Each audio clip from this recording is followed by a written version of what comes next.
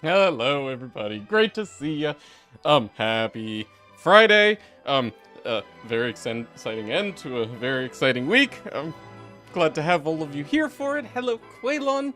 Oh my god. Hello, Crinkly. Good to see you. Hey, Replicant. Hey, Glurdo. And hey, Thumbs.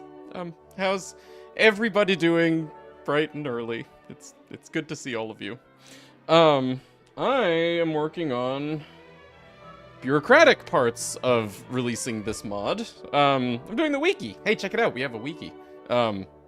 Which is in the technically public, but besides the wiki, like totally empty GitHub repo for Loot Rando.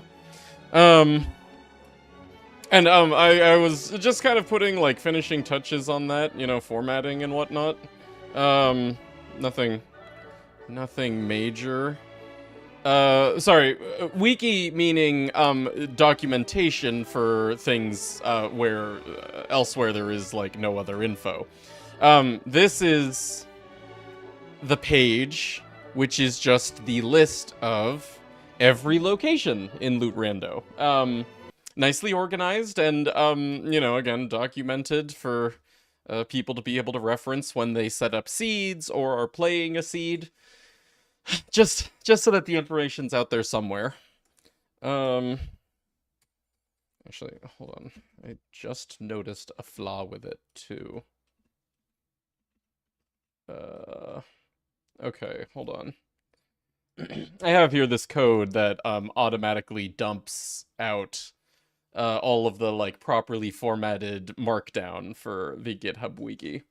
And it's a mess, but that's okay, because it doesn't need to be pretty. Okay, you actually should be that. Although, I kind of want to do spaces in between all of these entries, so... Yeah.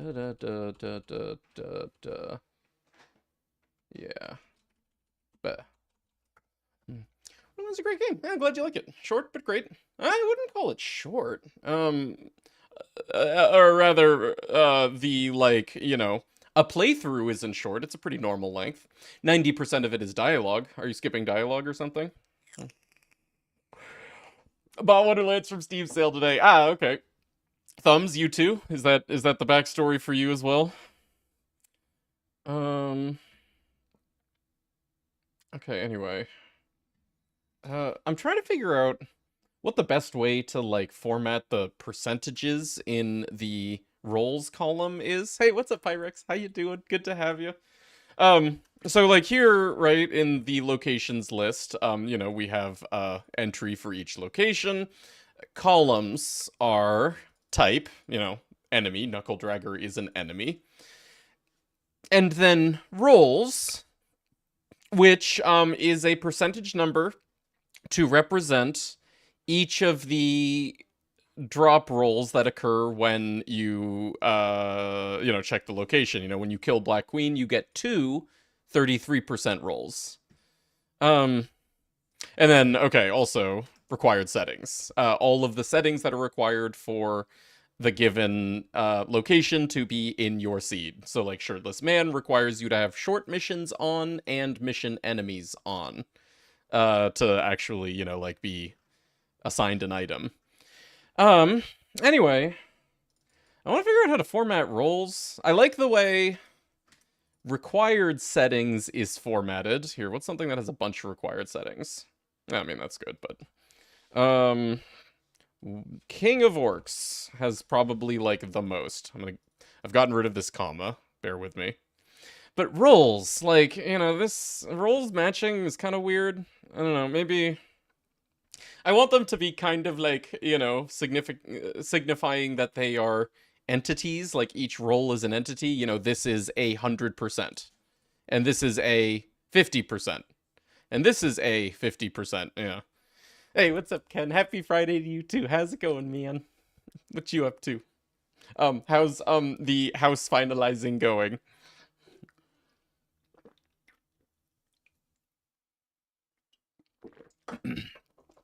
And, we don't actually have that many options in GitHub Markdown that I can tell anyway. GitHub Wiki HTML tags. Like, what am I allowed to use? HTML tags you can use on GitHub. Okay. So right now I'm using the KBD tag to make these look like these. And again, I like it for the like required settings column. I'm not as sure about the roles column. What else is there? It's better for tooth nerve pain. Acetaminophen or ibuprofen? I don't know. Nerve pain in general, that's acetaminophen, right? Like just like slight dulling of nerve. Ibuprofen is for like inflammation, right? Or I don't know. Don't you know what? Don't ask me. Do your googling. Um. hmm. Maybe I'll just leave them as KBD because we don't really have anything else. Maybe it'll look better with spaces, which I think I just did. Yeah, here. Regenerate. And copy. And right, paste, preview. Yeah, you know what? That looks fine. Okay. Yeah, I like it. Okay, cool. I'm gonna save this. I'm just actually gonna rename it to locations. Do the same thing with items. Save page. So here, if you guys want to peruse, and you know, like, if you even want to go so far as to provide feedback on like anything, you know, like, hey, are you sure requisition officer should be blah blah blah? Feel free. Um, Also, this list is subject to change. It doesn't have the things that we're going to be adding today, for example. You know, today we are going to be expanding the locations list by doing um, more work on miscellaneous. But, yeah, fun wiki to read, in the meantime, at least. Okay, items list. Boop, boop. Okay, so wait, hold on. I should have already generated that. Edit. Now bookmark. There you go. Yeah. Paste. Preview. Okay, so the item list, a little simpler, but it's organized by hint, you know, so like if you kill enemy and they drop a hint that indicates that that enemy drops a purple pistol, well, now you have here your list of all of the purple pistols. You know, all of the things that that could be. Along with, you know, again, what content is required for them. Um, so, you know, like in the example of purple pistols, you know, those are gemstone if you own Dragon Keep, but if you don't own Dragon Keep, then it falls back to just doing a regular purple. Et voila. So, okay, unique pistols, you know, most of them require base game, but then the greed requires pirate's booty, little Evie requires pirate's booty. You know, all of this is so that you can know actually like what is in your seed based on the content that you have selected, probably based on the content that you own. You guys remember just how good like our hints look? Like, man, you guys want to look at our hints real quick? Here, let me save this. Items. Um, save. Cool. Here's this one too. And I love how it has like a table of contents too. Like, oh, you know, this enemy's hint says E-Tech weapon. Okay, E-Tech weapons. So anyway, beyond, you know, writing out these wiki pages, I haven't done anything else since yesterday. We get to pick up where we left off, basically. Which is just really working on miscellanea. So here, actually, locations. Let me copy and paste our to-do list here into miscellanea. Um, how will this work with co-op and BL2 fix? Yes, yes, it will work with both co-op and BL2 fix. Uh, what do you mean by how? Do you mean how well? Very well. Co-op, there might be a few oddities here and there, like the host might be the person that needs to like pick up some repeatable missions here and there if they, don't show up correctly for client. Although most things should just work. Obviously, everyone, gets all of the multiple instances of quest rewards based on the quest's generosity. Um, I put a lot of care into making sure that class mod drops worked wonderfully. Um, so actually, here, let me pull back up that list. Uh, click my own link here for for items. Class mods. Blue class mods. Okay, so you'll notice that for each class mod item, it says Infiltrator, that's a 0-com, /Beast, Salcom, /Banshee, Mayacom, etc. If you are playing in solo and you're playing a 0, and you kill the enemy that has this item, you will get an Infiltrator guaranteed. If you are playing in co-op with a Maya and a 0, then when you kill the enemy, you will have a 50-50% chance of getting an Infiltrator and a 50-50% chance of getting a Banshee. If you're with 1 0 and 2 Mayas, 33% chance for Infiltrator, 67% chance for Banshee, and so on. I was very, very happy with how the class mod weighting system worked out after I designed it. Something that absolutely doesn't work, as that would be good information. Yeah, no. UCP will work perfectly. BL2 fix will work perfectly. Even Reborn will work perfectly, although, like, these lists don't reflect the items that Reborn renames. But, you will have all of Reborn's items randomized into new locations. That'll just work. Other um content mods, overhaul mods, may have less compatibility with Loot Rando. Like, for example, Exodus adds a lot of items to the game, brand new, without replacing existing items. Those newly added items will not be randomized. I think Exodus also even adds new enemies, and those also will not be affected. Only game objects that are in vanilla are affected by Loot Rando. Those are the only ones that we've cataloged. So yeah, just I guess there's like that one caveat. Anyway, okay. Let's go ahead and get started digging through Gearbox code to learn interactive objects, shall we? Actually, I think I have like one more miscellanea that will work with behavior spawn items, and that is the backburner butt stallion. Yeah. Yeah. Let me, do I have... I do 0, so hold on, let me make one. Eh.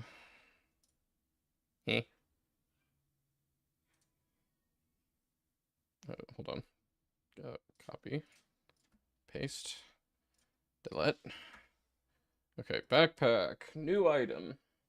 Tiny Tina's Assault on Dragon's Keep. Relics. Item. Mystery amulet. Mystery amulet. OP10, baby. Sure. Okay.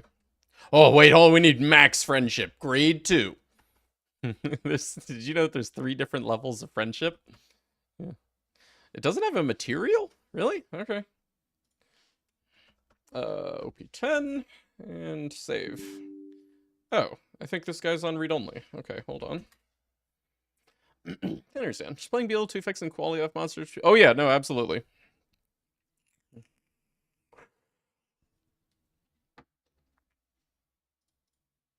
Yeah. No saves are hotkeys. Shh. Are those Not read space only. pants? Okay, save. Because your butt is space. Read your only. butt is from space. Hey, Gojira. Good to see ya. 11 months subversary, more like sex-aversary. Cause I love being here. Cause I sex being here. Oh, hey, thanks, dude. Hey, good to see you, man. How you doing? Thanks for forever. What? Where's my amulet? Did I? Maybe I didn't reselect. Probably didn't reselect. What's the effect of the friendship amulet again? Hello? Friendship? Okay, there we go. Not read only. What a silly question. What's the effect of the friendship amulet? What's the effect of friendship? Oh no, wrong hub. Hey, you dude, Caden. How's your day? Boop, boop, boop. Nope. Alright, position 2 it is. Oh, and I do have my logging on.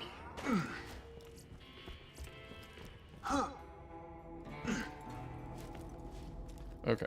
Oh, here. Boop. Read only. Okay. Oh, and 2. Feed. It didn't...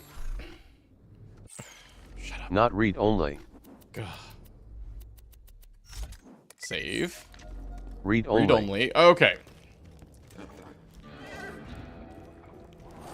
Beautiful. Okay, so... Receive challenge, fan deer faction. Okay, fine. And it butts in behavior spawn items 18. Alright. Should just be that simple then. I'm overall good.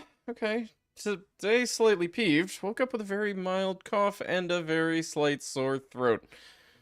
One of my students walked up to me 2 days ago before class, not wearing a mask, and said, "I'm pretty sure I have COVID. Can I go home?"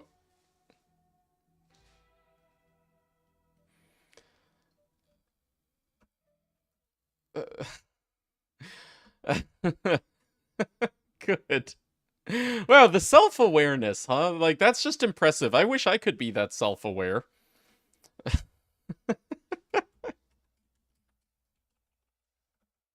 Fantastic.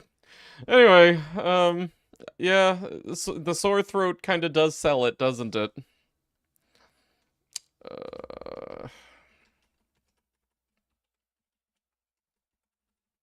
Butt stallion with mysterious amulet.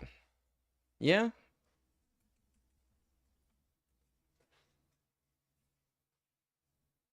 Okay. Good enough. If you think I could phrase that better while still being, you know, brief, then let me know. Okay, so that should just do it.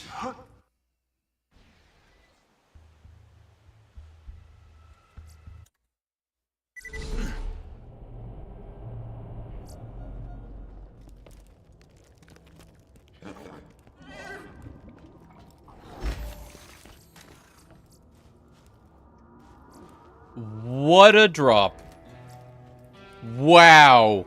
You know, that is a really cool thing for the grog to be locked behind. That's probably the most perfect location to lock the grog. So, the thing about this check, right, is it requires it requires more than any other check in the game to be able to access. You need to get the mysterious amulet wherever it may be. Although, actually, no, I think Mr. Miz... No, Mr. Miz, will just have... Oh, shit, what was I gonna do about that? We've decided... We've gone through so many different permutations of, like, possibilities on how to do this. No, yeah, Mr. Miz needs to give the amulet. In the case of seeds, yeah, we can't randomize amulet if we're including this as a check. Okay, so you buy the amulet from, Oh, wait, crap. Oh my god, what a brain fuck. I thought we had this all settled, but no, now I'm, like, questioning it. Yeah, Mr. Miz should sell the amulet, but I guess that means that the amulet...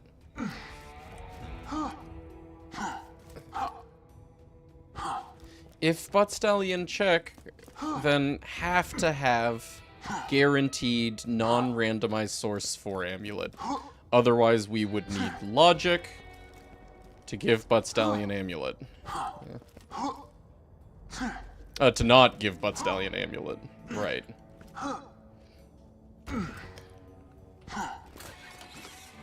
Alright. Alright, we'll leave Mr. Miz as is. Okay. Okay, because this one's just awesome. So, anyway. Next thing we need to do is... Not read only. Okay, not read-only, such that, we disable, like, you know, the... whatever flag it is that determines whether Butt Stallion gives another. Right. We need to rewire that. So, I think I saw in that behavior spawn items, Butt Stallion's BPD. So let's pull that up. An enemy Butt Stallion character AI def, an enemy Butt Stallion AI provider definition. We're going in, boys. Hey, APOC, help me out here. Ah, bless you. So, brains, Butt Stallion achievement increment. I'm assuming this is if you get, achievement? Challenge? There's a challenge for feeding Butt Stallion with the amulet, right? Backburner idle, unused. Okay, so it's probably in the unused. I'm here chatting on Twitch instead of fixing a toilet phone. Fixing a toilet phone, you say? I often do a lot of things instead of fixing a toilet phone, now that you bring it up. Okay, so look at this mess. Vomit switch. Ooh, I like the name of that component. Vomit switch. Compare float, get player stat. Alright, so that's it.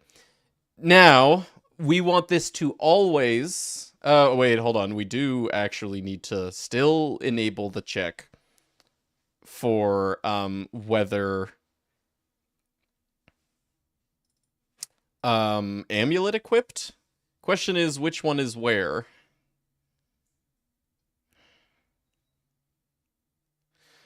So there's... Radium switch, change usability. There's, get player stat. I could poke further in these objects. Yeah, let's pull this up in BLCMM as well.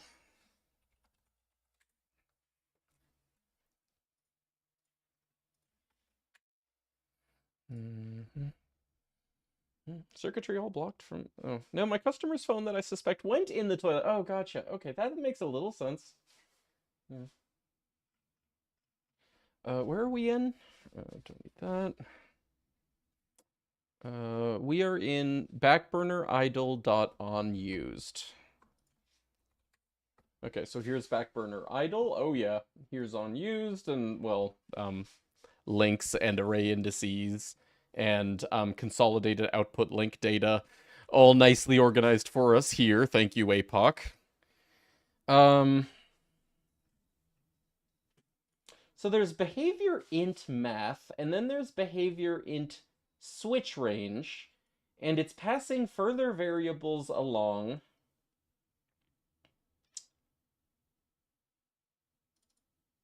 And there are two different behavior special moves, and I'm wondering if there's one for whether you're wearing the amulet and one for if you aren't.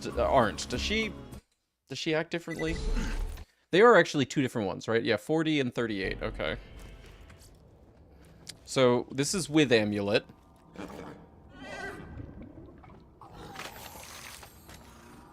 Okay, and then this is without. Read only. That was slightly different, right? No? No, that's exactly the same. Okay. I shit you not, apt choice of words. At the last place I worked at, someone brought in a phone that was dropped in a toilet full of diarrhea and didn't tell us. Oh, cool. Your boss opened it, thankfully. That was, I can understand why they wouldn't really want to specifically say that. But yeah, at that point, they shouldn't have brought it to a repair place. That wasn't fair. You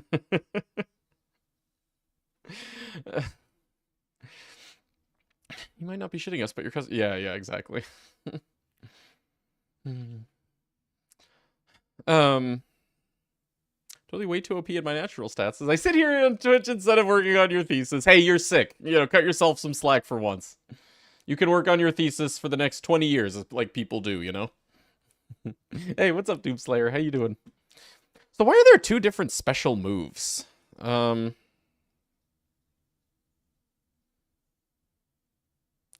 then they both just seem to kind of like wire into the exact same things, but I guess maybe they carry different variables along with them.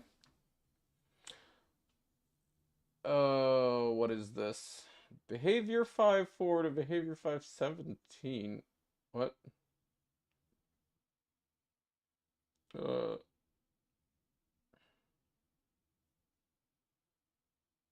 don't know what these mean. Oh god, BPDs. Yep. You have no idea how much work I've done with BPDs with this mod. Here is our mission list module, right? Doc Mercy, Loader 1340, Will the Bandit, Face McShooty, BFFs, Poetic License, Written by the Victor, Great Escape, Message in a Bottle, Roll Insight, Lost Souls, My Dead Brother, Oddest Couple, Echoes of the Past, and Grandma Story Raid. All of those are ones that I had to hand rewire BPDs to get them to be repeatable missions properly. They, you know, would have something getting in their way one way or another to prevent them from actually being repeatable. So, for each of these, I have, done the necessary BPD work to get around that.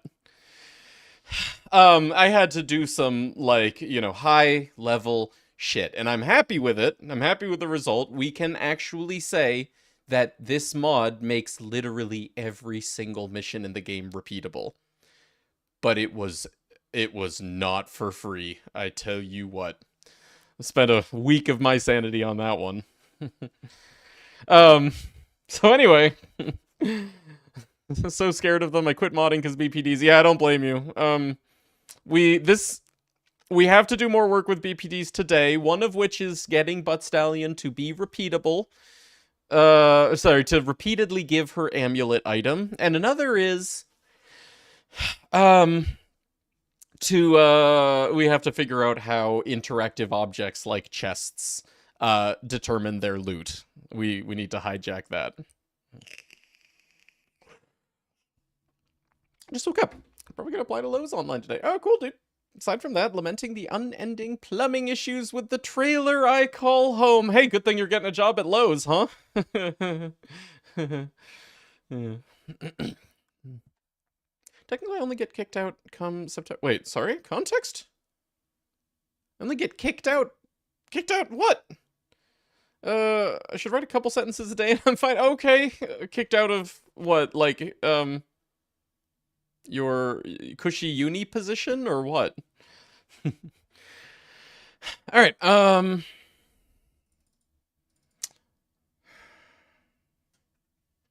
what happens if we change the int switch range? Well, no, because we could just take this int switch range and have it pass control guaranteed to behavior spawn items instead of, to this behavior spawn items instead of this one.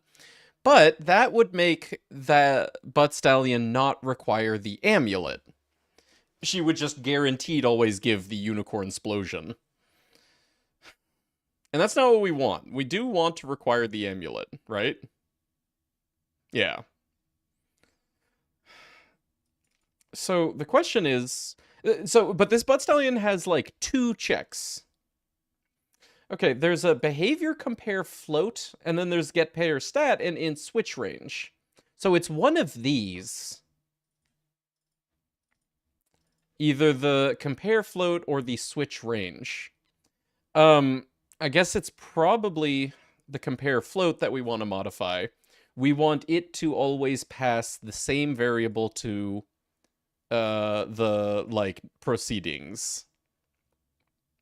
How do I rewire variable links? That I've never done before. I've only ever rewired output links. I've never rewired variable links. Is that easy? Give me my BLCM. No, not open BLCM. Well, hang on. BLCM, BLC mods, wiki, Control F BPDs, BPD classroom, yeah. Kismet sequence and behavior provider definition basics. No, we probably want this BPD classroom. Variables. Oh boy. So we now know how the behaviors are linked together, yeah. But how do the behaviors know what to do? Some behaviors work fine as standalone behavior, like behavior explode. Others, like behavior simple math, require some sort of input-output to work their magic. Perfect. That's exactly what we want. We are working with something like behavior simple math. In our case, it happens to be... whoops. Don't need that anymore. Compare float, which is also simple math. The name shield example, we're using shield stats of particular interest. Such data is conveyed through variables or properties, if you will. Each entry in the behavior data 2 array has a field linked variables. Oh, okay. That's easy. Using the same compound numbers as before, this points towards subarrays of consolidated variable linked data. Right, okay. So, like, we have here the entries in behavior data 2. The one that we're interested in is behavior compare float 9, which is down here. Linked variables. And it has an array index of length. We're going to need the array index and length calculator. Also thanks to APOC.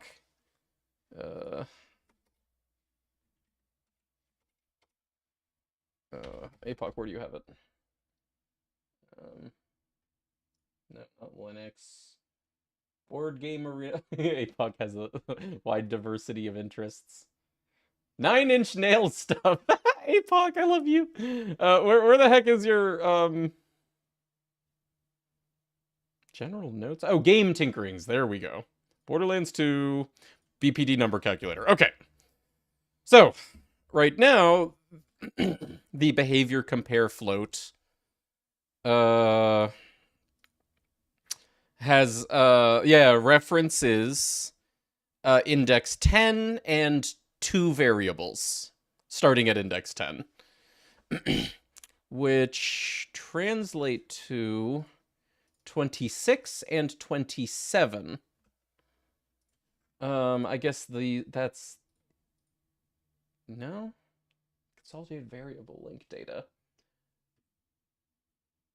Variable data. Oh, no, it's not that. 26 and 27. How many of these are there? There's not that many.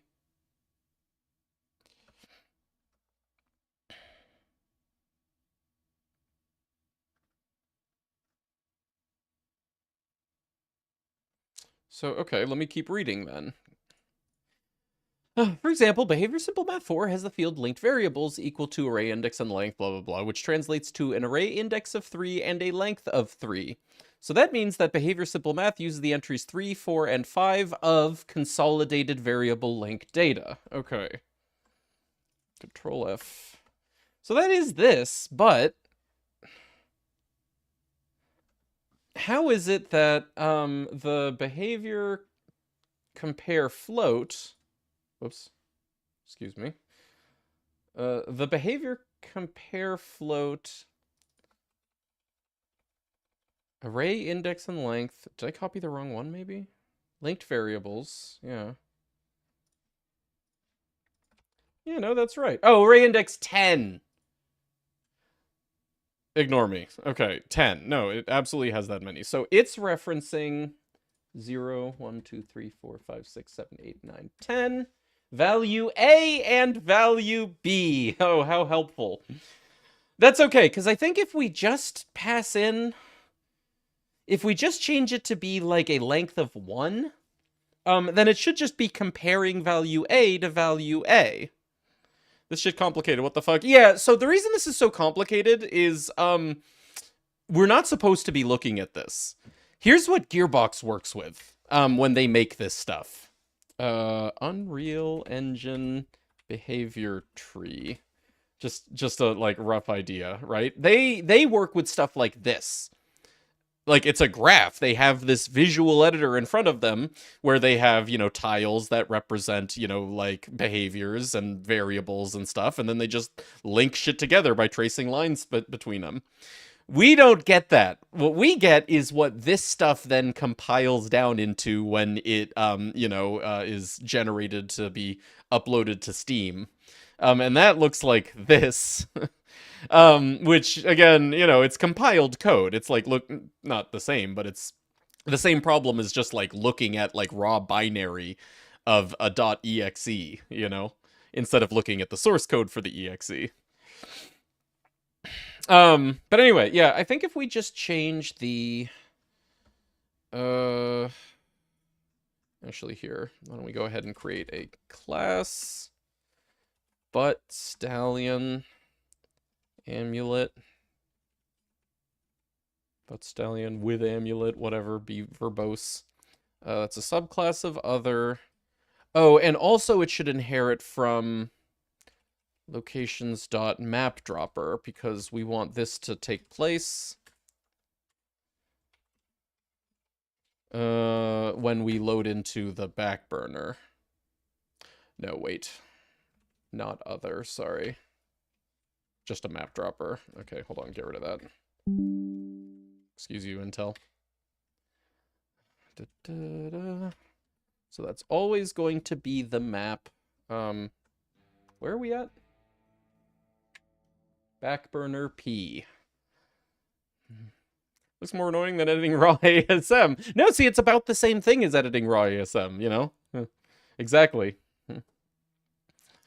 Or at least, like, the same kind of problem where, you know, you don't actually see what the programmer was doing. You just see the, compiled down, raw machine code of what they were doing. Okay, now, def map. Entered map. Okay. So when we load into the back burner, but AI equals find object. And we're talking about this thing. And that is an AI behavior provider definition. Okay. Oh, we don't have find object in this file. Fine. From Unreal SDK, import log, find object. Okay. Okay, but AI dot. We want behavior sequences 5 dot behavior data 2. And what index is this at? Oh my god, there's so many in here. I want butt AI. Someday. We're almost there as a society. We have almost achieved the butt singularity. Where is this behavior spawn items? Hold on, the graph should tell me. Oh no, we want the behavior compare float. Excuse me, that's 27. Seriously, thank you so much, APOC. This is so much easier thanks to you. Behavior data 2 at index 27 dot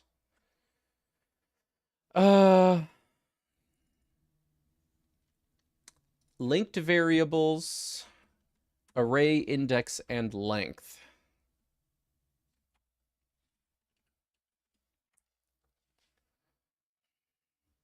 Actually, here's a problem.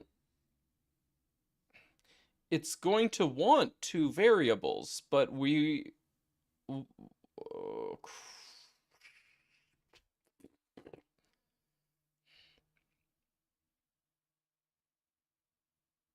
it's going to want 2 variables, but I only want it to compare one variable to one variable. But I can't just pass the same variables twice by passing an array index and length of length 1 to one item. So maybe actually we need to affect value A or value B. Find something that only affects value A or something that only affects value B and change it to affect whichever other one it wasn't already. That should be okay. Or, wait, here, linked variables. Oh, maybe we can change consolidated variable link data. Let's try that. I don't know if that works, if that's legal, but I can try it. So, but AI, behavior sequence is 5 still. But this time, we want... yeah, consolidated variable link data. Dot... Okay, so this was at 10, right? According to... Yeah. Consolidated variable link data. Let's change B. Why not? That's at 11. B dot variable link type dot... No. Dot linked variables. Dot array index and length. And we want to change that to be the same as the one for variable A. That way, anything that affects or reads B will have that effect or read the same thing as A instead. Okay. Wait, was that? No, hold on, there we go. A655361. Okay. That might do it if we're just absolute gods.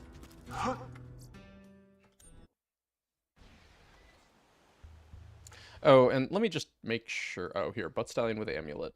Boop. Easy. And let me just put something in here to make sure that this is actually running. Okay.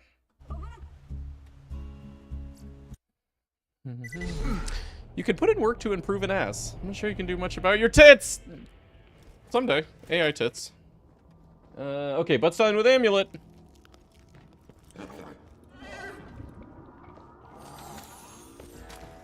Nope. That was the 19. I'm wearing the amulet.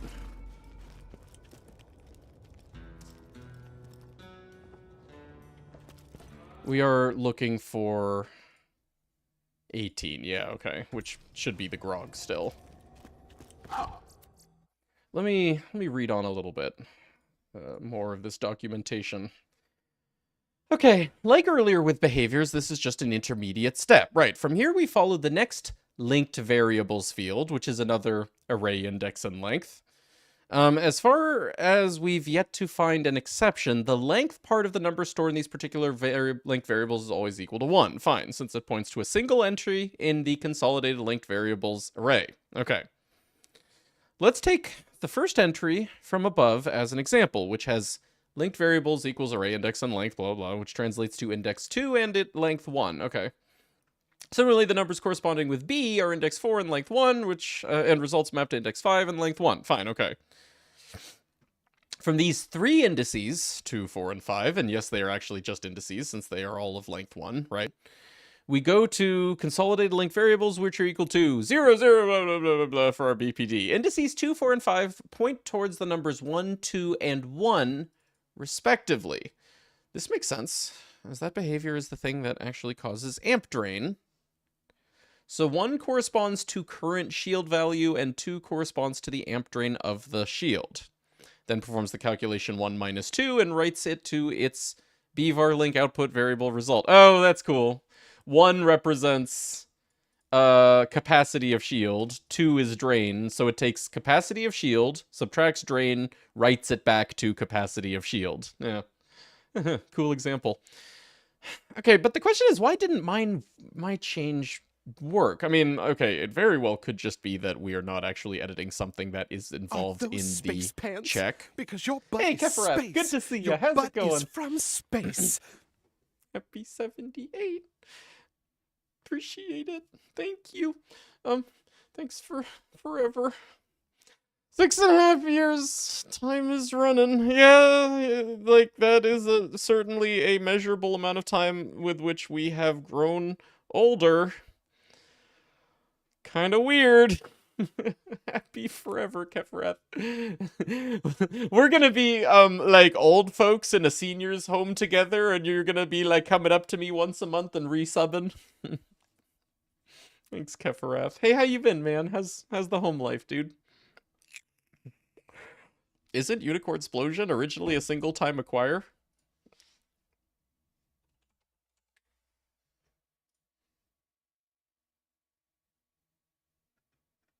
Is it slow, bro? That's the meme. No, it's what's the pre-slow, bro? What's the pre-evolution? Also, wow, look at this one.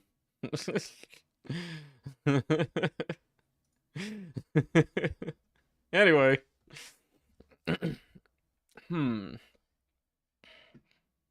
So, what we're working on, Raptor, is making the Unicorn Explosion check repeatable. Slowpoke, thank you. Yeah, that's it. Yeah. Okay, I wonder though. Actually, maybe we want the. Where's my graph here? Maybe we actually want the.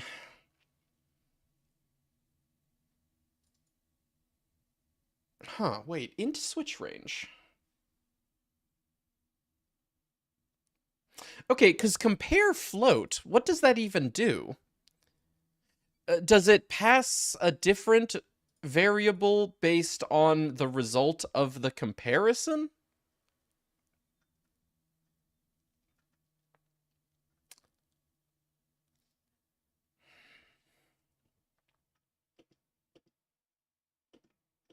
Change instance data switch, vomit switch. I love that. I've been a member of a website for over 20 years at this point, and that's only one of many. Yeah, that's like, there are people who can vote that are younger than your relationship with that website. There are legal adults that are younger than your membership of that particular organization. Hey, Masters, how's it going? Literally stormy. Yeah, there you go. Oh, you know, one thing I can... No, I'm not going to, but I can make sure that our change is being applied. But no, we know that our change is being applied. I'm not doing anything breaking here. Didn't give me an error. Like it couldn't find one of these properties. Although, hold on, one thing. 0, 1, 2, 3, 4, 5, 6, 7, 8, 9, 10, 11. Yeah, we were changing B. Anyway, I'm assuming that probably we're just not changing something that actually has an effect on that yields amulet drop, the amulet specific drop. The question is, what of this mess would affect it? Like, where is it pulling data? Because unfortunately, you know, like, what represents what is totally opaque. Like, why are there two different special moves? Int switch based on what? All we know is here is where there's the difference. This thing is the amulet drop, and this thing is the regular drop. And there's, like, you know, a bunch of different switches. Although, well, okay, this int switch has to be somehow affected by all 4 possible permutations. So, okay, there's the 2 things that affect this, right? 1, whether the player is wearing the amulet, true or false. And then 2, whether the player has already gotten the amulet drop, true or false. And based on those 4 possible permutations, true, true, true, false, false, true, false, false, I guess, you know, it is able to, from this single int switch, branch to either regular drop or amulet drop. So, like, at the end, it's just a single integer. What is this integer? What is it being affected by? Oh, wait, no, hold on. Oh my god, I didn't notice this. This curved line. This curved line right here go straight into the non-amulet drop based on the comparison. How did I frickin' miss that? Okay, so we just either need to rewire the output links here or rewire the output links here. Well, actually, no, because we probably need the multiple.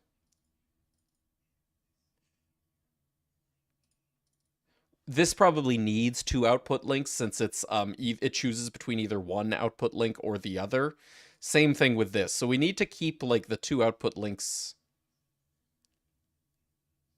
in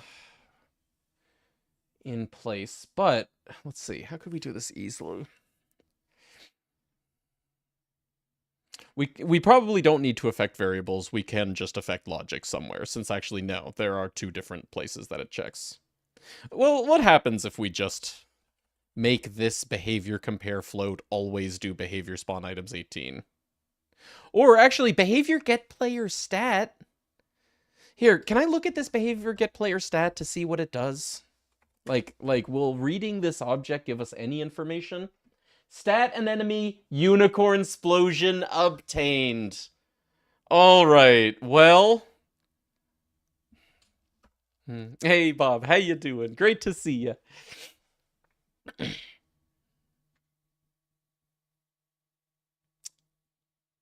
Okay, so this thing branches here if no amulet. Branches here if yes amulet. This thing branches here if already obtained. That's what we want to bypass. So really, we can just have behavior compare float link to behavior get player stat directly. We can or replace that link with behavior get player stat. Yeah. Okay. Okay. So, where does behavior compare float output? It goes to 30 and 31. 32 is a link as well. That's weird. I guess probably because of the way behavior compare float works. I'm assuming that behavior compare float does a less than, greater than, or equal to, or something. Yeah. Branches based on those three possibilities. Anyway, we want to change the links that are to 31 and 32 to be a link to the 26 instead. Okay, so where's behavior compare float 9? That's at index 27. Oh, well, yeah, there it is. Okay, we were on the right track earlier. But right now it has a links length of 3.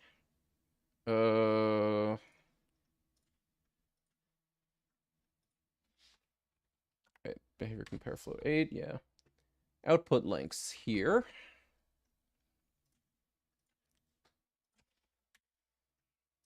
Yeah, okay, so it has links length of 3 at index 30. And we want to leave the one that is at index 30. Whoops. Yeah, I don't need that anymore.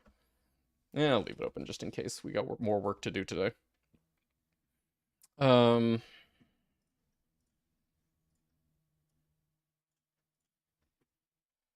want to leave the one that's at index 30 in place, because that's the one where if no amulet, behavior spawn items 19.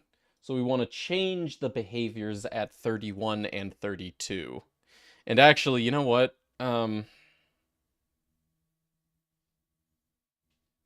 Since we need to leave this intact, I think instead of changing the array index and length, I'm going to edit the entries at positions 31 and 32 to be the same as just 33 progressing on. Yeah, okay. Okay. So here.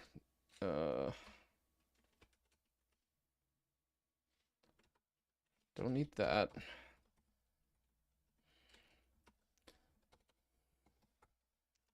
So 31 and 32. 31 dot behavior should be the same as 26.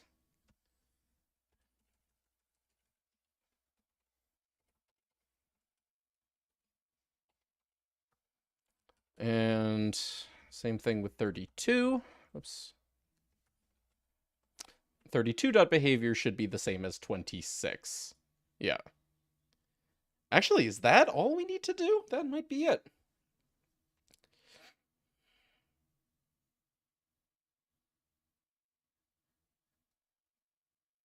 I should change the output links of 31 and 32 to be the same as 26. Yeah.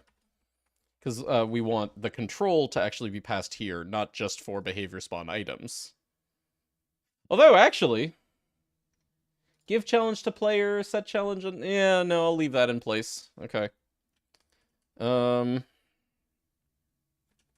So 31 and 32's... how do these work? Bless! Oh, heck. Yeah, give me the 26th entry here. So no linked variables. Dot linked variables. Dot array index and length equals 0. And then also... Oops. Okay, come on, work with me here.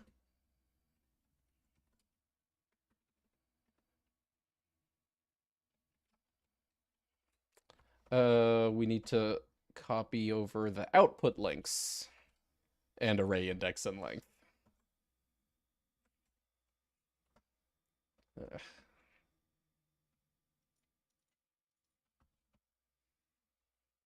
Okay. Boop. Boop.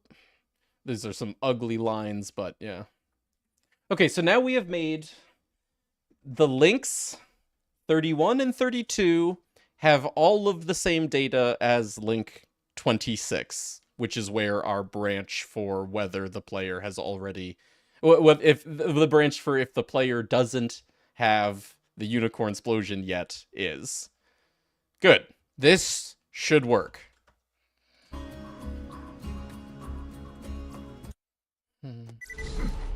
But Stallion will give a random item? Yeah. And we're working on making her repeatable, so she doesn't just give that random item once. Oh, wait. Index error. What have I done? Oh, hey, well that worked. But, still, we broke something. But hey, it works! We did it! But Stallion with amulet, index error at level... at 35.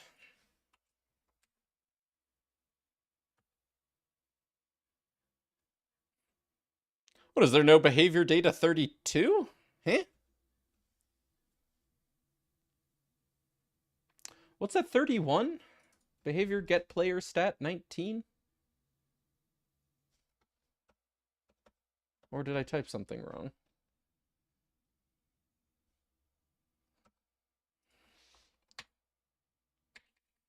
Oh. I know.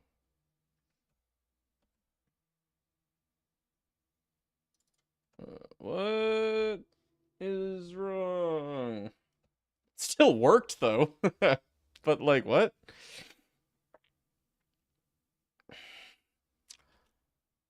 What's... Here, let me copy these into a text file so I can count them manually. Line 32. Oh, would you look at that? There is no 32. The array index and length is broken. Okay, fine. Fine. Good. That just means less code. Okay. No 32s.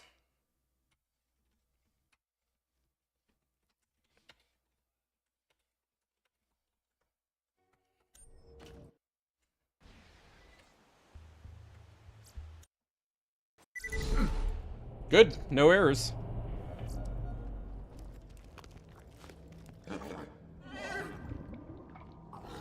Et voila. We have a repeatable butt stallion.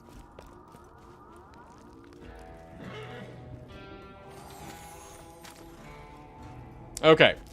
And also, just to make sure, no amulet. Uh-oh. Oh, fuck. Shit. Wait, what?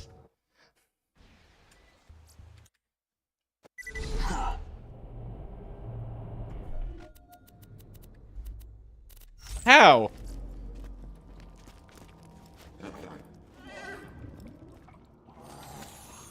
Oh, god damn it. I mean, that's cool too, but no, the fun is that you get excited when you, get the amulet because it means you can chuck Butt Stallion. Shit. Okay, why?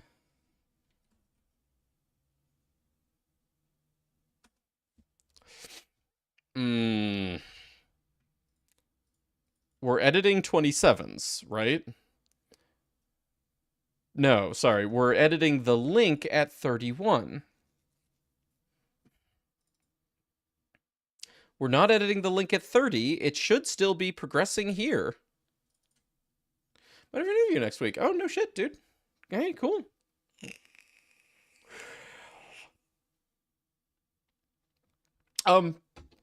More details? For what?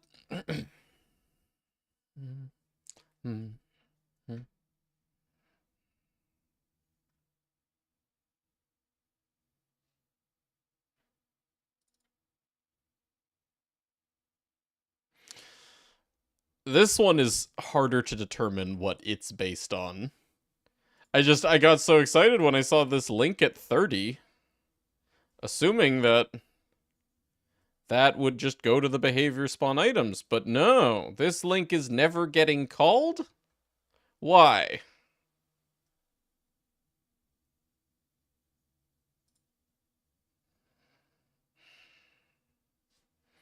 Why does this link exist if it's not happening? We're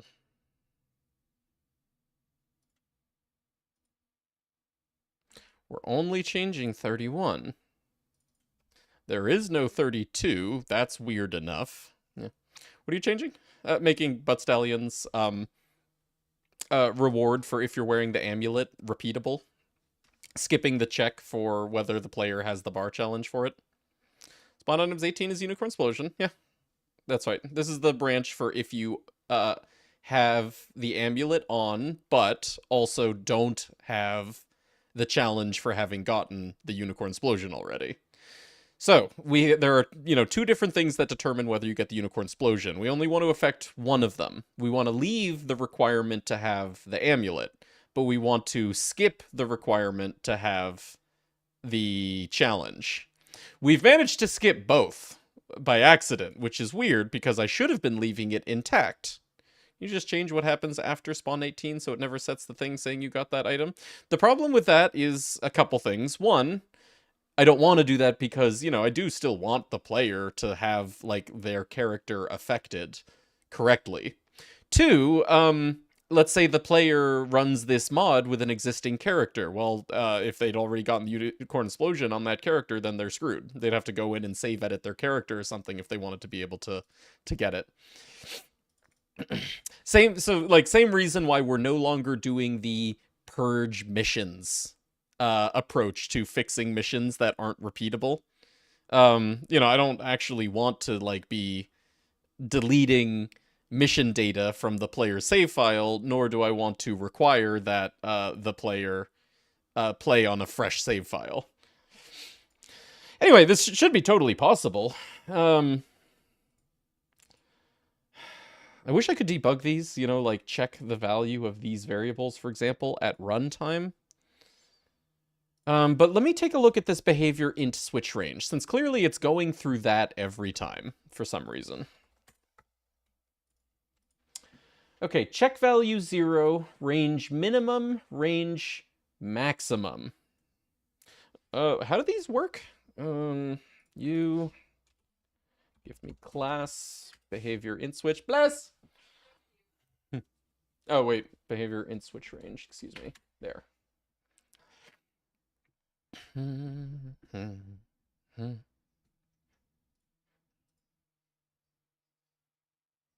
It's native. Awesome. Love that. Online sales specialist for local precious metals, coins, jewelry shop. Oh, okay. Like what? Responding to customer inquiries? Being the like live chatter? What? Hey, cool, dude. Could edit the get player stat just before this compare so it always says the challenge isn't set. Oh, that's true. Oh, that's a good point. You're right. That's easier than rewiring. Sure. What happens if I just make it empty? Hey, that's really smart. You're right. That's a really like simple solution. I'm overthinking this. So that is the get player stat 19. What is it in vanilla? Oh, wait, here. Go from here. Stat ID. 0? Change it to -1 or something? How does behavior get player stat work? Name, it's a string. Okay. Apply behavior to context. Actually, okay. Yeah, no, let's try it. So this. Forget all this for now. Leave it in case this doesn't work. Find object. That's a behavior get player stat.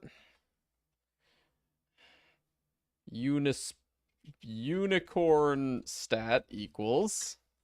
Okay, set command. So defines dot set command.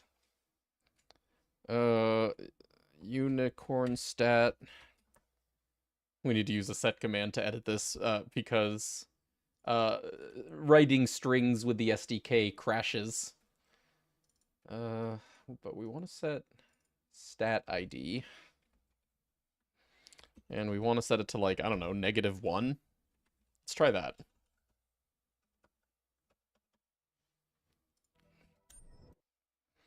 Have you wanted anything so far? Working on it. Kinda. Magic setting up online sales, auctions, website stuff. Oh, cool, dude.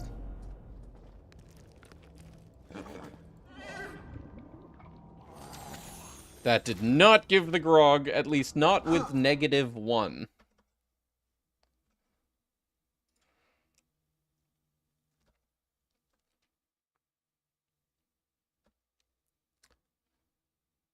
Anything else to be gleaned here? Just extends behavior base, right? Publish behavior output, no.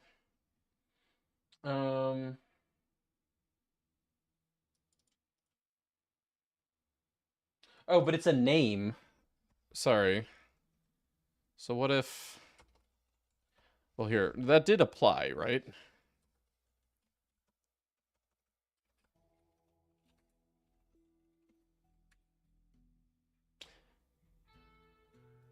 Stat ID equals just, like, negative sign.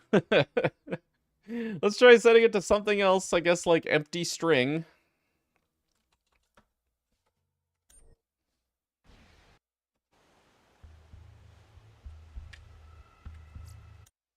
Default return values, we just setting the stat to none work? Sorry, what do you mean setting the stat to none?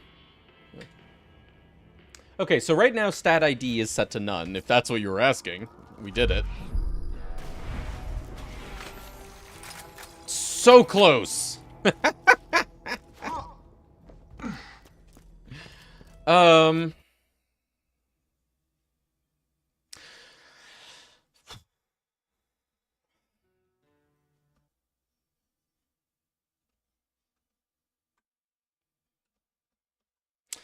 I mean, we could try hooking this and returning false, but then I'd have to make a hook, and it's like, this shouldn't require a hook.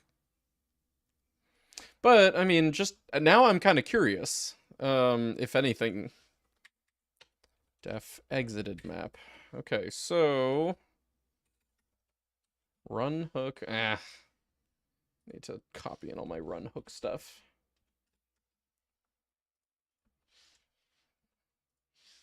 Run hook. And this is What package is this in? Object dump, default. Willow game. Willow game dot behavior get player stat dot apply behavior to context.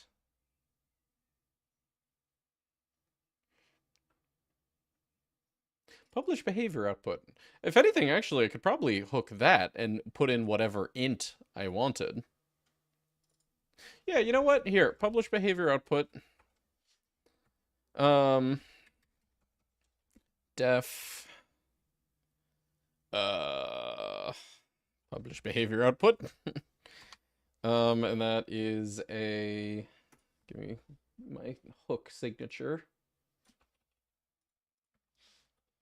Returns bool. Return true. Actually, no, return false. We're actually going to get... do I have, like, the kernel? I do in missions list. Where's my kernel?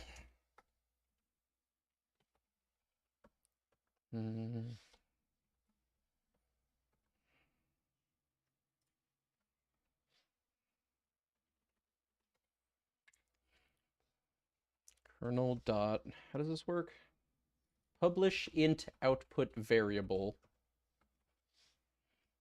We're probably gonna need to oh god, this this is a really messy solution if it'll work. Defines dot convert struct params dot kernel info. Oh man.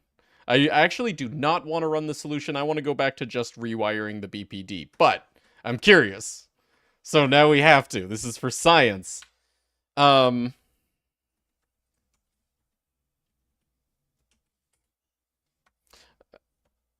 Here, tell you what. Why don't I see when we were testing this? Log params dot, what is it?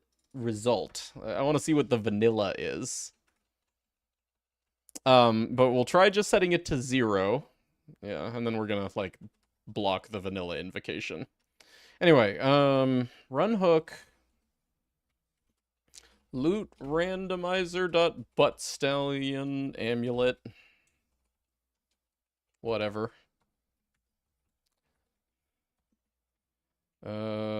Publish behavior output.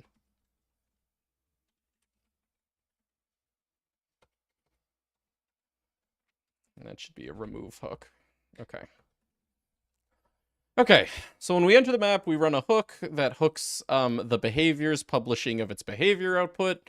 We do the same thing that it would do when it published its behavior output, but instead we pass 0 guaranteed instead of 1, and we return false. So that to block, like, the vanilla invocation. So this might work. But if it does, I mean, I don't really like it anyway. It's so ugly. How much do you think you've left in the mod? I'll probably actually be posting it this weekend. That much.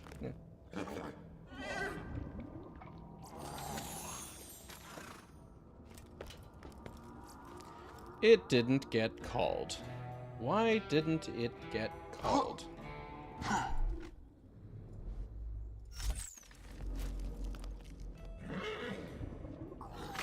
Oh, well now it did. And it worked! Hey, would you look at that?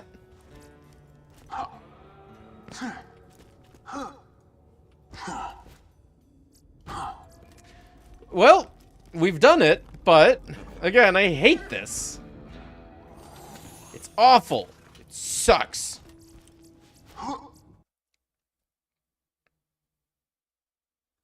So the vanilla is 2.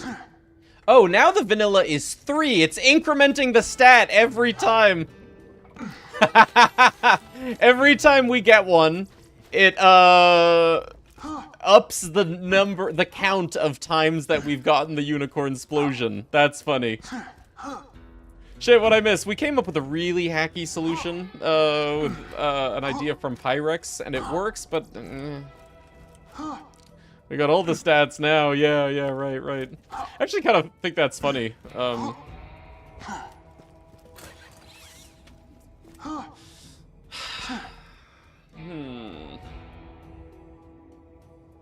But it's also not very vanilla. Really? In addition to this, unless the item gives a unicorn explosion, we should not be incrementing the player stat for how many times they've gotten the unicorn explosion from Butt Stallion.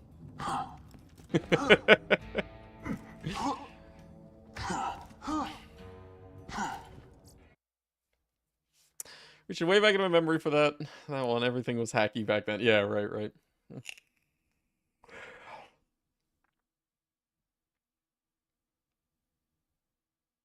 Yeah, I would rather do this without a hook. I'd rather just rewire the BPD. And, it's actually interesting that the get player stat is not being called. So this branch is happening. This is not happening without the amulet equipped.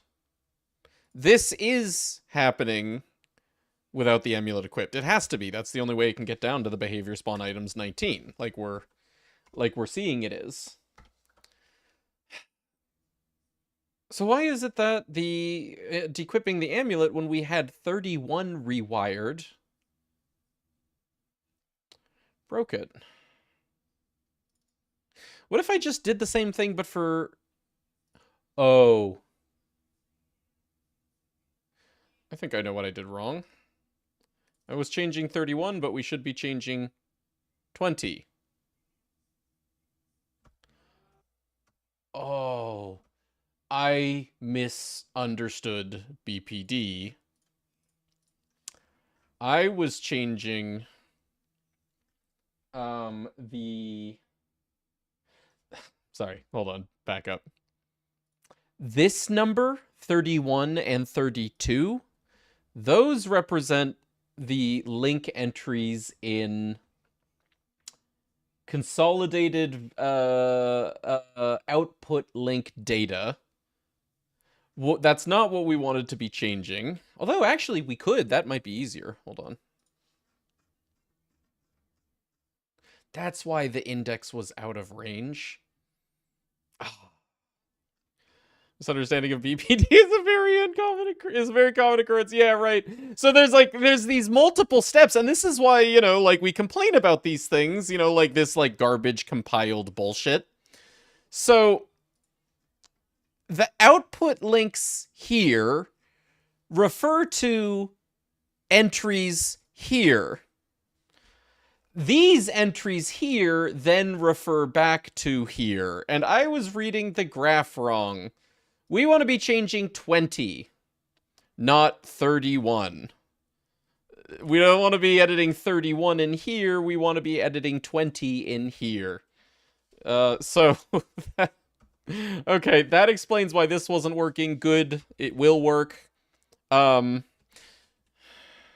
can just do it this way. It's literally just change the 31s to 20. Is that right? Yeah, 20. Okay. And we can get rid of these hooks. Yeah.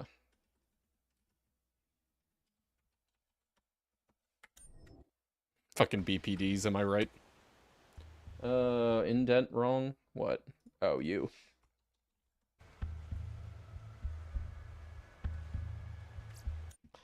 Oh. Okay. Show me the grog.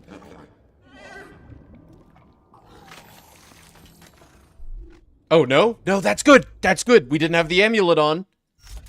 So she showed me not the grog. Now show me yes the grog. Ah. Okay. All right, we're good. Butt Stallion done. Do. Okay. Okay. That means we can check that off the list. Backburner Butt Stallion, made repeatable, gives item. Okay, next. Now that we've had our a bit of a warm-up with BPDs, literacy was the obstacle. That's nice. Okay, you know what? You want to call me illiterate? You learn how to edit BPDs. You go through this shit. Fucking cross-reference it with this shit. Okay, fine. That was a warm-up? Oh, yeah. No. So now we get to learn how chests work, and we get to rewire chest BPDs. Honestly, this was an easy one, as far as BPDs are concerned. I just made that one dumb mistake of, misreading the graph as to which indices referred to which entries. Yeah. Which chest are you editing? Okay, so here's what we here's what we actually have on our to-do list for, I guess I shouldn't say chests, I should say interactive objects. There is the Gwen's head box, the Thumpson pile, Tina DLC chests. You know, instead of giving Tina comms, they're going to give our item. But also, I'll make it so that when you kill a mimic, you also get a loot drop, because, you know, that's always annoying. Mimics eating chests, so to speak. We got to do Seraph vendors and Torg vendors, and we got to do the Tundra Express Snowman head. Oh, and Geary's Unbreakable Gear. Of course. That's a chest. Oh my god, testing that one. Then the mod is done. Yeah, pretty much. That and, you know, I do have to, like, go through and, do a once-over and everything. Search all through all of my to-dos and do them. So you could do it in 6 hours. Oh, we did Leprechaun, so I can get him out. We did Butt Stallion Gemstone Fart. Gwen's head box. I don't think we're actually going to be using this stuff that I saved from, like, way earlier. Oh, we have to disable Skyrocket and Vault Hunter's Relic in starting gear. That's a fun one. There's a thing you can do to make the game think you have the amulet thing without running all that way. I'll take a look. Sorry? Think you have the amulet thing without running all that way. What do you mean, running all that way?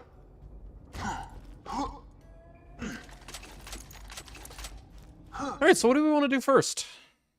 Actually, I kind of want to disable Skyrocket and Vault Hunter's Relic in starting gear. Oh, the Geary, sorry. Think you have the amulet thing. When you said amulet, I was thinking, mysterious amulet. No, you mean Geary's gear. Yeah. Yeah, that'd be great. I was going to research how to do that so that we could test. But yeah, if you can do it, or if that would save us some time if you want to do it while I work on other stuff. Thanks. You the best. Alright, anyway. Yeah, I guess in the meantime then, let me take a look at the Vault Hunter's Relic. Don't need Butt Stallion anymore. Let me just search for Skyrocket, and we'll work backwards from there.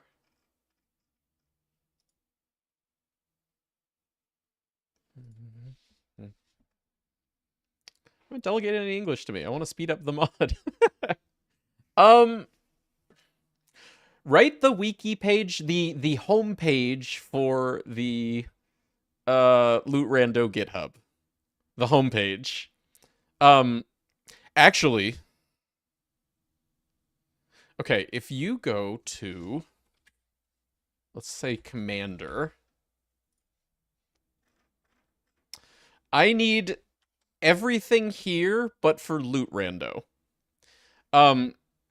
It should have, I also need an installation wiki page. Although, actually, Loot Rando's installation is simpler. But, you know, screenshots of, like, how to install it and stuff. You have any talking points and outline anything? Yes. You want to do the installation instructions? I mean, really, like, these things won't take me that long. I probably can do them, you know, I don't know about tonight, but I know you want the mod tomorrow morning. What time do you start stream tomorrow, Bisnap? I can't do screenshots unless I have the mod, so that's on you. Yes, you can. Just make dummy folders. Make a dummy init.py. Look at other mods. Here. Tell you what. Real quick, screenshot what mine looks like, what the mod will look like. Okay. It will look like this when the player downloads it.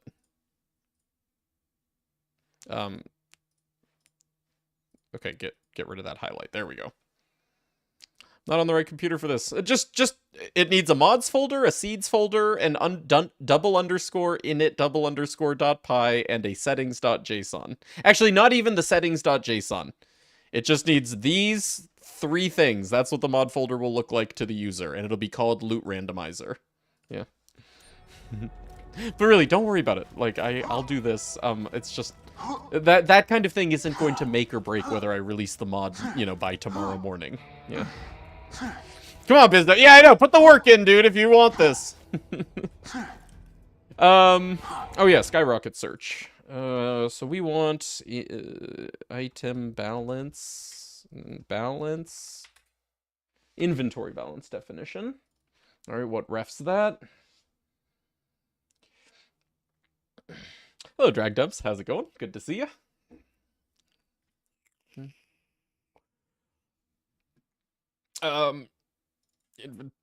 What? Marketing unlock inventory definition. Oh, hey, that's different. Marketing unlock inventory definition. Go figure. It's special. Unlock items, digital heads, digital skin. Okay, so the skyrocket isn't from the same unlock routine as the Vault Hunter's Relic. Skyrocket's from, like, what? Game of the Year edition? What is the Vault Hunter's Relic from? What technically, like, grants you these things? Anyway, what references this? Oh, okay, wait, here. It says here, collectors. Okay, yeah, so the Skyrocket is from the collector's edition. What's the Vault Hunter's Relic? Have the other one too. Nuked it for Roguelands. Oh, yeah. You had to nuke them even though you ended up... Well, I guess you did that before you...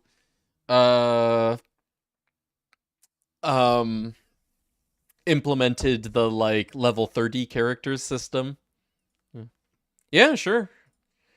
Globals definition. It's just referenced in globals. Collector... Yeah. Okay, so there's just a list of an array of 3 marketing unlocks. Marketing unlock definition, marketing unlock inventory definition. So there's the Premier Club gauge. Yeah, the gauge for the Premier Club also has the Vault Hunter's Relic. Yeah, Vault Hunter, that also comes with the other starting gear, the Gearbox SMG and stuff. Yeah. Okay, so yeah, there's... Oh, you had to for the level 30. Oh, okay. Uh-oh. It seems like we're going to end up nuking the starting guns. Or I can edit this to remove Vault Hunter's Relic before and then again after. Revert it after whatever routine is called. Okay, so what references this?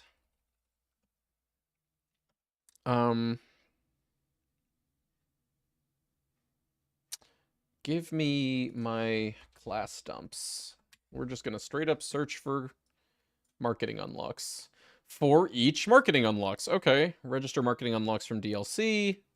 For each marketing unlocks in Willow Player Controller. Let's start with Willow Player Controller. Grant new marketing code bonuses. Is marketing code unlocked? Used marketing codes dot find. Marketing unlock inventory for definition. Sorry, marketing unlock inventory definition. Generate unlocked items. Used marketing code. Okay, what about globals? What does this do? Oh, it just returns.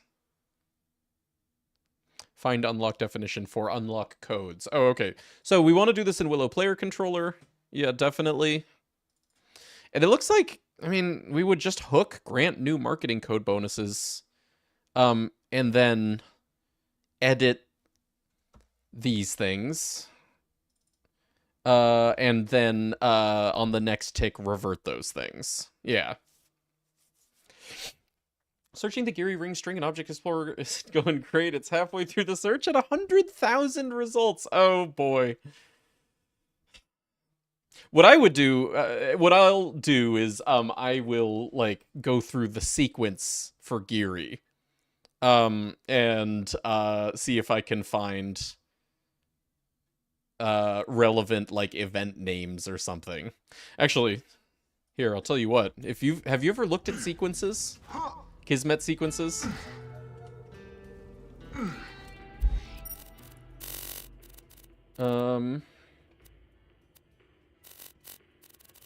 No, they're actually not so bad. They're way, way better than BPDs. They're awesome. But you said it printed something every time you entered Iridium Blight. Not that I remember. Yes, it does. That's what you're searching. Oh, okay. Anyway, if you enter a map, right, and you just do a get all sequence name, you get a list of like every sequence that's in that map. And hey, would you look at that? One of them's name is Smeagol. Smeagol, whatever Gearbox calls him. So we probably want to look at one of those. The only one that seems relevant is Smeagol. So we take that path. And then in APOC's wonderful tool here, we graph it. Okay, so here, this is good. Event, Smeagol steals the ring. Probably somewhere in here is the check to see, like, you know, whether the player has the ring or something. This is also very much not one of the worst sequences that I've looked at either.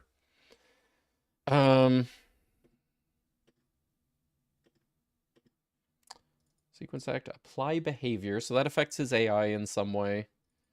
Sequence act scripted. Oh, okay. So here, AI scripted either branches to a Willow AI move node.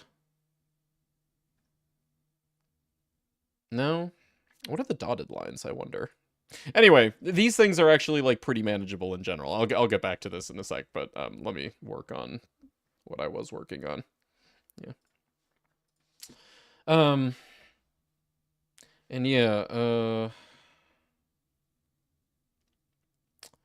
where was this? We were at Willow Player Controller, and we wanted to hook grant new marketing code bonuses such that every time it's called, we can edit. Yeah.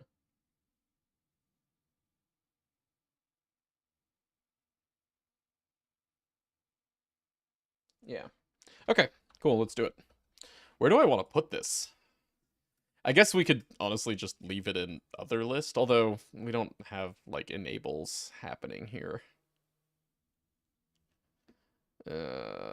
Locations? Items? Do we have hooks in items? No, we don't. Alright, locations it is. Poor locations just gets filled up with so much crap. Def. Grant new marketing code bonuses. And that is normal hook signature.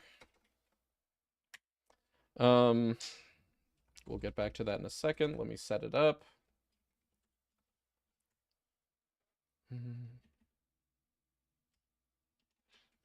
Okay, run hook. And it's going to be willowgame.willowplayercontroller. For loot randomizer. And grant new marketing code bonuses. And then when we disable the mod, we want to disable that. Okay, cool. So in grant new marketing code bonuses, we are going to end up returning true, but we want to get a couple things. We want there's creature slaughter. Okay. Uh Marketing, unlock inventory definition. Well, we want both of these, so here, give me that.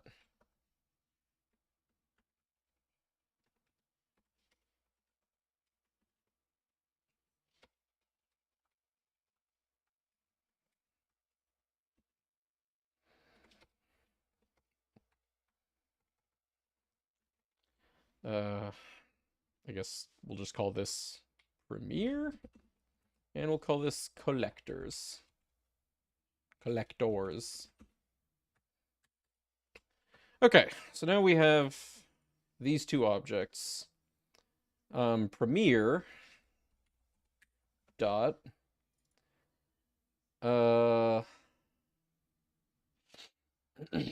I do want to like back up the originals, you know, because we want to revert this every time we edit it. We want to keep it vanilla, for the most part. So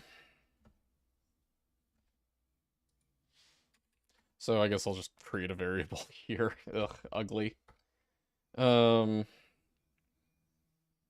Original premiere. What is this called? Items. And that's just a sequence of any. Yeah, sequence of U object.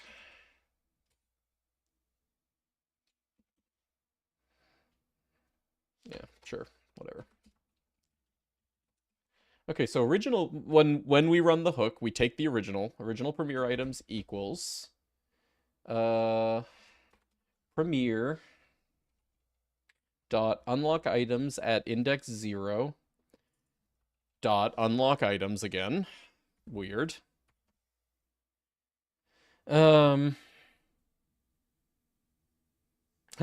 Okay, here it specifies that they give them to you at game stage 1. Like, you get a level 1 Vault Hunter's Relic, level 1 Gearbox AR, Gearbox SMG, Gearbox Sniper, right? All of them are level 1.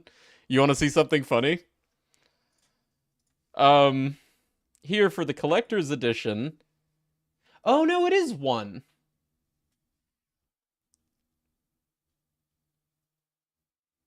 You know, I had this idea that the game gave you the skyrocket at level 0. Like, it was the only level 0 item in the game. Maybe I was wrong about that. Maybe you actually get a level 1 skyrocket. Yeah, anyway. Yeah,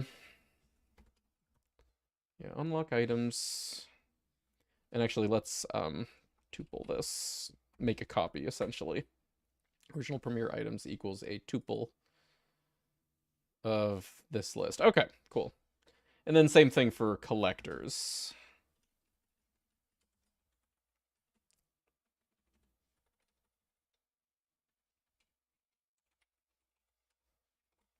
Original collectors items equals collectors dot unlock item 0. Is that right? Same thing. I want an OP10 Gearbox Sniper. Yeah, I'm sure it could be done.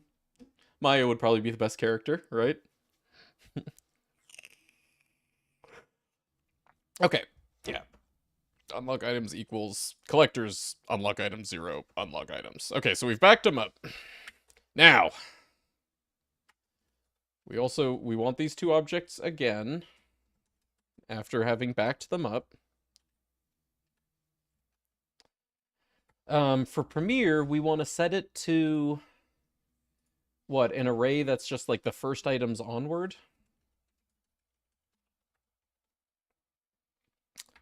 So that's slice from the first index onward. I think that's correct. Is that how that works? How do slices work in Python? Hold on. Pylog 0, 1, 2 slice 1 onward. Yeah, okay, good. And then for collectors, it can just be an empty tuple, because like the only thing in that was the skyrocket, right? Yeah.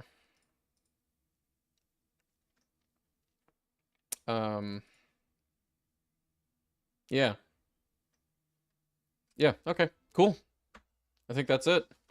Now, we want to then revert it later. So defines dot do next tick. We need to define a function that does that. Define revert unlocks. And then I want to capture. Oh no, I don't need to actually, never mind. That returns none. And same thing here. Revert these, but to these values.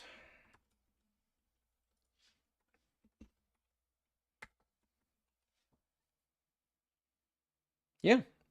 All right. So then on the next tick, revert unlocks. That should do it. That should actually just eliminate exclusively the skyrocket and what was the sequence thing you ran? Oh, just literally get all sequence name. That'll just dump out all of the sequences in the current map, right?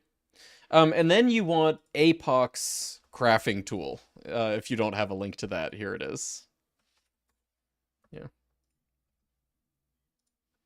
I was doing sequence event. Oh yeah, those are parts of sequences, right? You want the sequences themselves that then have events. Yeah, yeah.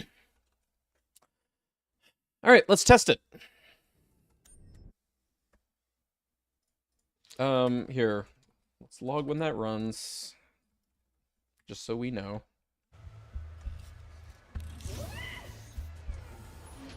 New game. Axton. Yeah, let's go, buddy.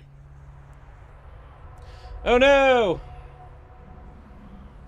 Get item incompatible function arguments. Great. Okay, well, we're hooking it. It's working, but hold on. At 296.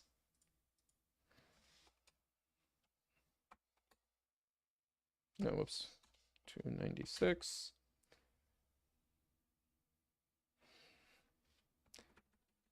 Okay, I think you can't actually slice Unreal Engine F-arrays, so let's tuple this to be able to then slice it like that, I guess. Yeah.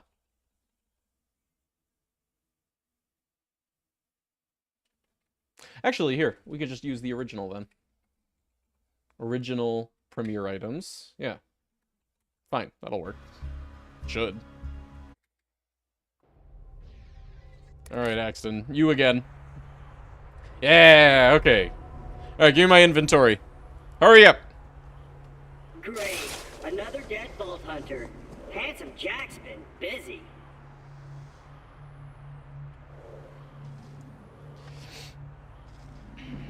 Wait a minute. You're not dead! Yes! Now I can get off this glacier. Claptrap, your metaphorical ship has finally Hey, someone come in. skip this for me. Allow me to introduce myself. Actually, I think Dark I Hell, am a who made the CL4BTP cutscene steward, disabler but my mod, friends couldn't call me even fix Claptrap. this They without thought if it, any like, of them were soft still alive, locking. or had existed in the first place. Oh, So, I'm like, got we something for you. actually have to watch this every time we test. Echo communicator It's that I required. totally didn't loot from one of these corpses. It comes with a Class 12 heads-up display, complete with a mini-map. Now, come, friend. Let's get you inside. Man, this is great! Now that I've met a mighty Vault Hunter, I can finally join New the vocal resistance. keys. Yeah. Take vengeance. Huh? I think it worked! I don't see a grenade or a relic! Claptrap percent. Yeah. Alright! Excellent! We have everything else, but we don't have the skyrocket or the Vault Hunter's relic. Perfect. Killing my product line and repair my central processor. Actually, here's a question. Do we actually just want to, like, I'll explain. disable these two, but then randomize them? Do we want the gearbox calipine to be something that you can farm at level OP10? Everything soon. I don't know why I didn't think of that sooner. You're alive for a reason, and I am here to help you. The Vault Hunter's relic is farmable. The skyrocket is farmable. Why not the gearbox guns? You know, this would be unique AR, unique SMG, unique sniper. And that would be like a good Easter egg, if nothing else. Can they spawn higher than white? Nope. It would just be yet another, you know, random rarity that gets lumped in with the uniques categories.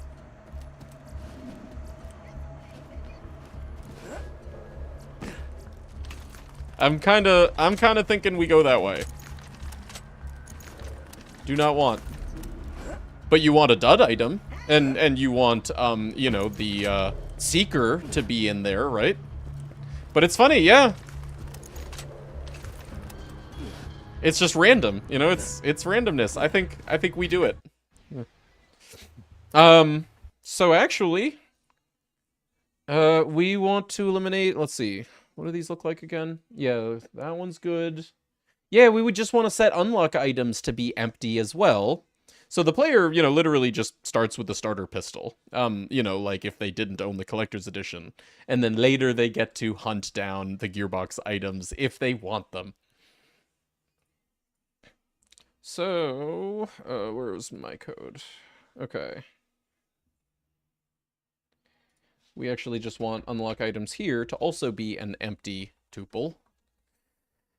Gearbox gun only loot random runtime. Yeah, exactly, that kind of thing. Like, you know, we leave them available as an option. They are an item in the game. They are a unique sniper. That's a unique AR. It's a unique SMG. Maybe you're doing a Hyperion Allegiance run, and, you know, you, get the Gearbox SMG somewhere, and you're like, oh my god, this is for my allegiance, I get to use it. You know? Really, I mean, all that they're doing is they're replacing what would otherwise be dud items or duplicate items. Do you include the unique green shield? No, because, those aren't actually unique. They're only technically, according to the code, unique.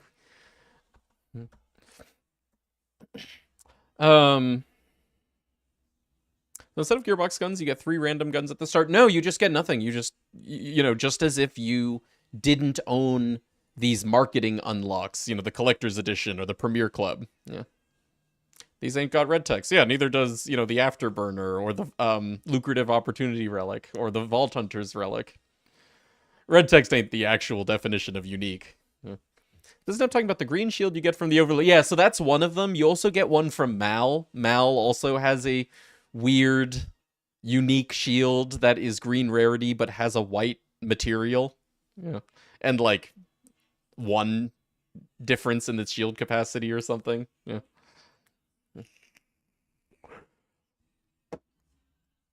All right. So I need these inventory balance definitions now. Let's go to our item list. And let's find here under Last Go, we can add item pool, hint.unique SMG, but this is going to be gearbox SMG. What are these called exactly? Oh, fuck me! No! Alright, we'll type while he talks. Okay, down here at the bottom, I have this, like, list of garbage items that I never touched. Gearbox. There it is! SMG Gearbox 1. That's gotta be it, right? Actually, here, we can check here. Okay, perfect. Now, the AR is this one. Fermented Edge, Dog, Hive, Cream Roaster, Hail. Gearbox Rifle, I think is what it's called.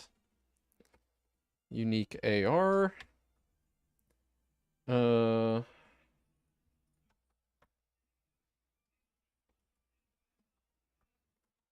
1 Gearbox. Okay. And then finally, the Sniper.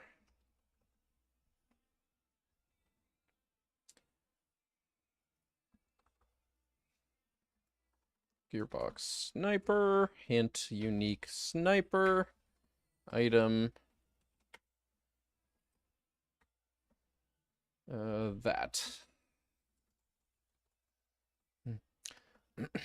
Gearbox weapons have any unique effects on them? I think they actually are better stats than, like, the normal white versions. Oh, Gearbox... Calipine. I guess we'll actually... Yeah, we'll just name them ourselves. Rifle. Gearbox...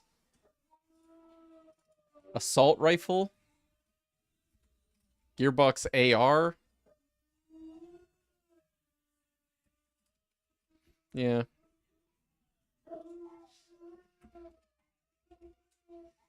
Shit, what do we call these? What would be, like, the most correct suffixes in lieu of using the actual ones? Actually, I guess we'll just go off of what we use for, like, the purple weapons. So hint.purple. Actually here. Hints. Okay. Okay, so sniper rifle, assault rifle, and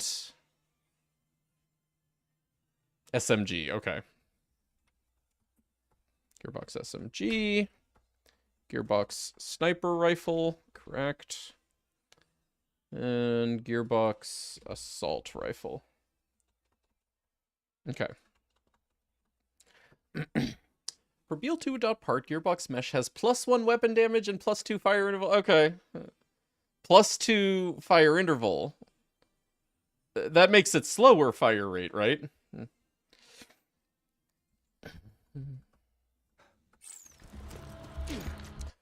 Okay. Cool. Also, I always like padding out the items list a little bit more.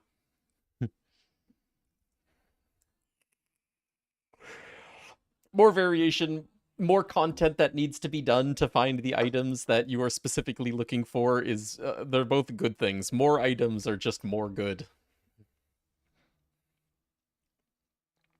Alright, so... one more time with Claptrap.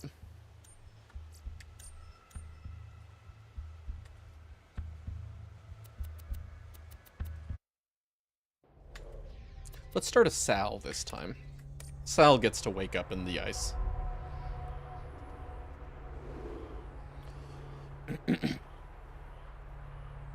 Great. Another dead Vault Hunter. Handsome Jack's been busy. So when this releases, are you and Biznap going to do Loot Rando Everything playthrough? Yeah, I mean, we aren't going to want to do anything else, that's for sure. Yes! Now Even though we don't kind of started a speculate. One Life Claptrap, Tuesday. the metaphorical ship has finally I don't come think we're in. going to want to Allow me do to One introduce Life instead myself. of Loot Rando. I am a I can't speak for CL4PPP Biznap, but I'm pretty sure. but my friends call me Claptrap. Or they would if any of them were still alive, or had existed in the first place. Oh, Simply I've got kill something One for Life. you. Alright, there you go. We'll start the stream with One Life, Here, run to the take nearest this cliff, extra change our communicator stream that I titles. totally didn't Okay. loot from one of these corpses. It comes with a class 12 heads-up display, complete with a mini-map. Now, come, friend. Let's get you inside. Man, this is great. So an SMG Sal. Now Ah, that cool. I've met a Having fun. mighty Vault Hunter, Learn the hard way that I can Liarsburg finally doesn't go allow into SMGs to drop. take vengeance against Jack for killing True. my prodigal. I see nothing. Just skins and an echo. Thank you for purchasing more as you've unlocked a skin customization, head customization, and the fireworks grenade. Where's my fireworks grenade? Prepare my central processor, so I This step is right cool. in. I like this. Look at how clean. I'll explain everything. Actually, soon, yeah, but dude, first, starting the you're the alive player for a with reason. nothing in their hands I'm here to help. or in their equip slots. This is too perfect. It really should have been this way all along. Item rando really should start the player with no items. And then, wait, hold on.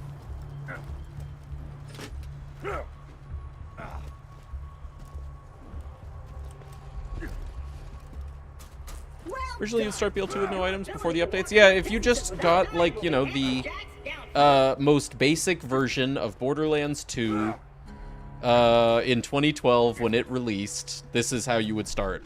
Nothing in your... only your echo recorder. Like, literally, your character would look like this. Yeah. And open! Just a little added security. Gotta keep those bully mongs at bay, or they'll rip your eyes out. You steal a head and skin from me for cleanliness? Well, why not the echo too?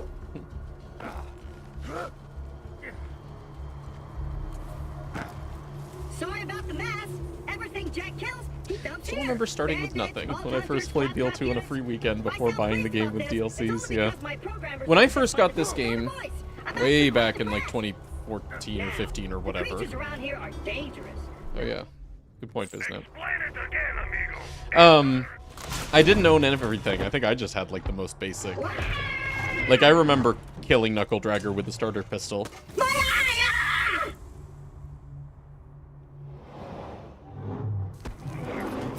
Once upon a time.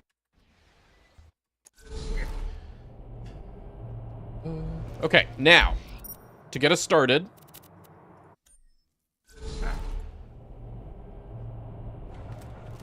Welcome to the gauntlet.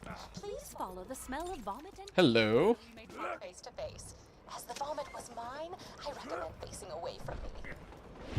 Thank you. exceptional. Tactical Blaster. Alright, cool. Let's farm a Vladoff one. This gate represents Is that pistol farmable? Intellect.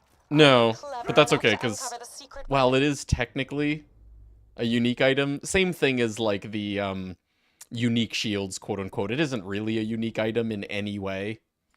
Open it. It doesn't have unique skin, doesn't have, you know, unique you parts. are now a genius by Pandorans. Just has unique balance. Oh, good. We got a Vladoff one. Alright, cool. That didn't give XP, right? Actually, hey, why did the first one not level me up to... Okay, this mission was already marked as completed on the 0 that we loaded the seed on. Oh, crap. We did not get the XP from this mission at all. Very sorry to say, I need your assistance.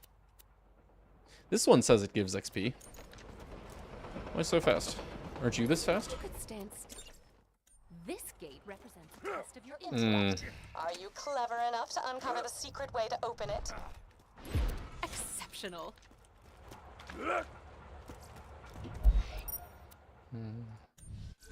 K9, if you're aware, we're you know, actively in the process of making a mod for this game. I'm fast for testing purposes.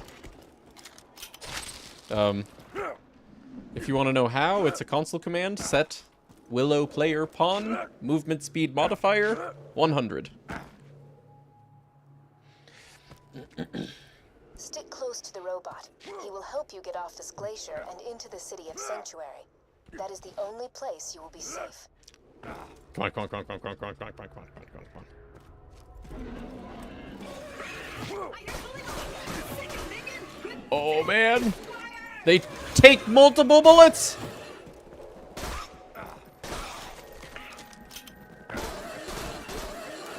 He's piston. Yeah, yeah, exactly. I have so many pecs, that's why I'm this fast, right?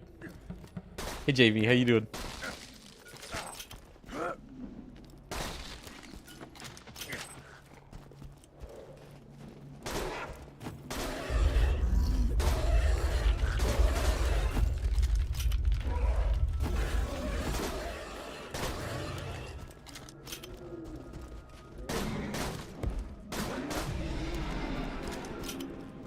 You'll need that funny Your little pecs are like robot to tank help you treads out on your feet to Sanctuary, help you move the more last peck per bastion of step, right, resistance right. against Jack, and the only place you'll be truly safe. Get to Sanctuary.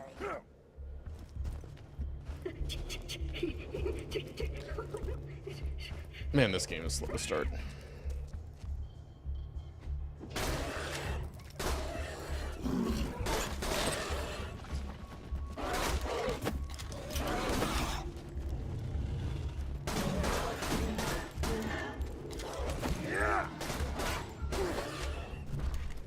Hooray! Now get me out of here! Hey kiddo, Jack here, president of Hyperion. Let me explain how things work here. The Vault Hunters show up, Vault Hunter looks for the new vault, Vault Hunter gets killed. Come on, come on, come on, come on, come on, come on, come on, come See on. the problem here? You're still alive. So if you could just do me a favor and off yourself, that'd be great. Come on, come on, come on, come on, come on. Thanks, Pumpkin. And open! Oh, my eye just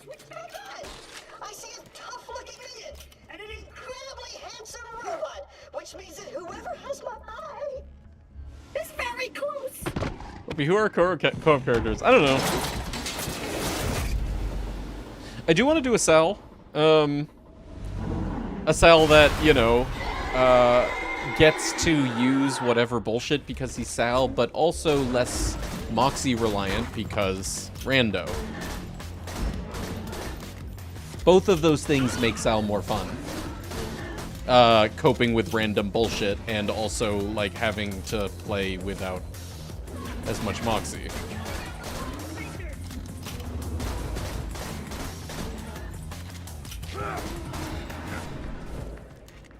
And there it is.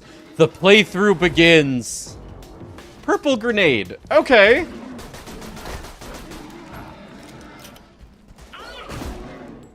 We could get the most perfect of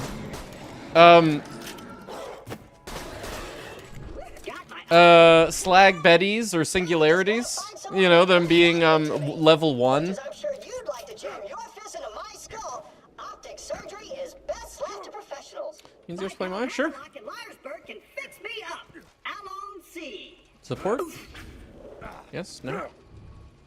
Myersburg's on the other side of this. Anyway, I just wanted to feel that, like, opening feeling of loot rando, no gear, first available items and checks. Man, I'm really excited. Let's get back to work. Truly is cutscene the invincible. What, the claptrap starter one? Oh yeah, no, don't try to fuck with that. Do you know from Dark Hell? He might have been before your time. Really talented guy, one of the first people ever to learn how sequences worked. He made the cutscene disabler mod simply by going through every cutscene and rewiring the sequence for every single one to skip past it back to control to the player. And he tried to make the claptrap intro skippable, but no matter what he did, it would always soft lock. So I don't think it's possible. I trust that he did everything that was able to be attempted.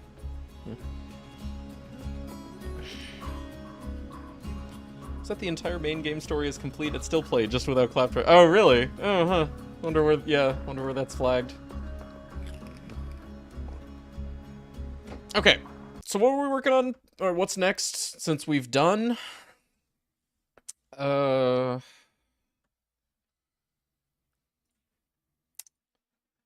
Getting rid of the skyrocket, the starting gear. We could do gearies, although I guess we don't yet have a way of cheating gearies for testing purposes. So we'll save that. Let's do the Tundra Snowman head.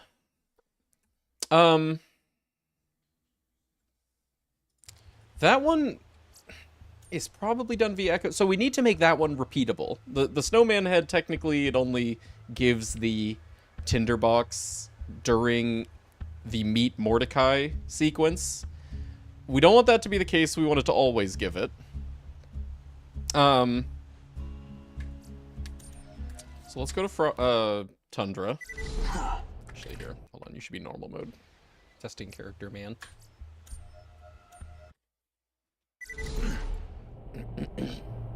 Even just, yeah, that's true. Yeah, even just increasing game speed breaks it. Yeah.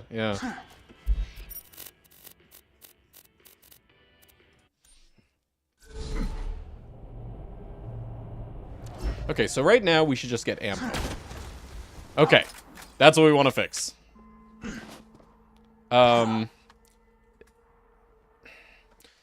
Here we have saved a record of the loot pool.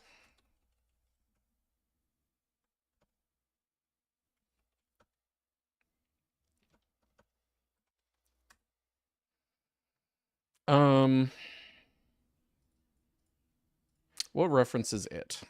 Let's do that work backwards thing. Interactive object. All right, it begins. Interactive objects indeed. Default interactive object. Fire guns. Okay, no, so this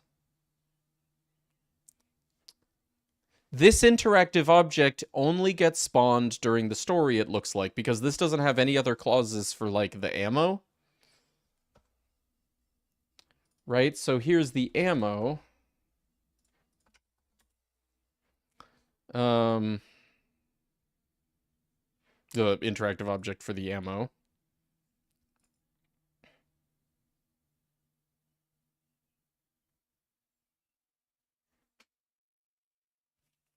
I could just edit these, but I guess...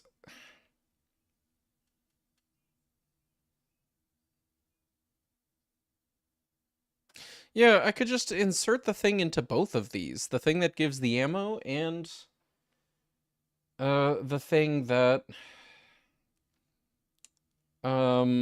gives the fire gun. I could just inject our loot into both.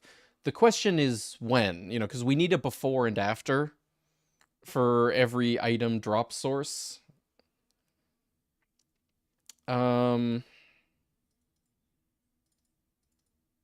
Okay, so what references... I guess, let's say, this default loot property. Interactive object balance definition. Yeah, that's the class. Get interactive. Oh, no, can't hook anything here.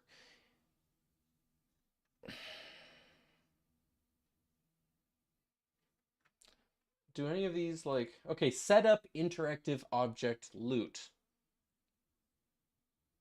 Willow interactive object, spawned interactive object. Get interactive object definition for grade. We can't hook this, but we can see what calls it. We can't hook it because it's native. We can't interact with native things.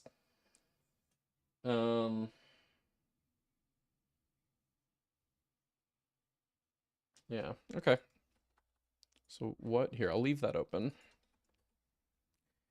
Population factory interactive object. We might just want to do an on used, I guess. This is where we start, you know, actual work on actual interactive objects, like we've been saving for last, you know. Interactive objects cover this snowman head, but then also the Gwen's head box and the Thompson pile and mimic chests and the Geary's chests. All right, so I do know at the very least, let's go to our test.py. Used by. Okay. Willow game, Willow interactive object used by. I do know of this as being one way in which the player interacts with interactive objects. Does that get called when the snowman head breaks?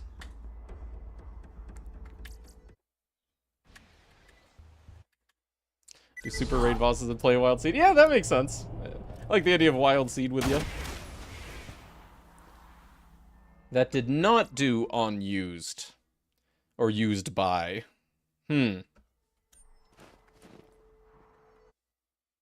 Oh, also, can I get rid of this grant marketing unlocks log, please? Locations. Okay, thanks. Bye.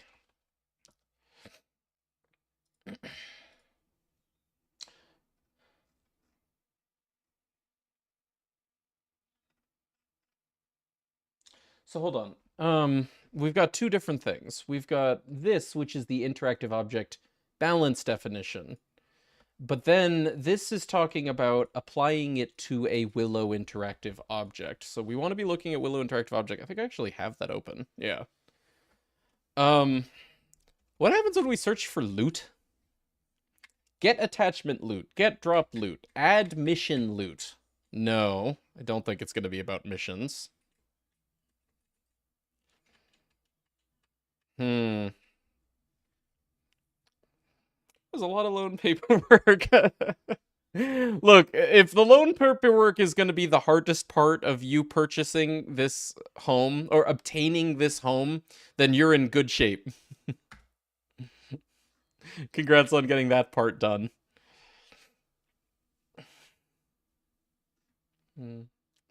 Is this applying for the loan or finalizing the loan? You've already got the loan in place, I assume, since, you know, you made the offer on the house? Like, you already, like, you know, were aware of what a actual offer you were capable of making was based on loan? I don't know, I've never gone through this process. How does that work?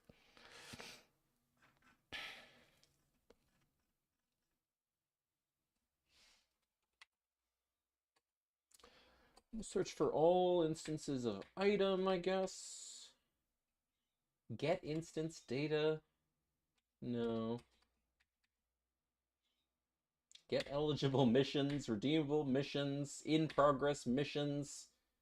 Cleanup killed interactive object. Hmm. Actually, what calls that? Destroyed.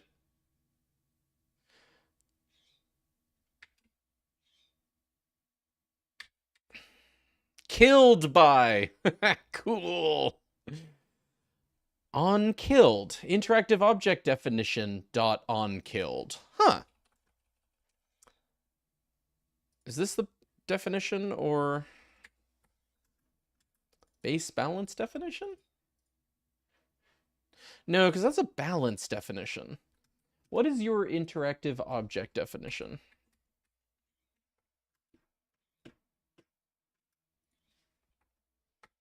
It is a, well, it's quite literally an interactive object definition. All right, let's get that. Class, interactive object definition. Not too complicated. Everything's native, though. Hate it. Huh. On spawn, on touch, on untouch, on used by, on secondary used by, on user could not afford, and then there's on killed.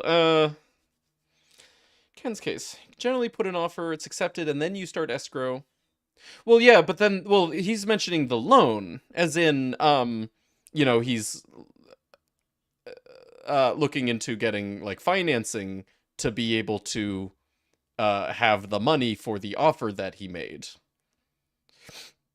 So not the escrow, but, like, you know, his money loan, getting money loan. Yeah. Well, he's right. Right now you're in escrow. Wait, so okay. No, so you have deposited the money into escrow. Okay, wow, yeah, you're good. Wait, so hold on, take a step back, because last you did say that, yeah, you had the offer for the house accepted. Okay, yeah. Look at you, it's actually happening. No, I know you already made the offer. I was wondering about just now your choice of, like, your choice of the word loan paperwork, right? What part is the loan? Escrow is not a loan. Escrow is just like an intermediary where you keep the money and they keep the deed to the house. Unless I completely misunderstand escrow.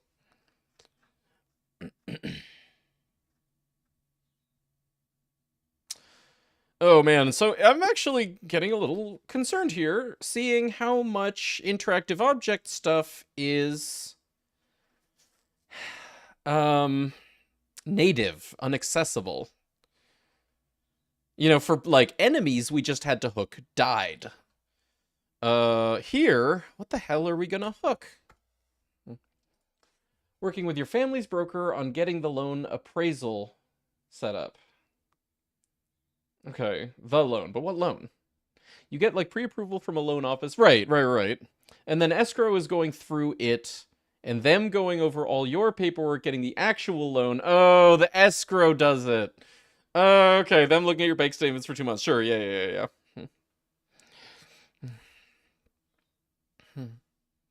Don't any big, right, I understand. Yeah, you're not supposed, not just big purchases, but also, like, you don't want to do anything that involves a, like, actual hit on, or affectation of your credit while you're in the middle of this happening. You know, like, you don't want to apply for a credit card or you know, something else that requires your social for a credit check. While you are in this intermediary period, you need your credit to remain exactly frozen the way it was.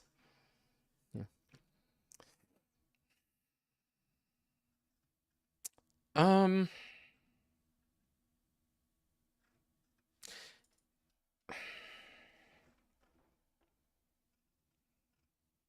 Being a good boy, yeah. What the heck would we hook for the snowman?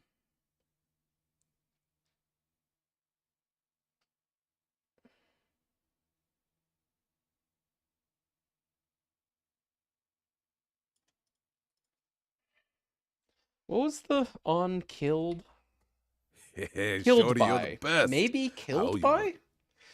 Hello, Dr. Crane. Nice to meet you. Thanks for the host. Hope you had a good stream. Let's try it. Let's try hooking killed by and see what happens. And this is again on Willow Interactive Object. Here, let me set up my thing to try remove hook. Hook equals that. Here, accept pass. Yeah, hook equals that. And run hook as well. Okay. Cool. Now, back to it. Killed by. Are we quite literally killing the snowman head by any chance? Oops. Press scores drop slightly. Yeah, you're doing a little better than I am. That shouldn't be a problem. Yeah, yeah. Wouldn't affect, like, your pre-approved loan numbers. No, killed by didn't work. Alright, how about destroyed? Is that native or no?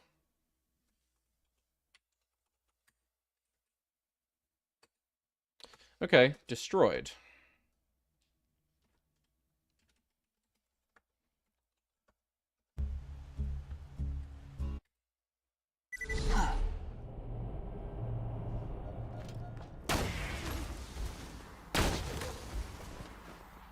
Nope.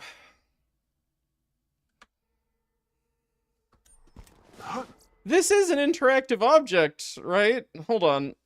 So we have interactive object balance definition. What reference is that?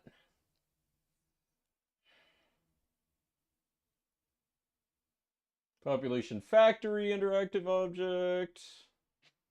Oh, man. All right, hold on. Let's try sifting through these a little differently. This said that Willow interactive object had interactive object definition as a property.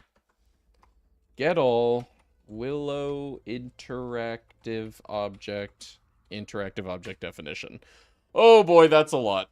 All right, flush log.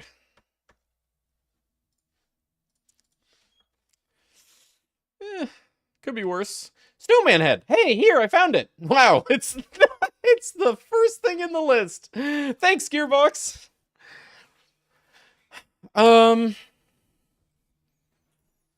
Okay, so yeah, we are looking for an interactive object then. Hey.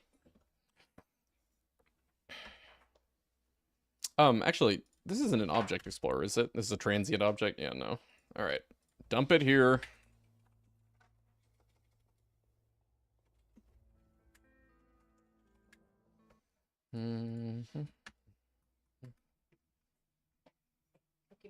Okay, bye.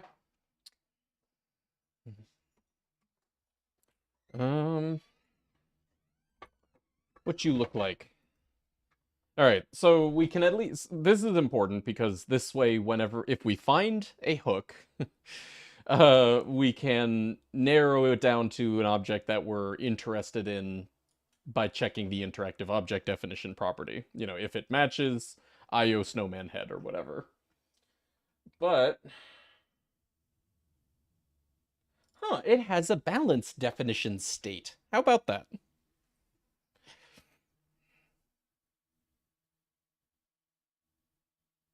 Well, okay, actually, that's probably not variable. That's probably...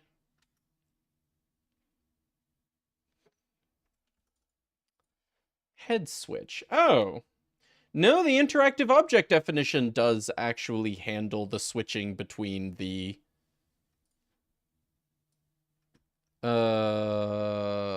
two versions. There's a BPD and everything. Hold on, what does the BPD do? Destroyed. Waiting glowing. Okay, well, at least in the case of the snowman, we could hook one of the behaviors in its BPD. I think actually we probably need to, because it looks like it doesn't have any kind of like generic method that is being called on it when you shoot the head. It looks like everything is just handled through the behavior. So in order to have our entry point, you know, where we perform our setup before giving it loot, we have to hook something in the BPD. And that's okay. Borderline personality disorder? Oh, man, you know, that is, like, so shockingly not incorrect about BPDs. What's up, Godspeed? If you're actually wondering, it's, behavior provider definition. The, nitty-gritty of things doing things in Borderlands 2 that everyone hates. Yeah. Yeah, so this actually is where everything is handled. So, okay, we are in fact going to have to create a hook, and we are going to have to do like custom BPD interactions. Alright, so class. What do we call this guy? Tundra Snowman Head. Yeah. And that is a map dropper.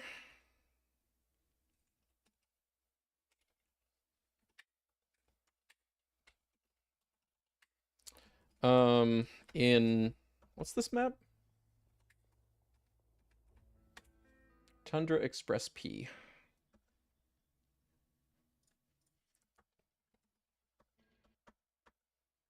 Oops. Okay. All right, so def map entered map. Snowman. Here. Head BPD equals find object. It's a behavior provider definition at that path.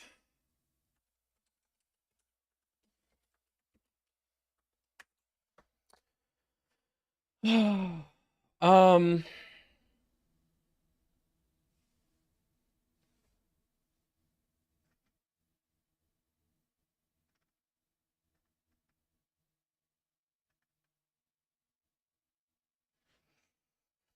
I only hate it in solidarity with everyone else. No, you feel extreme personal vindication against behavior provider definitions.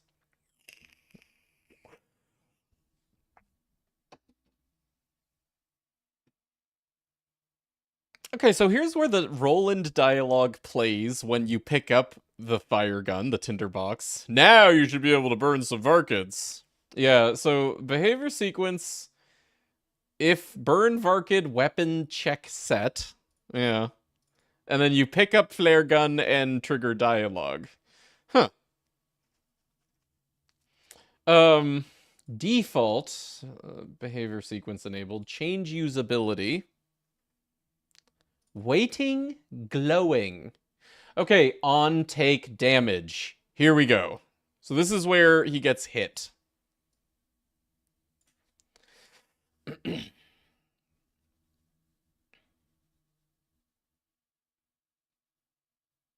Well, I guess we could just start by run hook. Need our signature.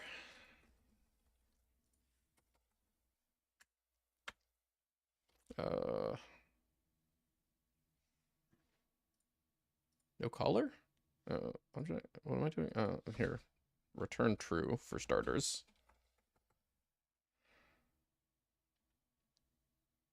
Oh, I'm an idiot.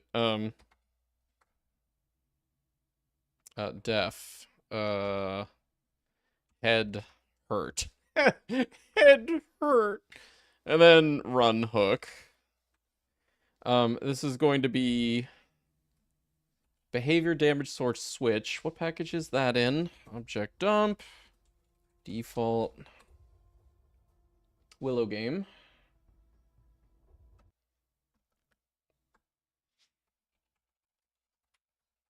And it's going to be apply behavior to context, right? Gotta be.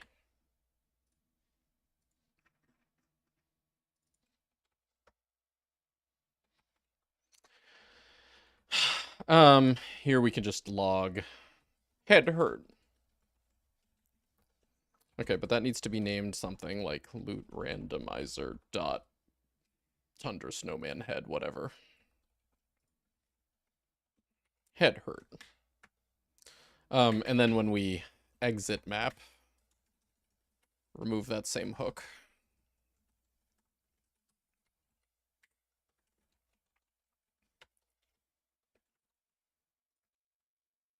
Okay.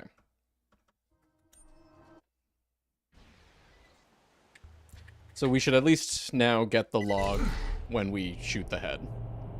This is the big gun. We're not there yet. What? Oh, I didn't put him anywhere. Right, Western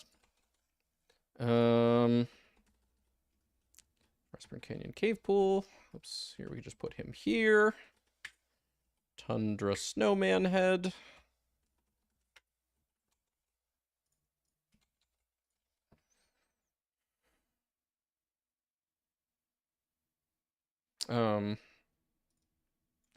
Tundra Express Snowman Head. Is that okay? If it shows up in the locations list as Tundra Express Snowman Head? Yeah?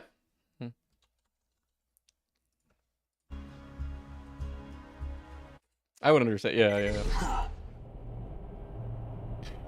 Oops. That was for me testing Will. Here, give me no load screens, please.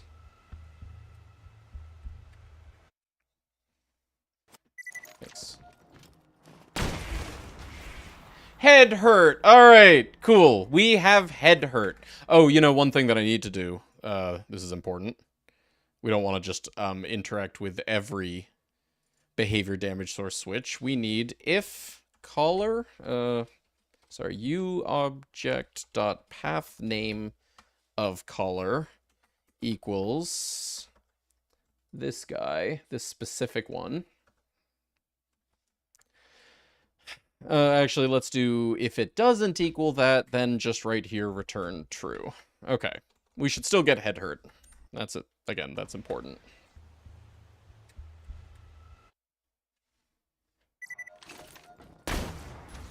Nice. Oh, I love that. Okay. Head hurt. All right, sweet.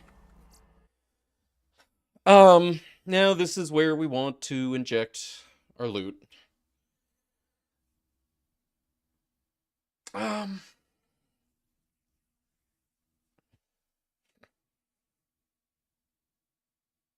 question.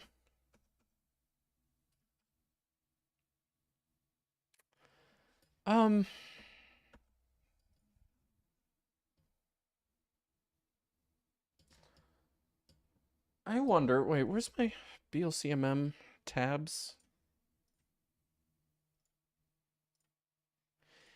Is this here even when not loaded in?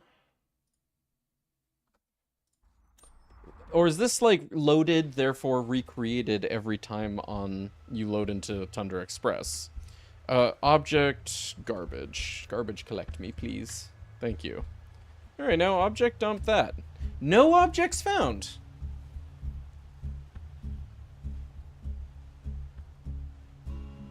You know, maybe we don't need to do this hook. Because, I mean, this shit is just initialized every time you load in. That is to say... Oh no, we do need to, because we need to, like, prep the items before and after. Yeah, never mind, I take it back. Every time we drop loot, we need to do 3 things. We need to preempt the loot being dropped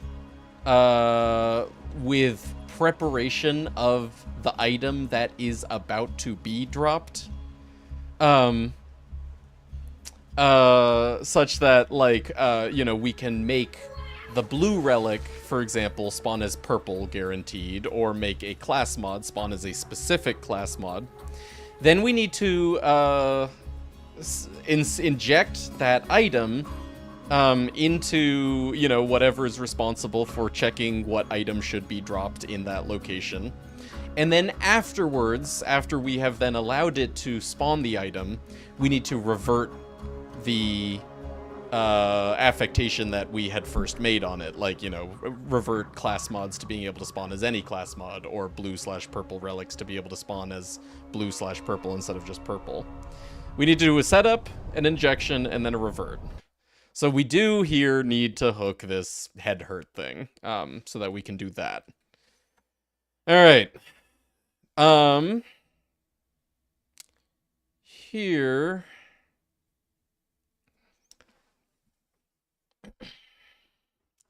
Is there anything wrong with me just, like, referencing self here in this hook that we define here? I don't think so. We're never going to have multiple instances of this class. And we're never going to have this singular instance be garbage collected anyway. So it doesn't matter if we have this function doing a strong reference to self. Plus, you know, on exiting the map, it lets it go anyway, but it doesn't matter. Yeah, we don't need to worry about, like, cyclical references. So yeah, okay. Self.location.item. So this is whatever item was assigned. Oh, but we gotta do, like, you know, our normal loot rolling routines and stuff. Yeah, sucks to have to do that here. But we have this function that does it in general. Prepare dropper pools. Yeah. And yeah, that does the, like, whole, like, checking for hint item and stuff, if that's relevant. Okay, so prepare dropper pools returns... Oh, I guess we need locations dot prepare dropper pools. Yeah.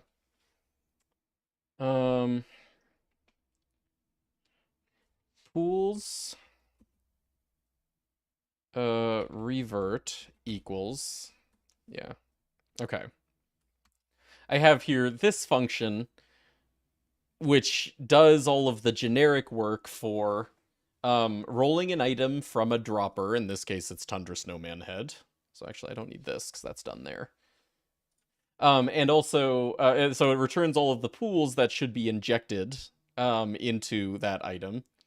And then also, it returns the, like, reverting part, the step 3 that I was just talking about. It returns a function that does the reverting here. So that's revert, and then pools is the list of pools from this dropper. So, location.prepare dropper pools, that's just... Here. Why do I have it that way? Dropper. Yeah. This mod can't be good because it has no bequeathing. True. Yeah, there won't ever be another mod that has as much bequeathing as Arena of Giants, you're right.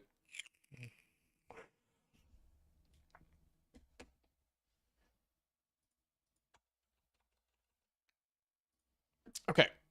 Locations. Prepare dropper pools. Self. Me. I'm the dropper.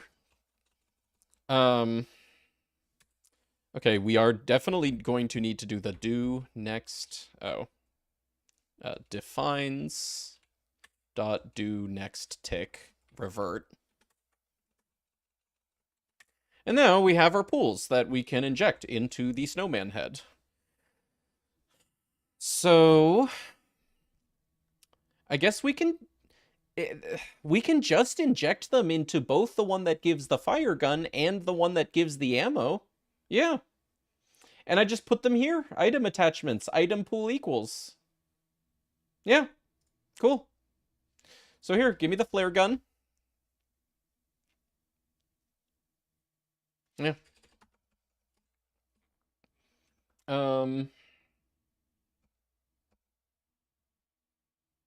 Although this might not be used.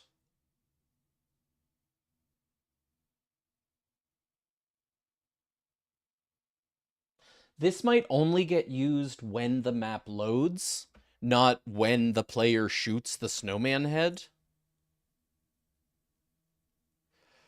We should dig through the code to determine that. Yeah, like the interactive object balance definition, this thing that like lists the fire gun and the snowman head, those are probably only referenced when the object gets created and then never again. We need to edit the object instead of the balance if we want to edit it later on the fly. So, Willow interactive object, where did you reference pools or item? Add mission loot? No. Shit. Extends actor. No.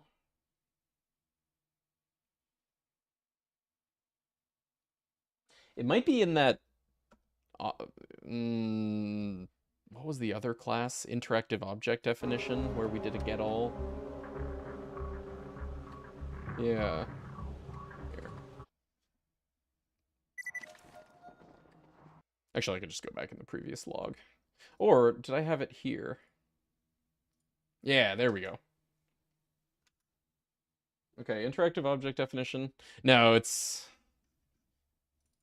Willow interactive object. Never mind, that's the, like, living one. Oh, loot! Oh, wait, hold on. We have here a loot array.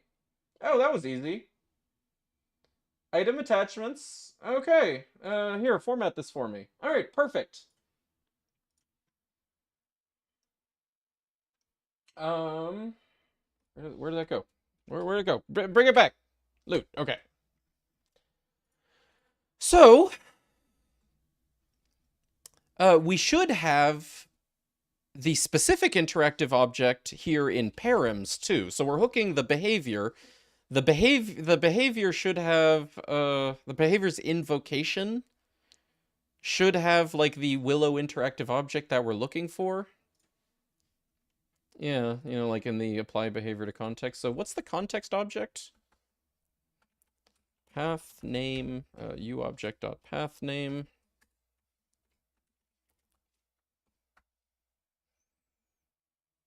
Yeah, log that for me real quick. Don't need these right now. Hold on.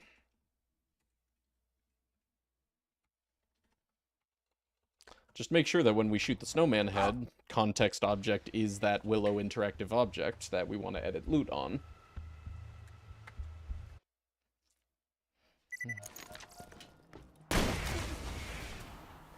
Willow interactive object 1782. All right, that's the one. Cool. Cool. Easy.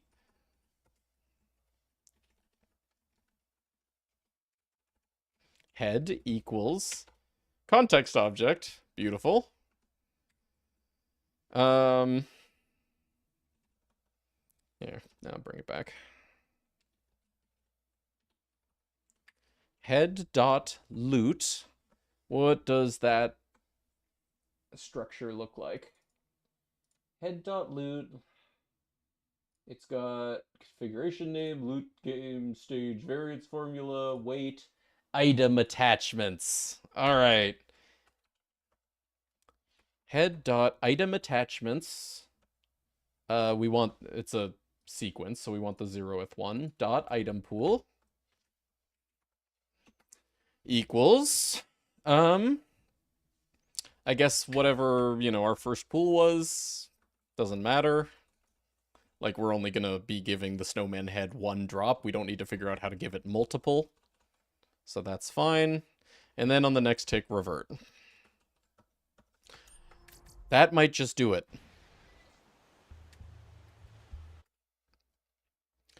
Do your brain have coil wine when you do this? Oh god, yeah. Back. Type error. None object not subscriptable. Where? What's none?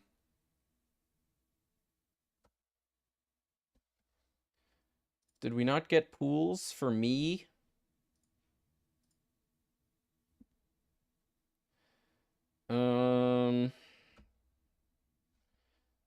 Did we not have item attachments? Oh, yeah, duh, sorry. Loot 0 dot item attachments 0, right?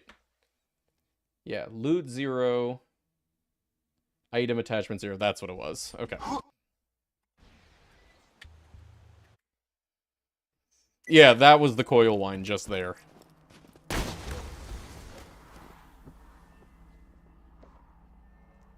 Excellent. Oh, that's so cool. I love it. Oh, man. Look at that. Now, the other one. Yeah, good question. Want to see an Orfleet there? Okay. There is no other one right now. How does that other one work? Because, yeah, like... I know it exists, but it doesn't actually seem to be consistent. Anyway, hey Deceptics, how you doing? Now you want to see an Orfleet? Yeah, I know. I can't believe we got a stupid pistol, just like the tinderbox, out of all things. Yeah. Now you should be able to burn. Yeah, right. Yeah, that other one was super goofy. Yeah, let's just keep save quitting and see what happens. It might be that it's not available during the mission, outside of the mission, which is fine. As long as one of them is. I'm not going to go to my way to, like, make it exist. That's probably what it was, is this one was only here when we reloaded our save, because we were on read-only at a certain stage in the mission. He was there for a few seconds. Really? Alright, save a position. Let's go fast.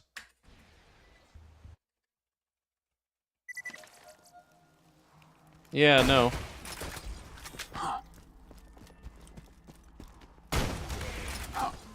That's so cool!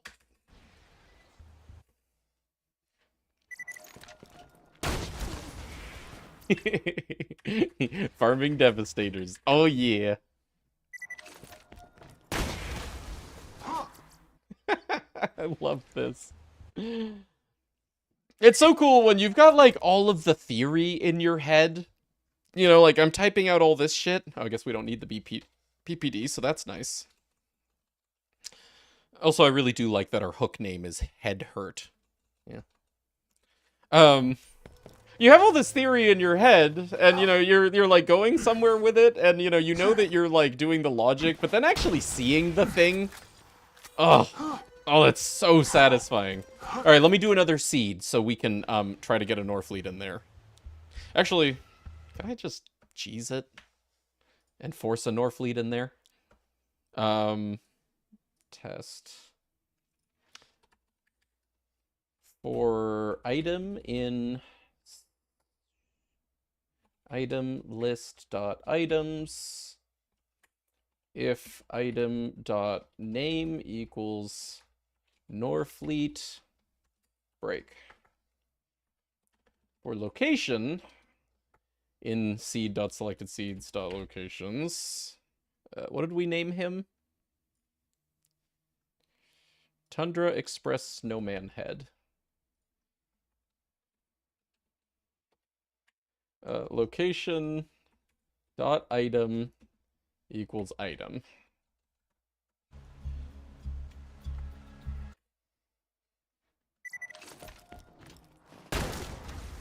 I missed. Oh, it didn't work.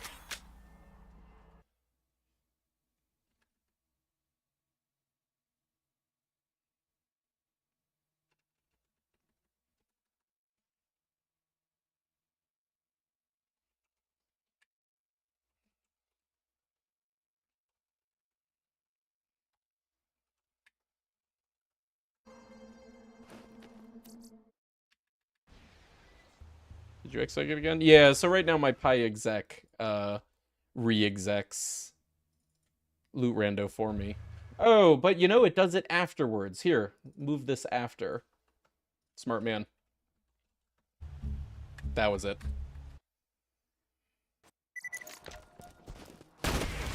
There we go.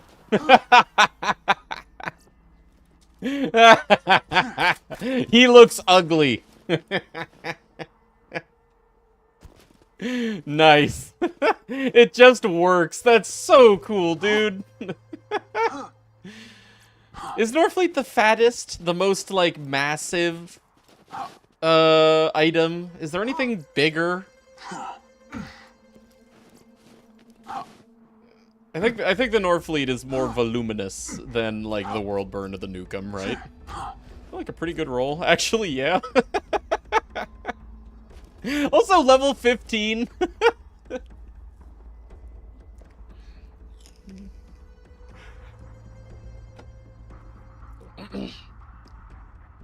Besides other retail, yeah, right. Trying to think of a bigger item, but I don't think so. What about other weird things? Like, you know, is a shield just gonna get buried in there? Cradle.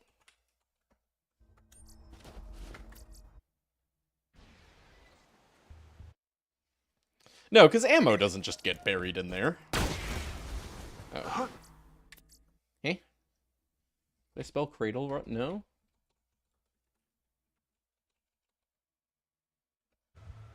Exton class mod. Okay, sure. Well, can't. The cradle. Oh man, you're smart. Alright. Antagonist. Just to reduce variables.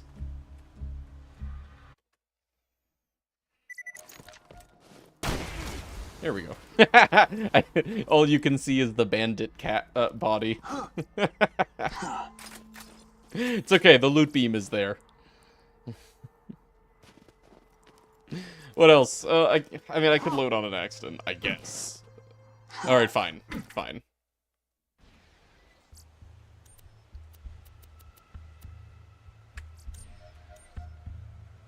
Yeah. But wait, hold on. Item.name equals command and soldier. We'll do the legendary one. Slayer of Terramorphous, even better. That's so easy to type. So much easier to type than the other class mod names.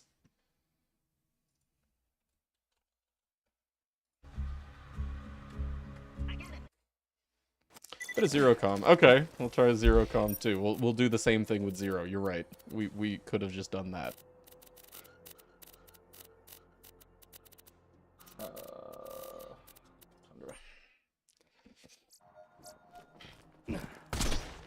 Oh, that's fine. He's a little baby head with a little freaky alien eye. Hey, Army Bro. What Uncrypt Herald should I use on Krieg is the Deepa Overkill. The Deepa's actually not optimal just because the Deepa's only theoretical DPS. If you're at, like, you know, perfect sweet spot range at all times with the Herald, under all circumstances, then yeah, Deepa. But more, you know, like, overall, broadly, optimal on Krieg is intense. Intense or hard, but preferably intense. That's fire rate prefix. Krieg has the mag to burn, and he loves that. A relic smaller. Oh, okay, yeah, true. Here, first we'll look at zero. Oh, I've been on read only this whole time. Not read only. But also, yeah, put me in normal mode.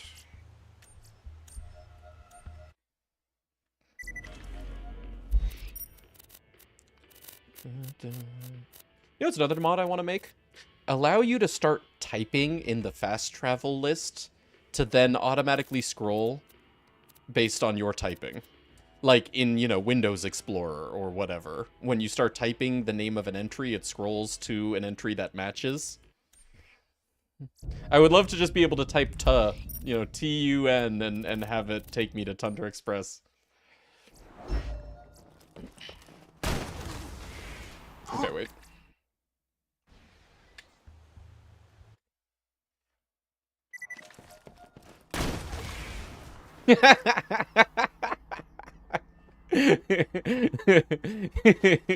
Did someone lose their gold nose?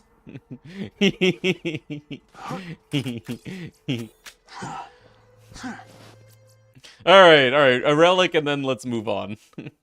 Man, I'm so happy. Bone of the Ancients.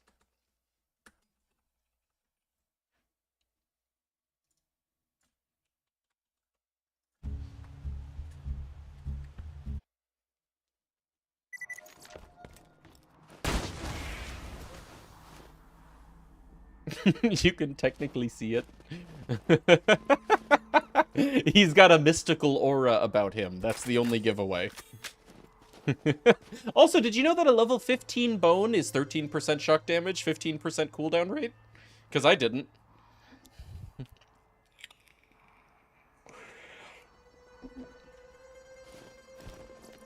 Okay. Okay. Anything else? Any other ideas before, next thing?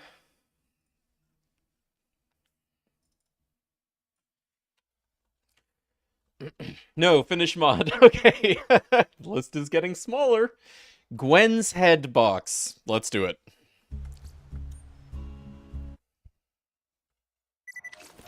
Oh, also I can get rid of this crap. But we might use it again later. Don't need that anymore. Okay. Cool.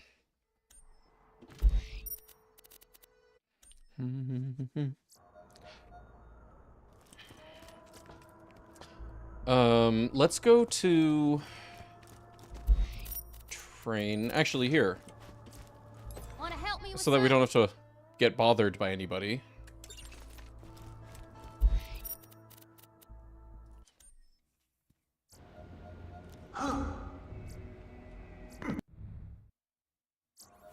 Okay, box. What should I be logging? I guess we do want to log the unused by here. Which I don't have anymore. Willow interactive object used by? Is that right? Read Also only. read only, so that we always keep this spawn point. Oh, what's in the box? Okay, yeah, so there's used by, and we have the object grade what's in the box from it. Okay, helpful. I guess the question that I'm wondering right now is is this going to be... So right there, we can use that as our, like, you know, injection point. That we have a before and after now that we need for those steps that I was describing earlier. The question is, can we use this for all kind of generic interactive objects? Can I write, like, you know, some generic infrastructure so we don't have to keep typing the same code over and over? We can just use used by for everything? Probably. Oh, yeah, that's right. Hi. Oh, shit, I'm sorry. I'm sorry. I hope all the boxes share the same action in the code. All possible... Yeah. Well, so right here... where's my log? What did I do there? Anyway, right here, when we hooked used by, we got GD Easter eggs, lootable grades, object grade, what's in the box. That'll be the same for all of them. They would be different Willow interactive objects, you know, 2386, 2385, whatever. Those would be different, but the object grade would always be the same, so we can, you know, like, affect based on that. Yeah, so the testing file that I exec, the BLCMM file that I exec has Loot Midget World in it. Because, you know, I need that to test Loot Midget stuff. It also has the, like, forced Varkid evolution stuff, and it has the forced triple O evolution. And it has cutscene disabler. You know, all of the things that make it slightly faster, sometimes significantly faster, to test things. Yeah.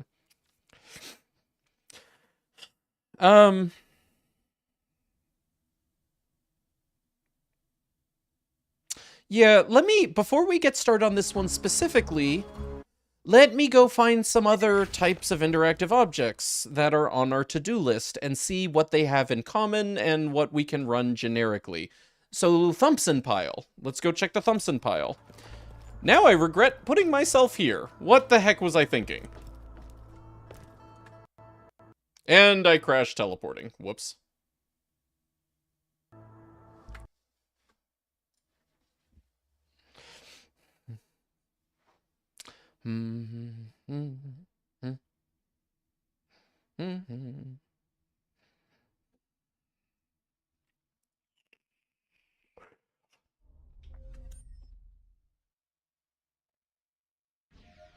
Deep would mostly waste ammo. Yeah, no, that's the thing is Deepa. It isn't even always more DPS, and it definitely is never as good damage per ammo, even if you get the theoretically like max DPS out of it. And yeah, Krieg, with how spammy he is, he doesn't like that. That is another true point about that. Wait.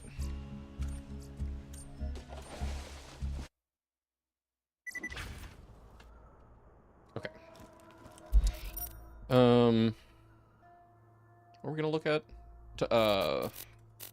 Thompson pile.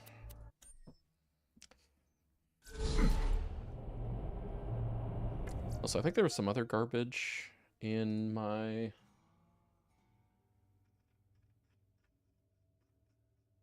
No? We good?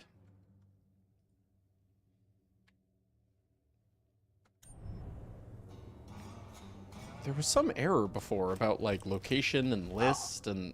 I assumed that that was in...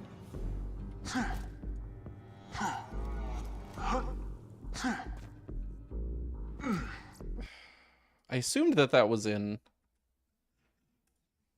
my testing code, but... Attribute error. List object has no attribute... Uh-oh. Location. Oh! I know. It's because... Okay, we need to find all instances. It's because I made that small change to prepare dropper pools, and I meant to go through and update other things, but I didn't. Alright. You. That needs to be unpacked. And that's good. That needs to be unpacked. Okay. Okay, fixed it. Glad I checked. Alright, now you, revert. Okay.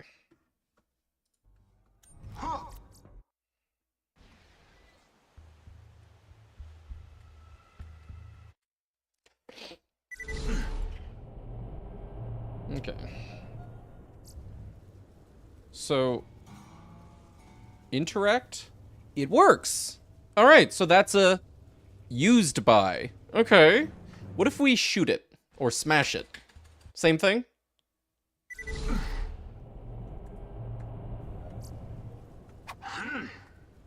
No. God damn it. Fuck you, video game. Okay, so not just used by. We think we're gonna need to go in the BPD of this one, too. That's still a mound. Does whether it's a mound or not change based on whether you use it or smash it? Maybe you kill it. I mean, I'm sure it's just some other routine in the BPD, same as the snowman head, and we're probably gonna need to, like, give it the same special BPD hook treatment that we did the snowman head. No. Okay. Alright, so yeah, we don't want to just do used by, although we can just do used by for the Gwen's head box, because there's no other way of interacting with it. Famous last words?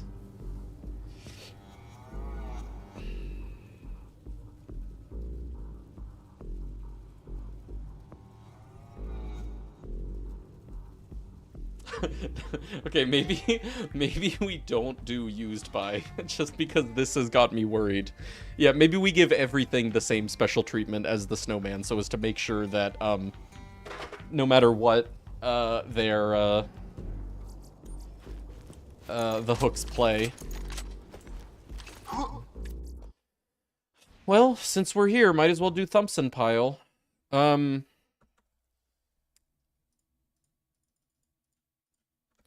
Here, I'll tell you what, we'll start the boilerplate.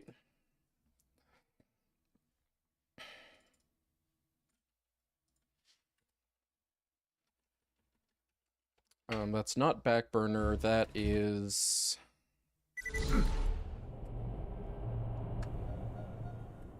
Old Dust P. No, you.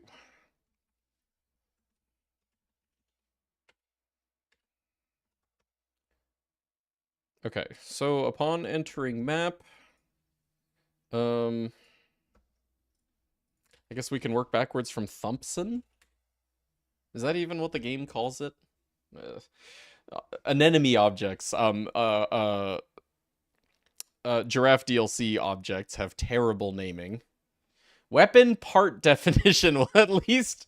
Okay. GD anemone weapons, assault rifle, brothers.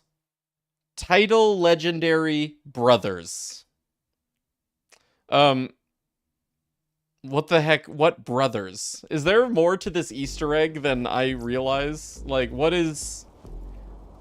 Is it Band of Brothers or something? Is it like a movie reference? What is this? Brothers was the name of the pile, too. The Brothers? Yeah, what is this? What is Brothers? Brother in Arms? Video game? Is that a video game? Help. Help. Mopey doesn't know anything about culture. Okay, anyway. What reference is it?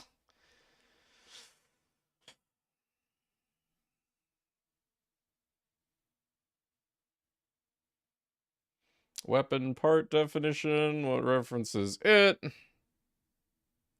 Gearbox made a game called Brothers in Arms. Oh!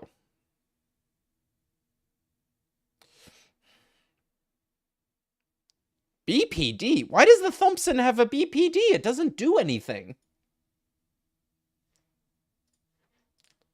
Weapon parts list collection definition. Refs.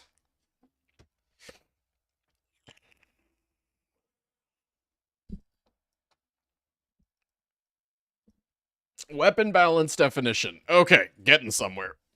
I had to backtrack through 6 objects just to find the balance because nothing has the name Thompson in it except the actual item name part. Item pool definition. Okay, refs. Behavior spawn items.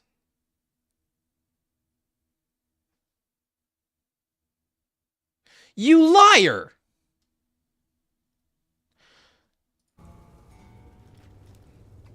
It's not a behavior spawn items. I'm logging behavior spawn items.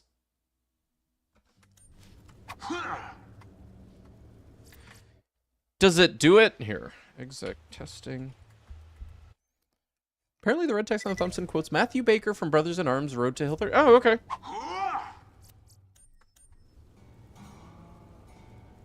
What are we looking for? Behavior spawn items 21 when we open it. Okay.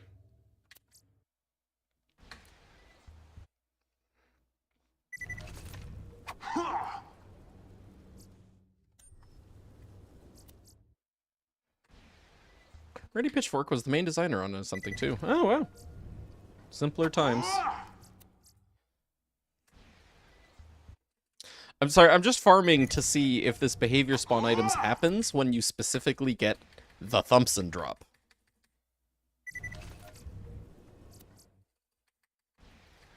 Because, like, why is there a behavior spawn items, but I'm not seeing it?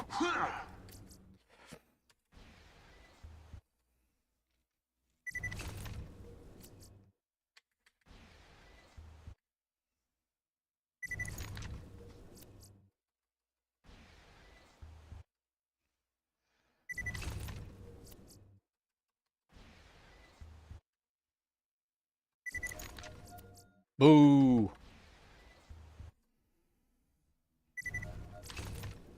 Oh my gosh.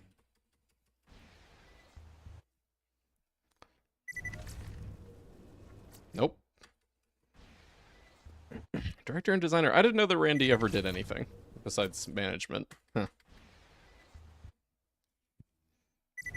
He founded Gearbox, right? Like, that wasn't someone else and then Randy rose up through the ranks. Like, Randy actually started the company.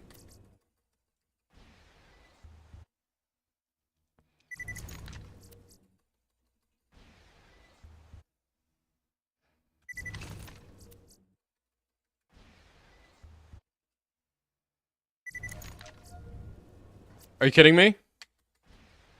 Co-founded it, okay. Who's the other guy? Oh, guys, apparently. 1 of 5. Mikey Newman in there anywhere?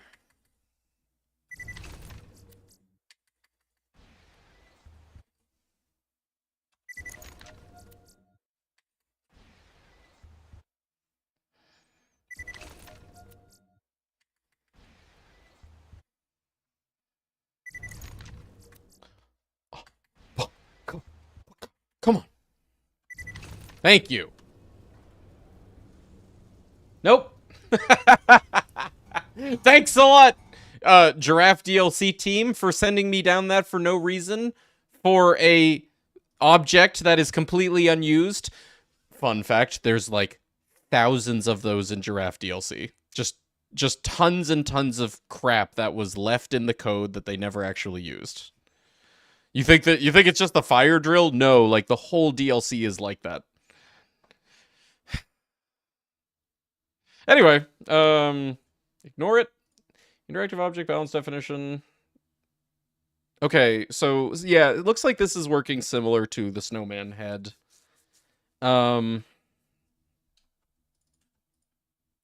guess what we're looking for is an interactive object definition, or Willow interactive object that has this interactive object definition.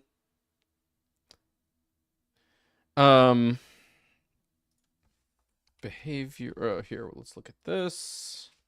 Behavior provider definition. Okay, so BPD, similar to snowman. Unopened, opened, opening.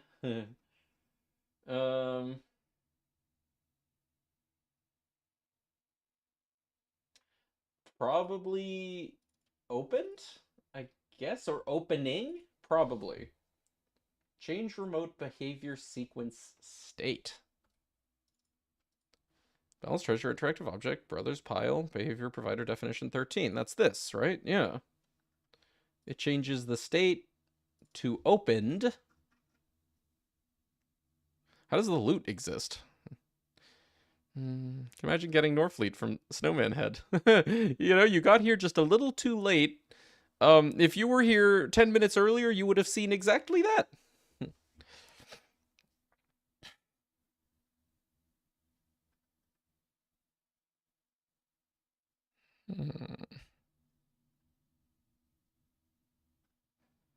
Open simple animation play. Opening. We can try hooking opening, or rather try hooking this behavior in opening. Let's actually... Oh, also, I just realized something. Hey, we need tags on these. But Stallion for Dragon Keep, Winning Day Massacre, Dragon Keep. Okay, no, we don't need a tag on that. It's good, because that's just base game. Okay, but let's make something like similar to this, but give it the tag. Tags equals tag dot fight for sanctuary. And that's going to be doll abandon grave. I guess we'll name it that. And actually, this is going to be more similar to the snowman head than anything else. So start copying that. But yeah, old dust P, correct.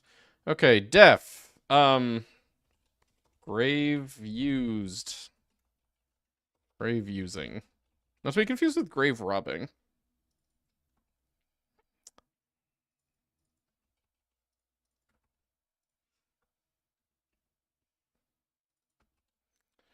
Good, good, good.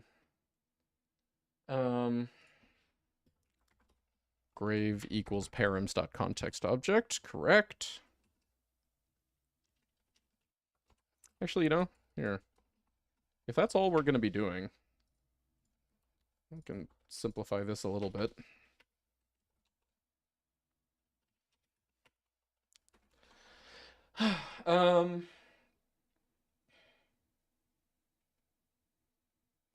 In this case, what we're looking for is probably going to be this behavior change remote behavior sequence state.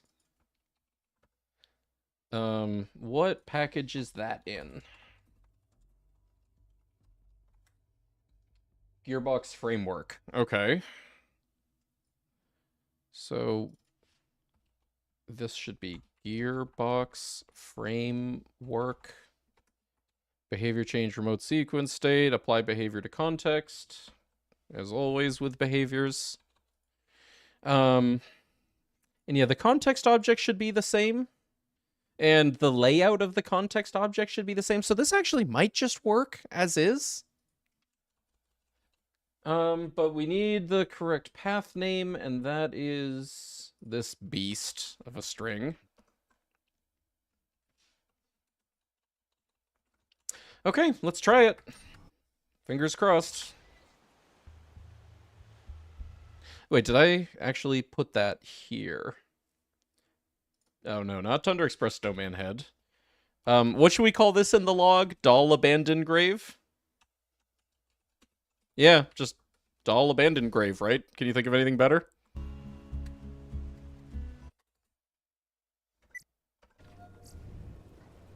Ah. Didn't proc. Why?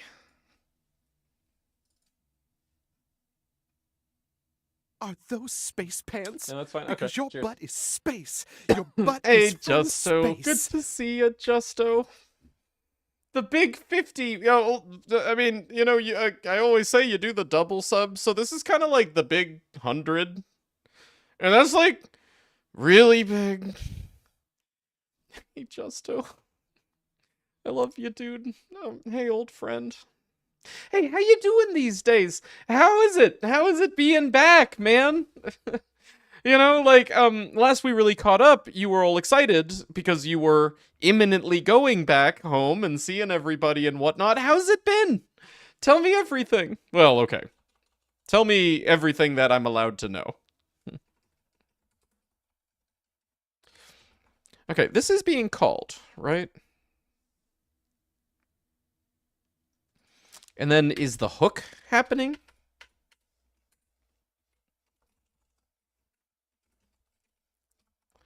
And then what is our params.context object?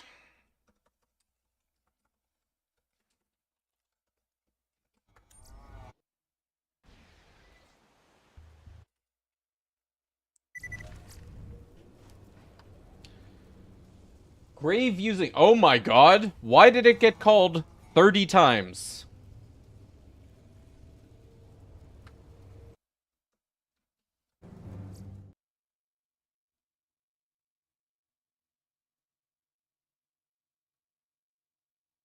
It's getting called. But you know, what? So we were checking this thing that was in opening, right? Behavior sequence state 27. Yep. Maybe that's not the one that we want? Maybe we don't want any of these. Maybe, like, you know, this has nothing to do with whether the loot drops. Simple anim play.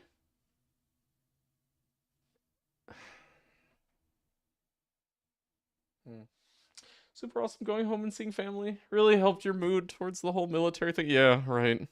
Guess that's the idea, right?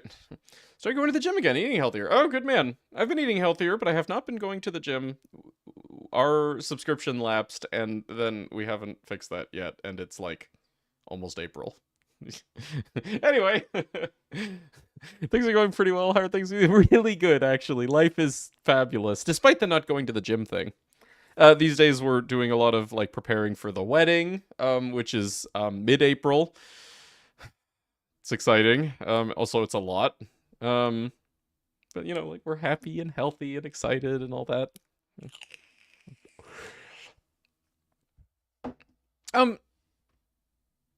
Let's try. No, because opened probably happens before opening. Let's try opened. I doubt this will be any better. I'm losing faith that this BPD is actually relevant, but okay, what's simple anim play? Willow game.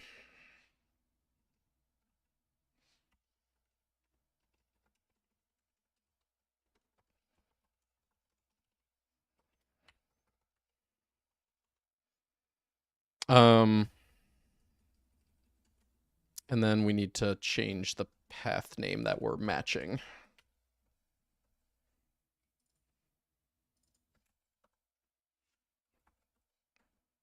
Okay.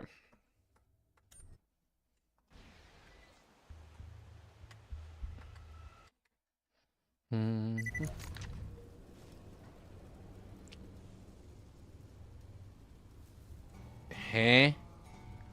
Why is it being called infinitely? Oh, Gearbox, what have you done?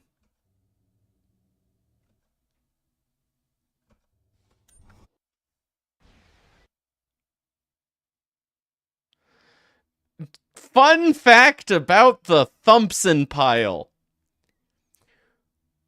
When you open it, it starts an animation and it loops that animation forever until you leave the map. Did you know that?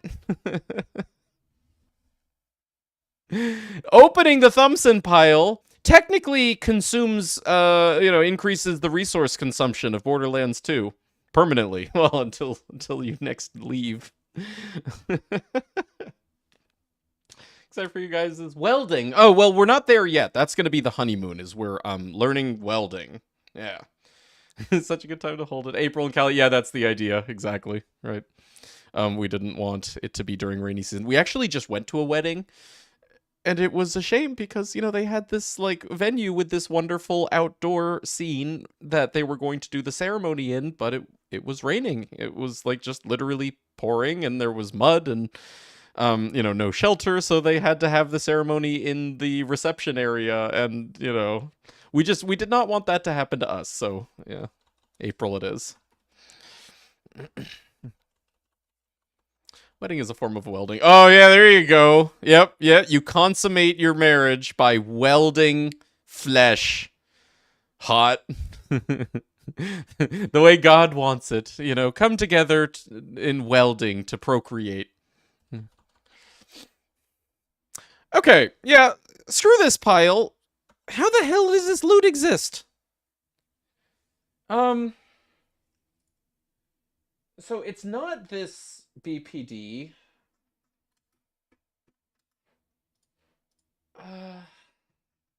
Then what is it?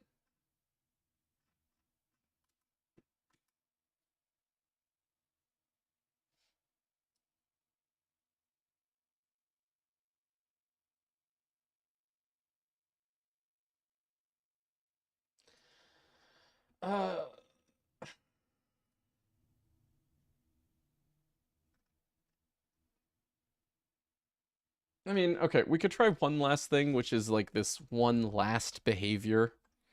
But I don't think that's going to be it. But it is also at least a change remote behavior sequence state. Let's try that.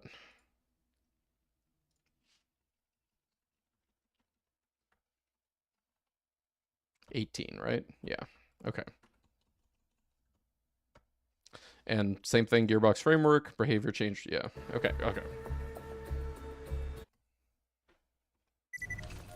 Oh my god, just on loading in, it happens 16 times. Never mind. Hello, MHM. Alright, yep, nope, not this BPD. So where does the, loot attaching come from? What did the snowman head do exactly? What behavior sequence was that? It was part of the interactive object definition. Yeah, it was the same thing. Hold on. The snowman head's interactive object definition, behavior provider definition. It's just that it actually, was functional. Okay, so there's nothing useful to hook in the Thompson one. I guess is just the only problem. Event filter on touch. No, because we tried hooking that and it still broke. So then what could we hook? What? I don't even see anything in here. Wait, what does this do? Behavior change, remote behavior sequence state. Brothers pile 13 changes it to opening. Enable. Opened. Simple animation play. Anim tree, lootables, willow. No. It barely even plays any animation. Maybe like it does a puff of smoke or something.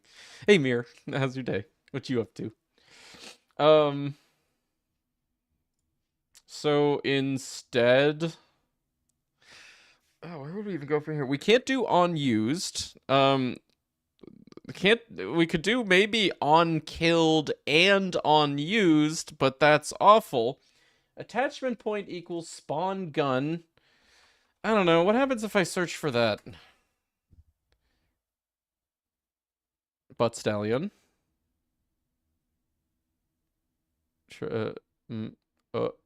Ooh. Doctor's orders. Anemone, treasure, lootable grades, object grades, brothers pile. That's the interactive object balance definition, yeah. Interp track event, sequence act. No, that's frost. Anemone, socket component. The other anemone.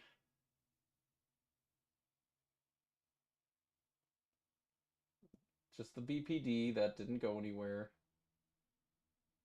Yeah, no. Crabman, greetings to you too. That's exactly the word that I think of when I interact with you for the first time. How you doing, dude? How's life? How's the boy toy? How's everything?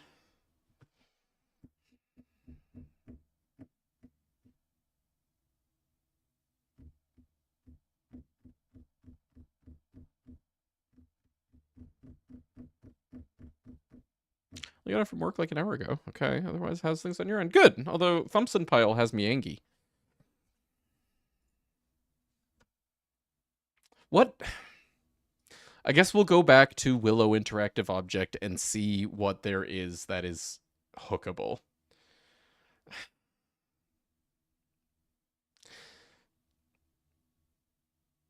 Post begin play. Here, killed? Does it get on killed? Killed by? Because, yeah, you can either smash it. Can you shoot it?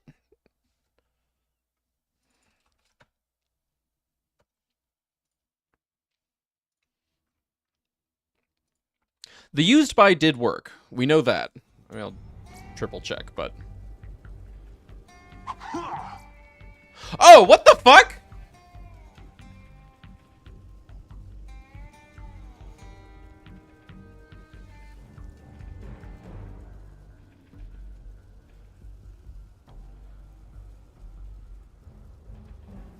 Okay, wait. I guess we never technically tested that last hook. We just decided we hated it when we saw that it was called 30 times. And continuing to be repeatedly called... What? Oh, no. Oh, wait.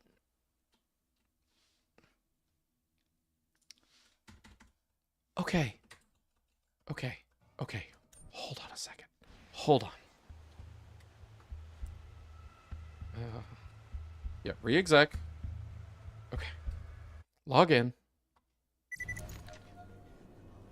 Okay, good. Not good. Wait.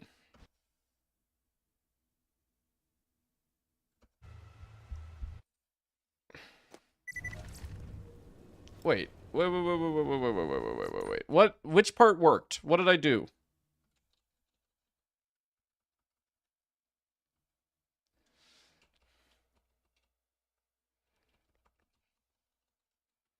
Oh my god. Apparently at some point we had something functional and then we removed it.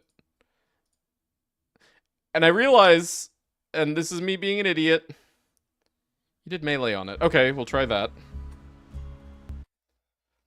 I thought I didn't. Oh my god, you're right.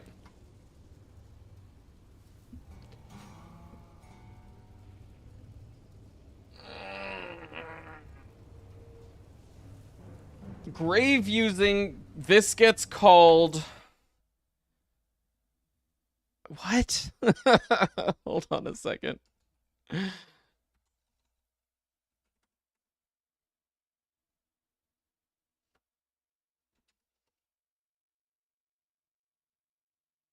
so confused. Why would it be different? Okay, so I had this log before we did the filter for only the object that we were referencing. That was what made it, like, get spammed a bunch. Now, that's not happening. Grave using this log only gets called once when we melee the thing. And also, it works. It happens, just so happens that this loot injection does work. But only when melee, and that's weird, and why? So hold on, let me stare at the BPD again. Ugh. Well, at least we accidentally saw that, because that gets us somewhere. Thank God. So we were checking, what, 18 this time? Let's try going back to 27. 27 Not didn't... read only. Whoops. Read only. Yeah, no, not read only. Not read only. 27 didn't work, right? Okay, clicking doesn't work. Meleeing doesn't work. Okay. That's pretty good. He is so many exclamation points in the best way. The way he communicates is so right for you. Really? Okay, did you... Here's the thing. What you just said sounds like it came right out of, like, some, like, after-school special or, like, you know, movie about, like, you know, true romance or true love or whatever. So, honestly, it's a little hard to believe. I'm skeptical. Sounds like bullshit. Marlene and I communicate like shit.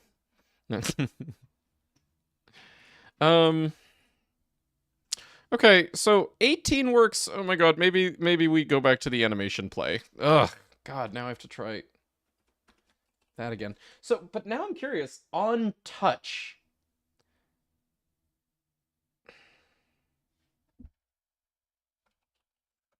Why does on touch get called with punching, but not with clicking? Whatever, let's just see if hooking this behavior is at an appropriate time to do the loot injection. Again. This time, let me just copy and paste that, just in case we want to go back to it.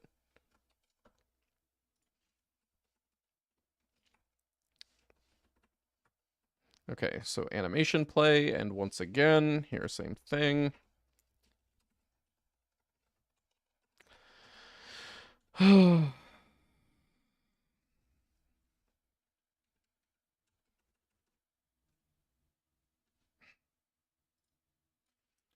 Willow game dot. Your fist isn't touching? Yeah, yeah. Obvious answer is obvious.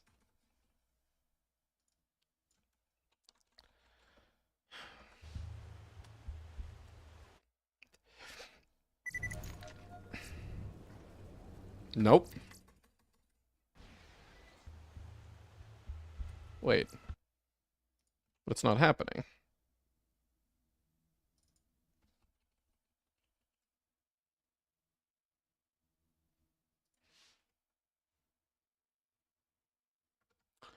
Why not grave using? Why not simple animation play?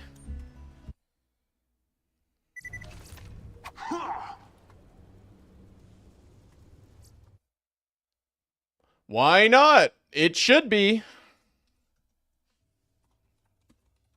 That is Willow game, right? Yep.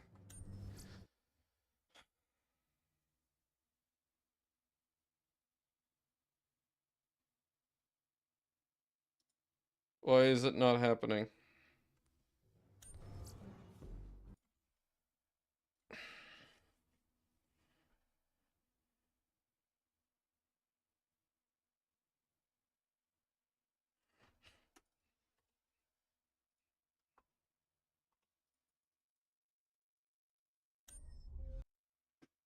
Like, we're not getting the log, and that's weird.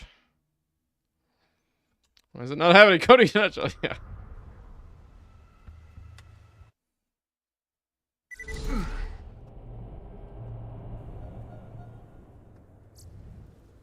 Okay. Clean log. Cute. Nope. Hold on.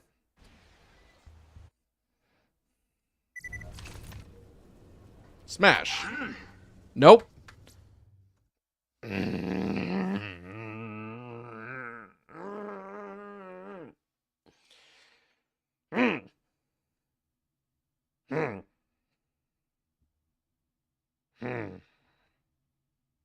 Okay, but like this does work again if we go back to it, right? The change remote behavior sequence, blah blah blah. Oh wait, that's we want 18. Yeah. Yeah.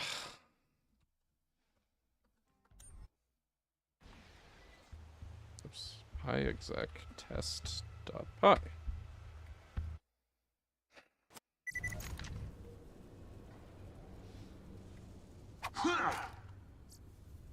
What the fuck? Yep. But then, when we don't do the melee method, when we do the click method,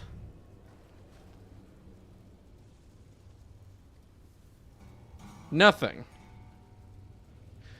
But, silver lining, it does react to unused.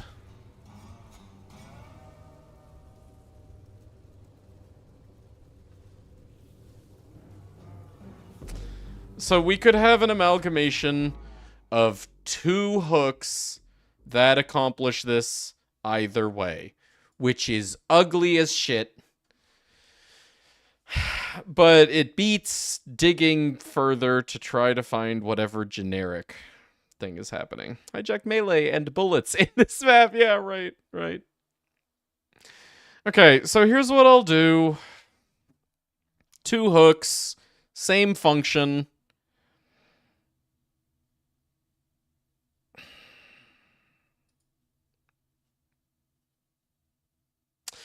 Yeah. Okay. Ugh. God. Absolutely awful. There's gotta be a better way.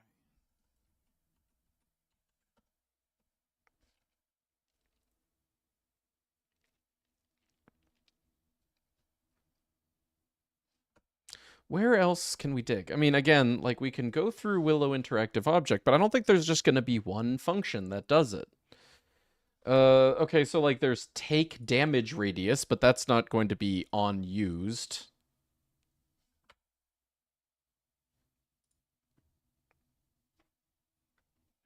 The weird thing is the animation not even playing.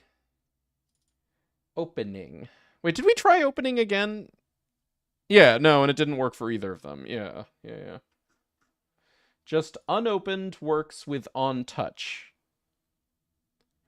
And all on touch does, according to it anyway, is enable the opening behavior sequence. And then on behavior sequence enabled... Why doesn't that work then?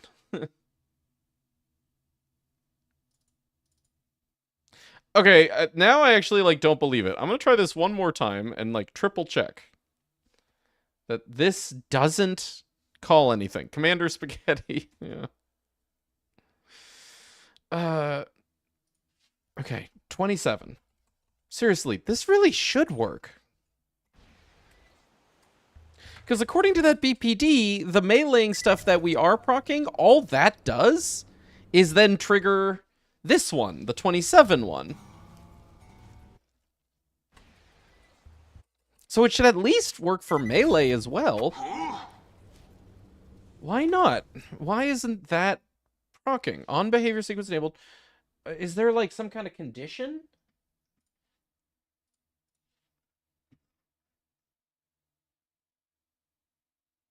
Oh. Oh my god, I'm an idiot. There's a lot more that we couldn't see. God, do I need coffee or something? I do! It's that time! Oh my god, I'm gonna go get coffee. Hold on a second.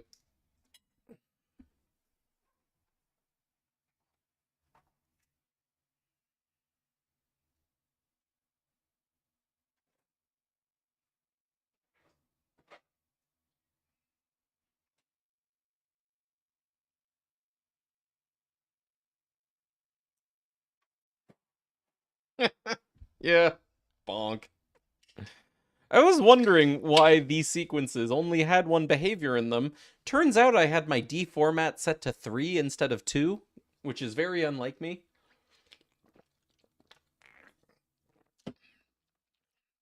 Turns out, wow, look at all this stuff. And there's even a behavior drop items. There's a behavior spawn items, but we know already that that never gets called. What does this tree even look like? Hold on. APOC, help. Do I have you open? Yeah.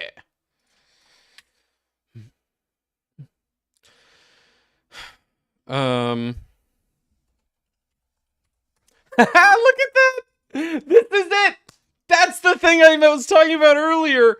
Complaining about how the Giraffe DLC team included all of these garbage objects that are never used.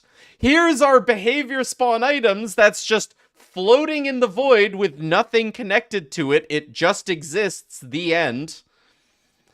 And if they had just used this thing, this would have been the easiest miscellaneous to do, period. It's just a behavior spawn items, which we already have all this infrastructure for. Now, on the plus side, here's a behavior drop items, which we don't use, but it might just be that easy. How does a behavior drop items work? How much does it have in common with a behavior spawn items? Oh, no, not you.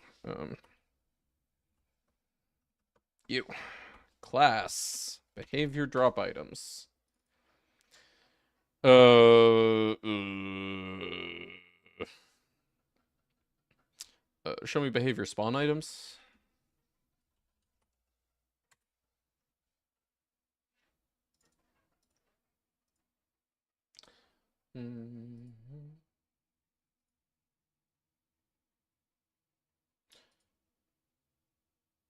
Does it have...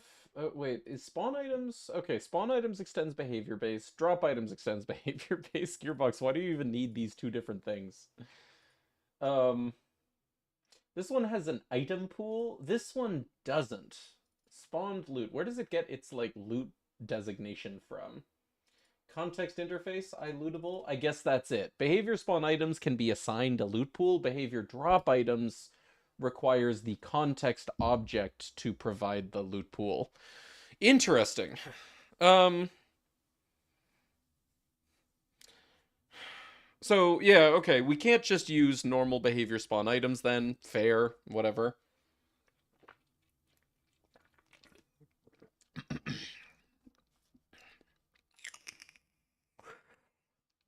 Oh my god, though. I just had a brilliant idea.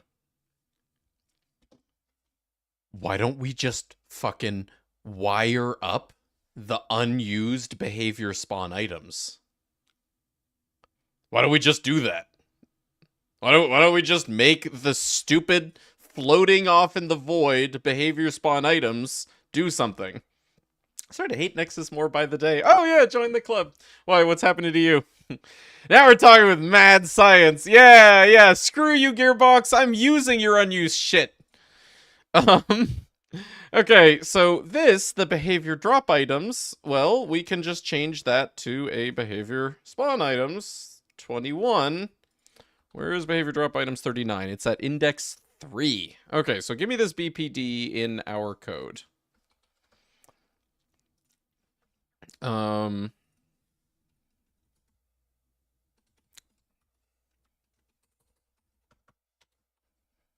Yeah, find object.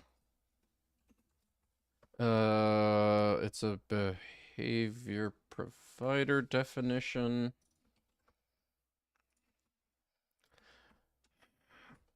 Yeah, okay. Grave BPD equals that. The behavior drop items is at 3 in sequence 2. So behavior sequences 2.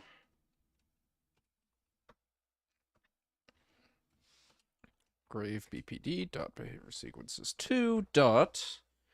And then we want behavior data 2 at index 3 dot behavior equals stupid behavior spawn items 21. Where is that full path? Here. And yeah, item pool equals pool weapons brothers. Find object. Actually, we can skip a find object if we do. Where is this? It's at index 0, 1, 2, 3, 4, 5. Behavior sequences 2, yeah.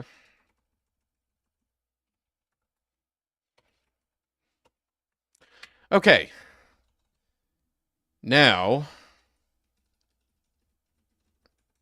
we also want this to be a behavior.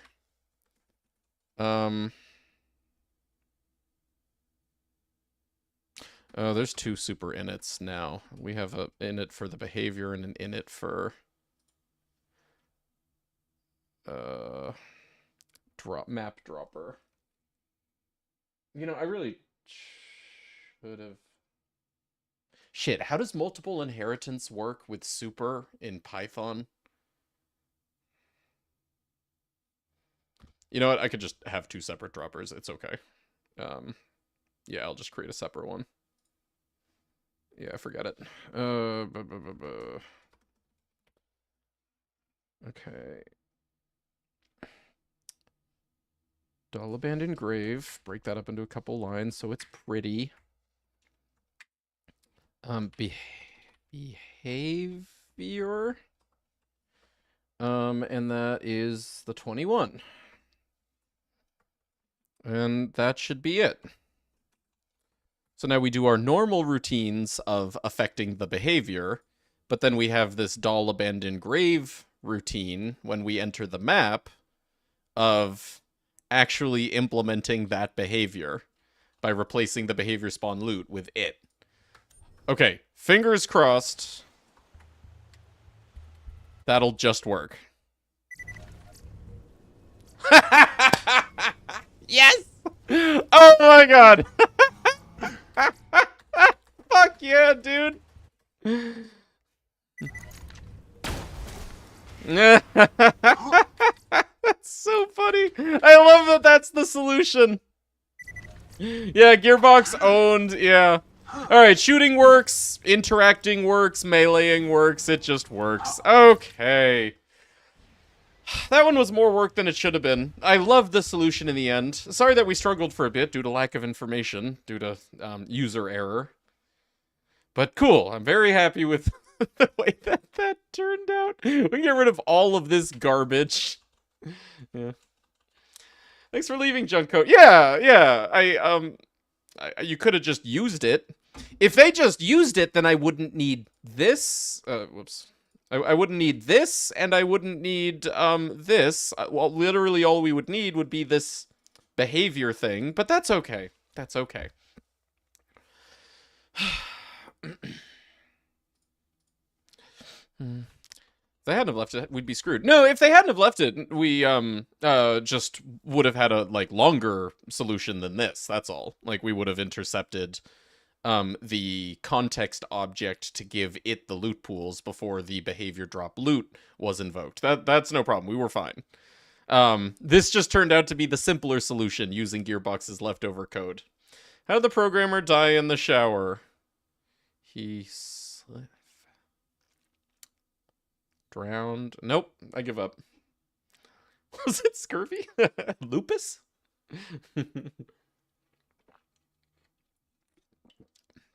Lather, rinse, repeat. Oh yeah, there was no breaking clause. Hey, that's pretty good. Bravo, Jolts. Did you come up with that yourself? That takes some serious programmer knowledge to come up with that. Nope. Oh, well. I'm not impressed anymore. All right. Next. Where's our to-do list? Okay, Thompson pile done. Gwen's head box. Okay. That one should be easy. Comparatively. Simpler, more straightforward anyway.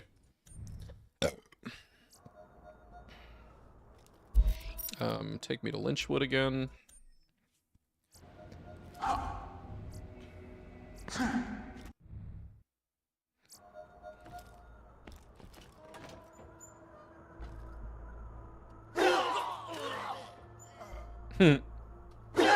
What happens if you...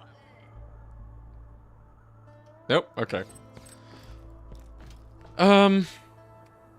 So this one does have the unused, but, you know, honestly...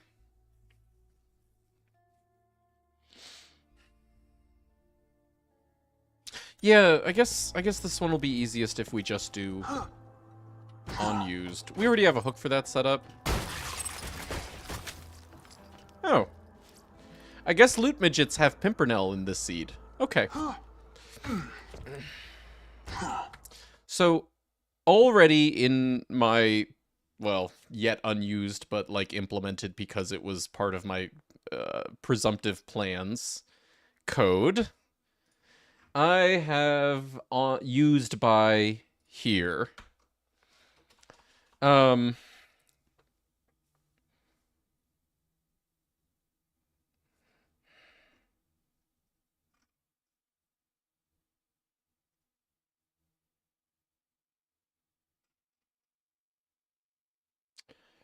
And I have that set up with a class that I can instantiate for interactive. Yeah, interactive. Okay, might as well use it. Tundra snowman head. I guess the dust is first, so class. What's in the box? I guess actually that's how we'll put in the log too. Loot Midget normally spawn there? No, I'm running Loot Midget World for testing Loot Midget stuff as part of our testing mods. Anyway, that's a locations.interactive. And in the interactive class, okay, the init is good. We should override should inject. Although, what does this even do? I don't think... So I never finished this. I just started it when I, you know, started planning interactive objects.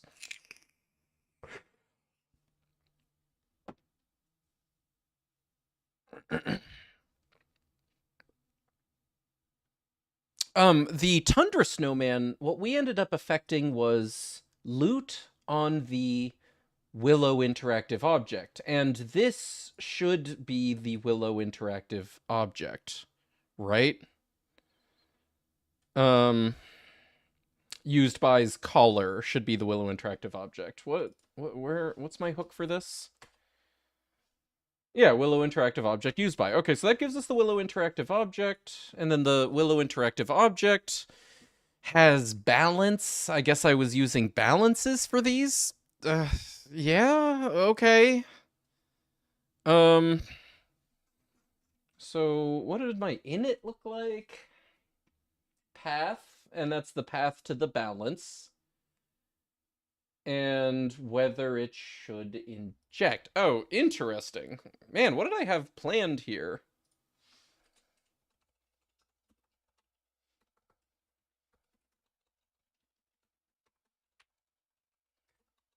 I really just started this, you know, really vaguely.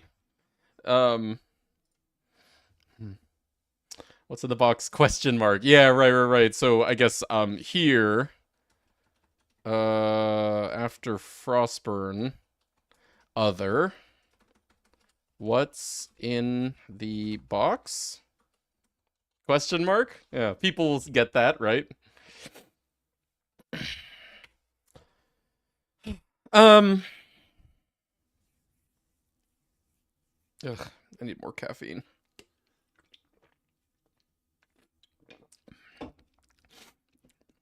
What if you had a drop shared by all chests in the game? With like a 1% chance or something? No, because really that would just turn into a Heroes Pass chest drop. No. I do want there to be some vanilla. And chests are like probably the strongest example of that. Vendors are another example of that, but like chests are so Borderlands. I'm not going to remove that aspect of Borderlands because that's where you start, towing the line of destroying Borderlands, What I want this mod to do is to reassign assigned loot, right? I don't want it to like chip away at Borderlands until there's nothing but my mod left. I still want it to be Borderlands. I still want it to have chests and mobs drop random crap. Mobs can drop the Stormfront, if you get a world drop. And you can, buy class mods from vendors when vendors happen to have something cool in them. And, I don't want to take all that away. All I want the mod to do is to, like, shuffle all of the assignments. And chests aren't assignments, There's the garbage guns item pool. Garbage guns item pool? Sorry, I'm not familiar with the garbage guns item pool. Hey, how you doing, Randoid? Randy, good to see you. I almost said Randoid because you said, hey, buddyoid. You know what? Hey, Randyoid. Guns you get from garbage bins. Oh, yeah, true. Right. See, that's also very Borderlands. Getting a gun from a dumpster. Now, we're not gonna reassign that or destroy that. Yeah.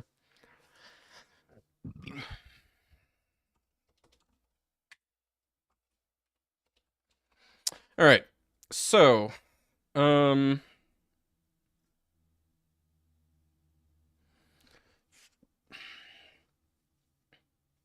hey, what's up, Umby? How are you? Good to see ya. Okay. Right now, actually, this thing that I had, I'm going to get rid of that because we don't need it. We're not going to have... This was for, I guess, if there were any interactive objects that we wanted to disable. That is to say, they shouldn't give loot, period. But, oh, also, I just realized...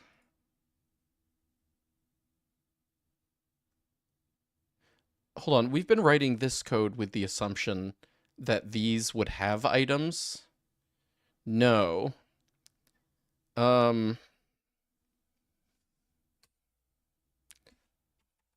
Pool equals... with the snowman might roll nothing, right? Well, I guess... Oh, no, you know what? Never mind. This would do the dud item.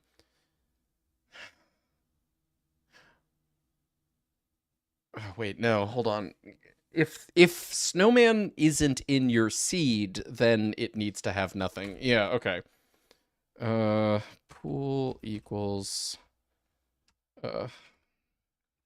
pools 0 if pools else none. Pool. And then really we should we don't need to do the same thing for doll abandoned grave. That's already done because that's just doing a behavior. Yeah, okay.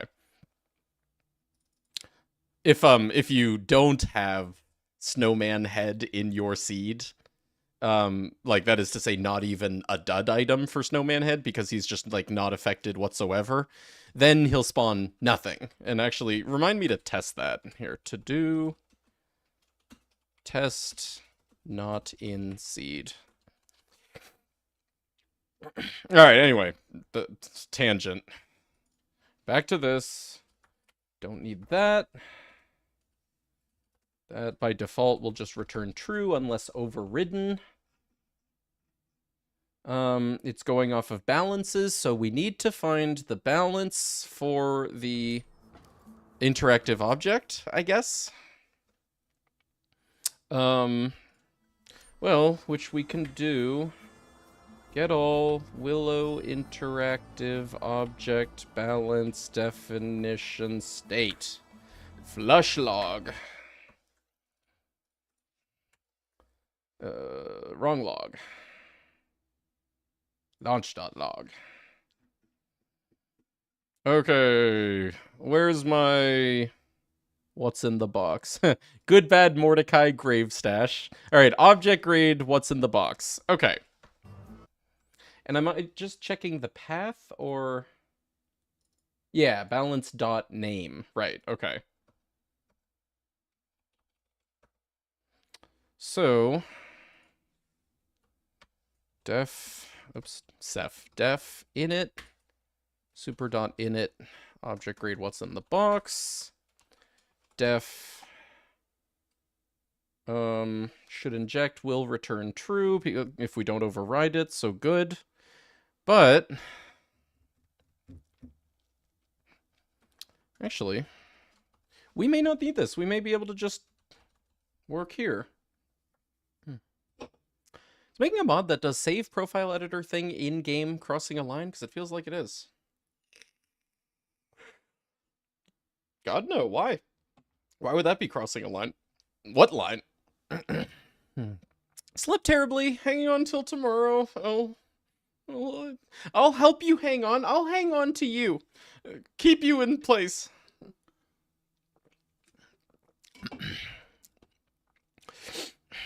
Okay.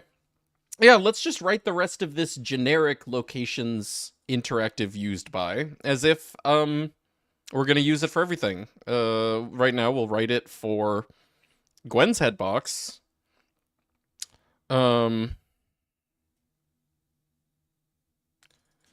Registry. If not registry, return true. Okay, here we don't want to do this because we do want the box to be empty if it's not in the player's seed. So get rid of that.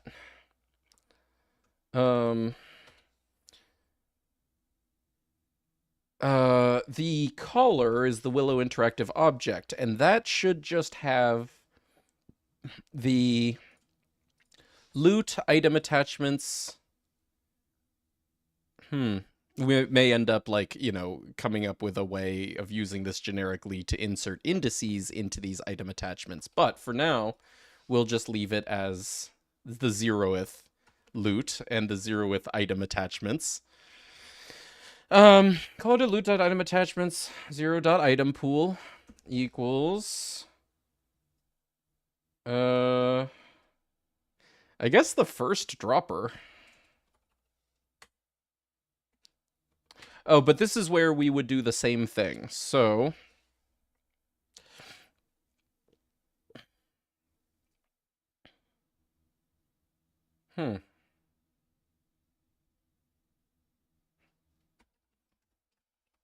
yeah, prepare dropper pools.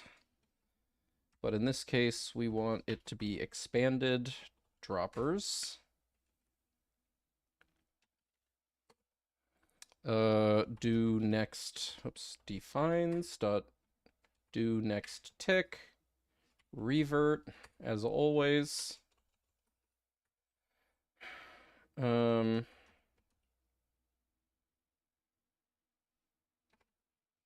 that's in this module, prepare dropper pools.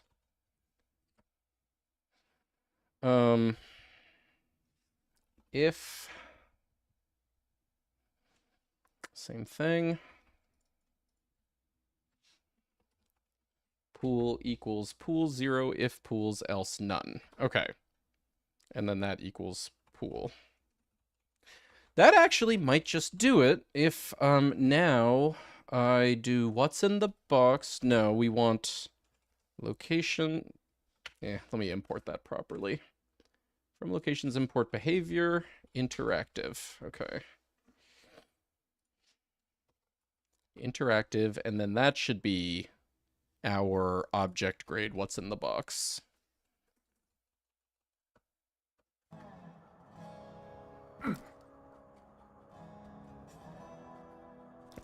Will that work without a save quit? Oh, Oh my god, it just works. Damn, I'm good. Okay, very cool. So Gwen's head box, done. That was easy. And yeah, we've got some generic code. Okay, but more bleach, sure. Here.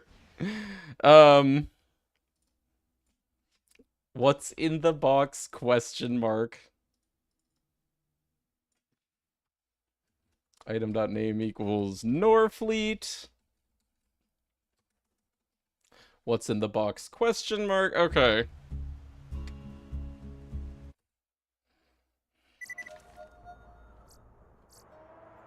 oh, what's in the box? It just works. It's perfect. There's no flaws. It was in there the whole time until we opened the box. Schrodinger style. Again?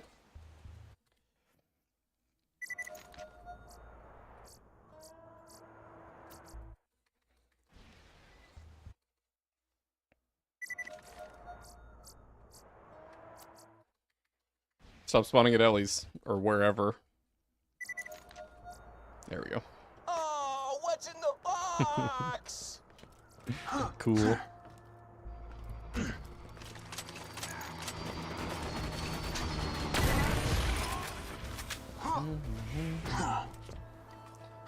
Not being able to reliably get the Gwen's head definitely makes this game a lot harder. Yeah. True. You'll just have to farm it. Find the location for the Gwen's head. Yeah. What's up, Disco? How's it going, friend? Alright. Let's see. So I did leave a little bit of jank here. Let me clean it up. I just, you know, wanted to make sure that that worked. And it does. There's actually a few places that I want to clean things up. So right now, I have the system set up in order to account for the possibility of multiple droppers in one location. But really, and actually, I'll go through and I'll clean this up before release.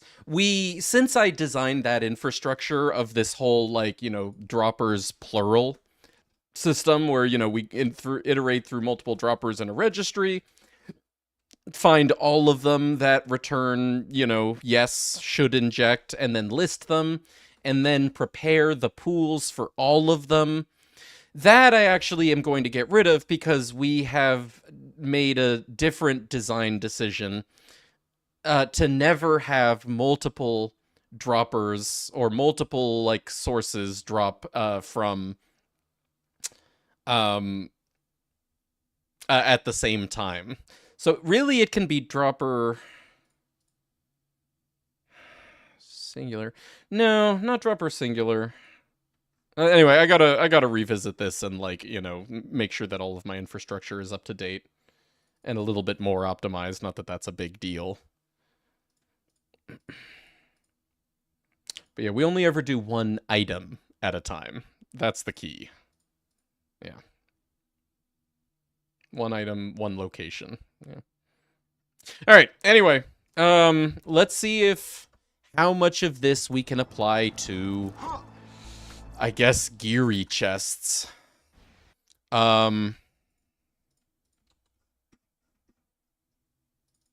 Okay, so we actually didn't need that, because, yeah, just our generic code works. So much optimization, the game will just run better than before the models enabled. Not quite. No, we're just making sure that we don't make it run any worse.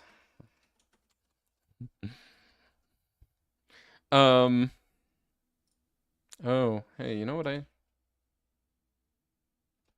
Actually, I guess I don't need those, because I can just capture them here.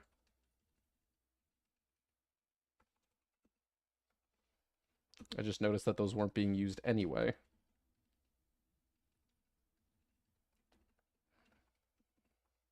Can I rename that?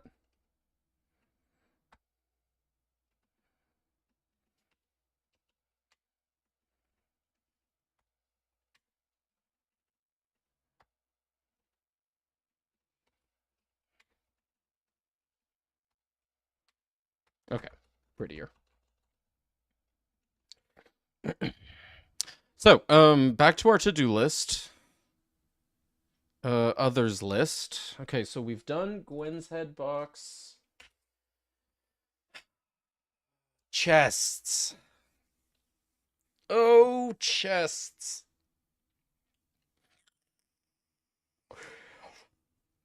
We need to do Geary's chests and Mimic chests.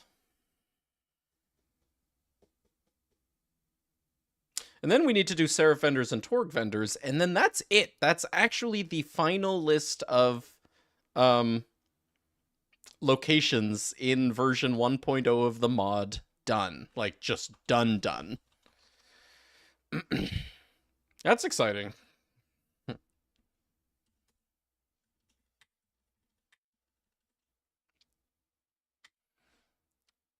That is Dragon Keep and tag.fight for Sanctuary, because it requires both.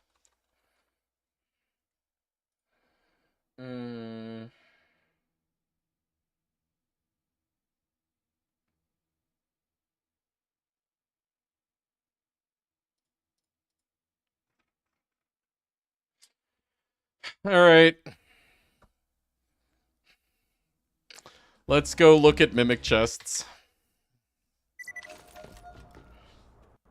Why do you crash the game? Why you do that? Why teleporting crash me? It's always in that one spot, too.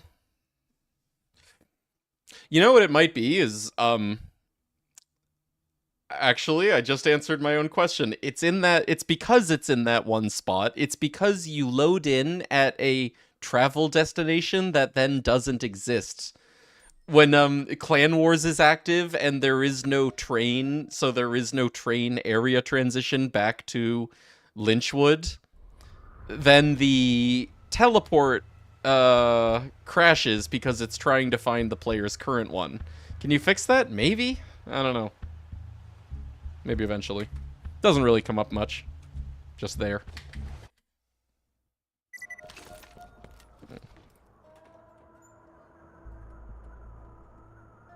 Oops. Oh,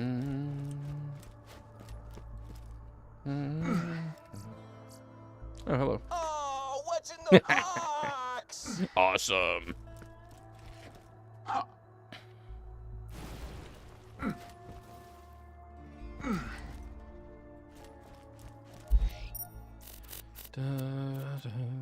Yeah, I guess let's go to Flame Rock and then area transition to docks, because those ones are guaranteed chests, not mimics.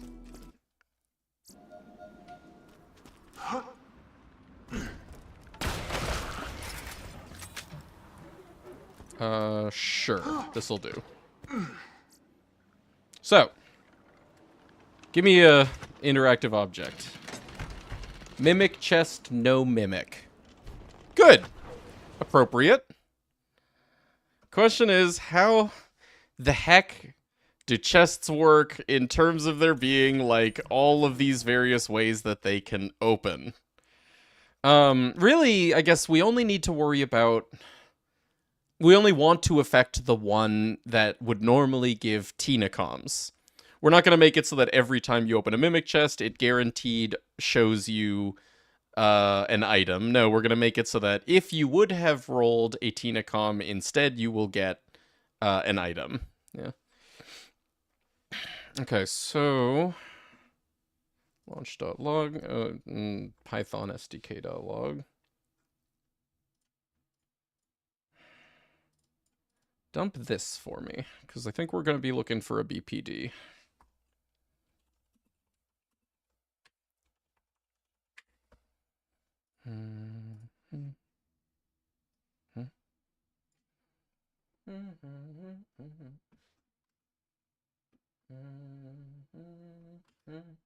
Okay, interactive object definition. Hello, Griffin. Yeah, that's right. If you can call staring at Gearbox's code, trying to figure out what the hell they're doing magical. You know what? Randy would love you to call that magic. Go for it.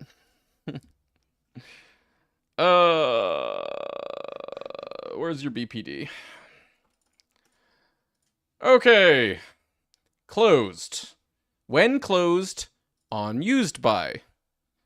Change usability, compare float, trigger dialogue, custom remote event, change usability, simple animation play. Opened. Simple animation play, instant status switch, change usability. Loot spawned. You know, this doesn't look so bad.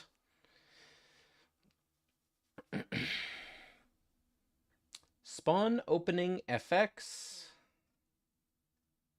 Locked? Why would there be a locked? Oh, you know, I think there is an instance of a locked one.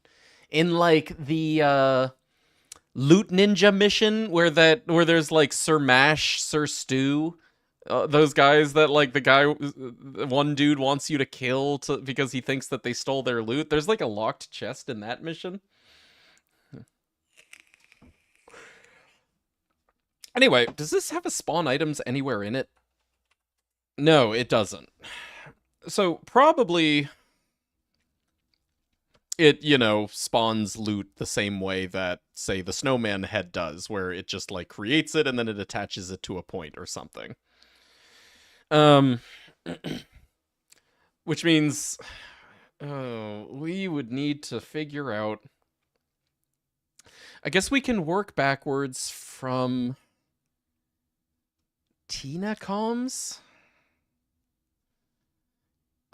Extreme question mark?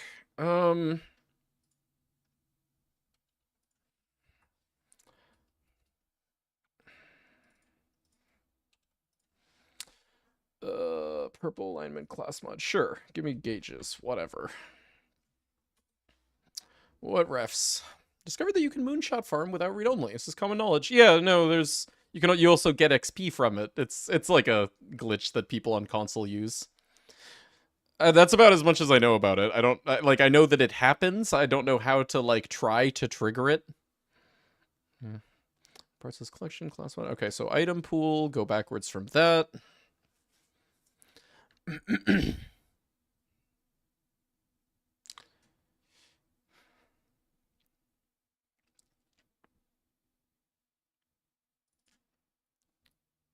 Okay. AI pawn balance. Oh, gold golem angel. Right, they technically drop them. Technically. Okay, interactive object balance definition. Mimic chest, no mimic. Okay, D format. Treasure chest. 2 guns, 2 pistols. Treasure chest. 4 pistols, 1 long. Treasure chest. Launcher. Treasure chest. Gear. Treasure chest shields. Grenade mods. Class mods. Is that it? That's it, because this has the pool class mod 00 Aster. And it has 4 of them, 4 item attachments. Okay, actually, so far this is pretty legible. But we need to figure out, like, you know, how this configuration name gets referenced, I guess. But, okay. There are, in fact... 4, yeah, whenever you open a treasure chest and it has comms in it, you get 4 of them. And here they are. Attachment point name, class mod 1, class mod 2, class mod 3, class mod 4. Okay, neat. Getting somewhere. It's also cool to see, oh, this might be really useful for when we do, like, the Geary chest. These different configurations, they have weightings. If we want to, like, force one configuration for the Geary chest, which we do, we can set its weighting to make it guaranteed. Okay, that's really cool. All right, I'm looking forward to this a little more now. All right, so what the heck has treasure chest class mods?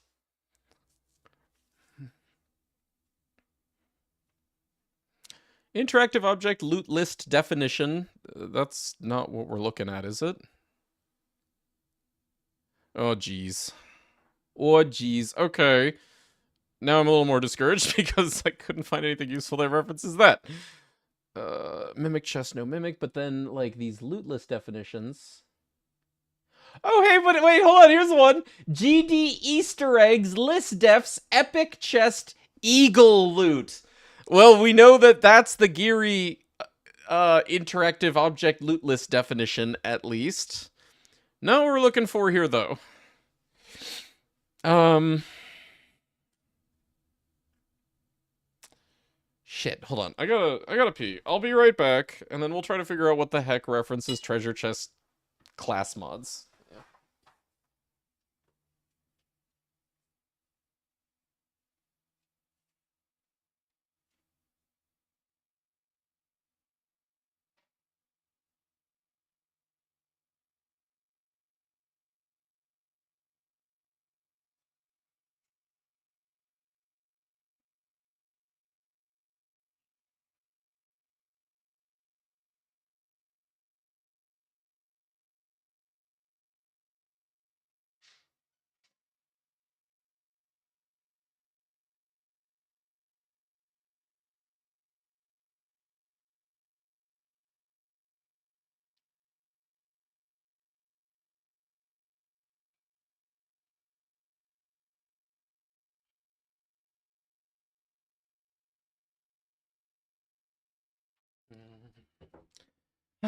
Okay.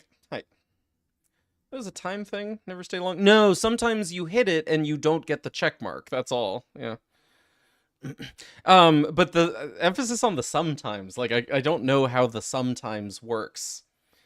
Like I feel like I can remember vague things, like maybe it's where you stand or something, but yeah. It's consistent standing in very particular locations. Well, there you go.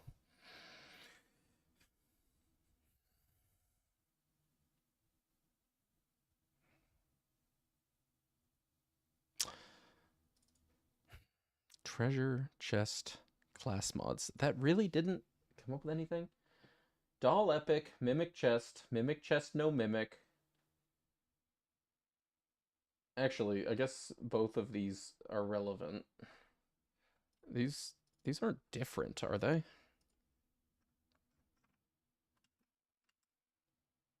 Interactive object definition. Interactive object mimic chest.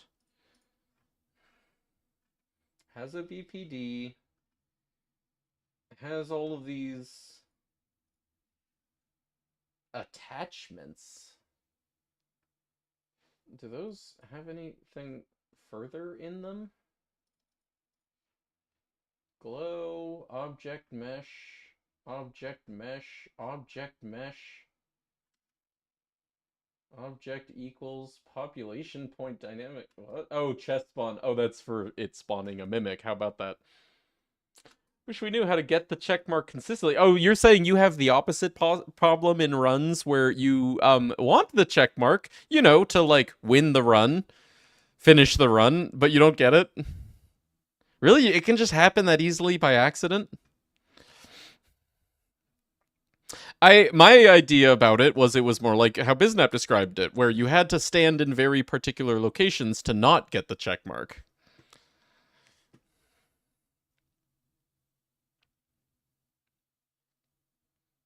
How do these work? Oh, wait, hold on. Aster. There's an Aster one. Lootables. Epic chest red loot with the Aster class mods. But that's... Red epic chest. That would be like the red ones. Huh?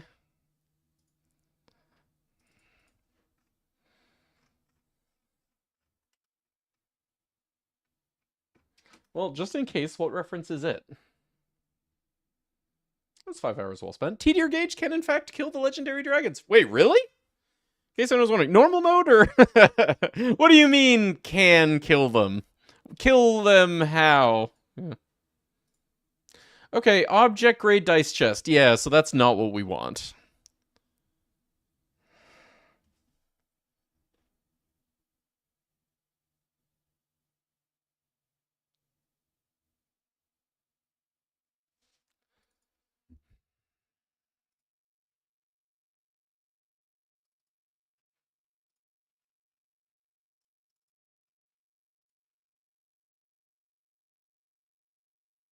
What what are these strings called? Configuration name.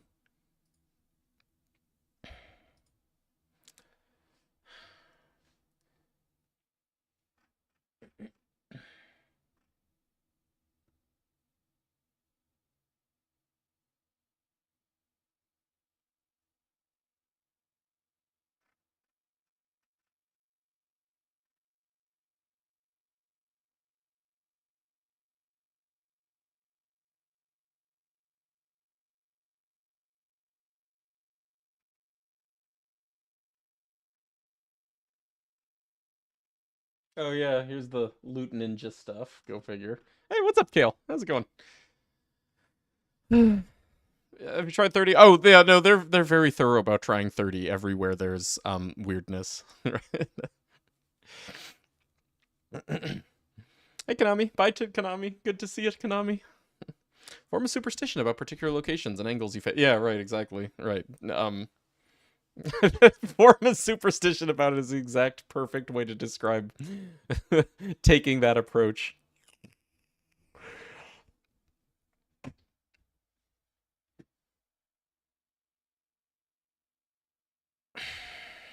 These strings, they have to be used somewhere. Tell you what, why don't we try searching our code dumps for configuration name? Player behavior drop items, population factory, Willow interactive object. Mission loot configuration dot configuration name. Nope. Really, that's the only place in Willow interactive object that has a configuration name? What does it extend? Actor. Nope.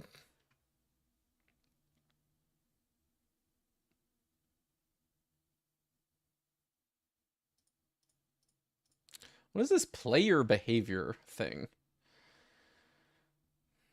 Nope.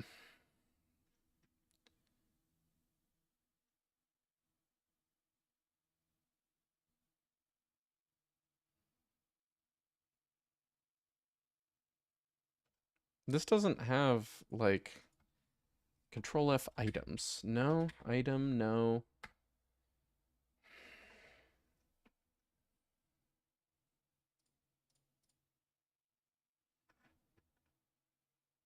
Set up interactive object loot. Get interactive object definition for grade. Get interactive object definition for game stage.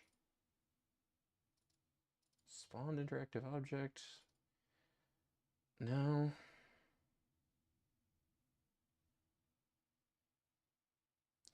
Default loot.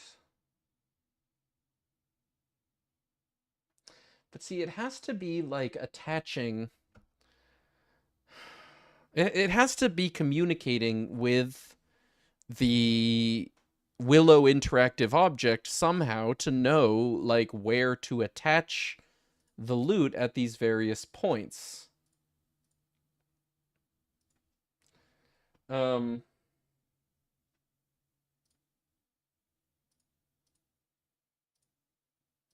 hang on. Let's leave these both open. Mimic and no mimic.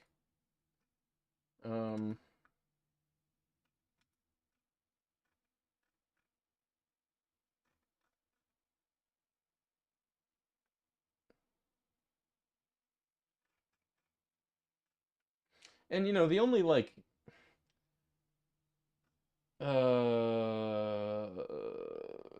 dynamic things that should be taking place should be in this BPD. But I can't see anywhere in the BPD. Oh no, you know what it probably is? Nobody, including BLCMM here, these object dumps, has access to the value of variables that are passed around in BPDs. So that's probably where it's happening.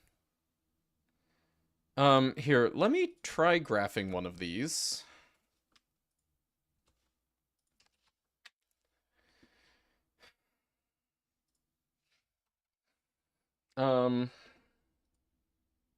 Chest open, possibly invalid. Never seen that.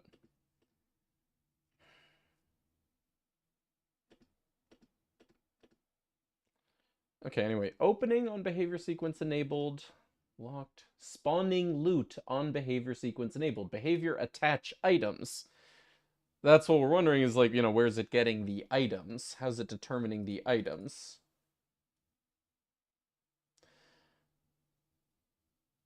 And, well, you know, we can, like, hook something like that, but what will we be able to do to determine whether it was loot or not? Dang it, I broke my keys. Which keys? I'm tired. Forgot to set an alarm today. Woke up 10 minutes before I had to leave for work. Oh, Jesus. Well, did you make it? Did you run your grody, hungry, tired self over there on time? Okay, I'll tell you what. Here's an idea. Let's try hooking this particular behavior attach items. See what information we can detect at that time. Yeah. Diamond keys. Negative 18 sextillion. What? Diamond keys? What are they stored in a float? How in the sextillions? Or I guess probably at least the UI for them is a float, but that's very weird. That's the kind of thing that should be an integer. Unless you can have fractional diamond keys. Thought it was an int, but yeah. Okay. Behavior attach items. Where are you?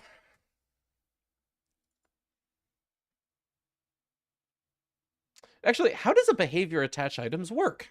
So this is the kind of thing that I've been looking forward to, except dreading. Learning about interactive objects. So it takes the context object, query interface lootable. So it tries to get a lootable interface for the context object. Where does it get current loot from? Spawned attached loot. Oh, get attached loot. Okay. Okay. We could probably do this. We could take the context object, call get attached loot, and see what they are. And if they are Tinacoms, then... Oh, it might be too late at that point, but...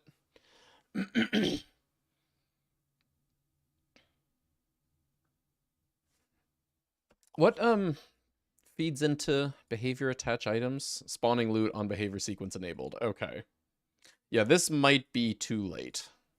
But it also, at the same time, might be the only way of learning whether the chest rolled the, drop or not.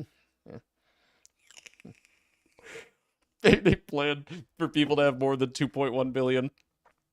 Borderlands 3 64-bit. So, actually, wait, hold on. What is a 64-bit uint max? I didn't think of that until just now. Uint 64 max. Is that sextillions? 100,000 million billion trillion quadrillion quintillion. Okay. Are you sure you don't have... Oh, you said 18 sextillion. No, it's 18 quintillion. Okay, yeah, there you go.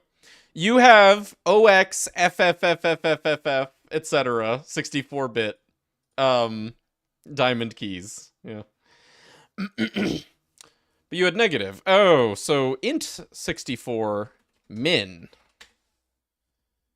100,000 million billion trillion quadrillion quintillion. How do you have that? That doesn't make sense anymore. Physics, we call that a shit ton, or like statistical. Yeah, right.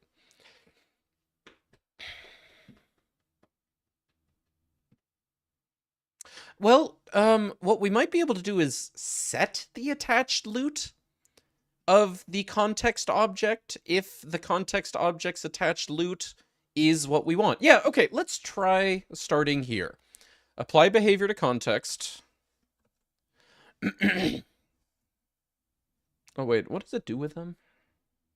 For each spawned loot, record item spawned event for all players. Huh, that's not used.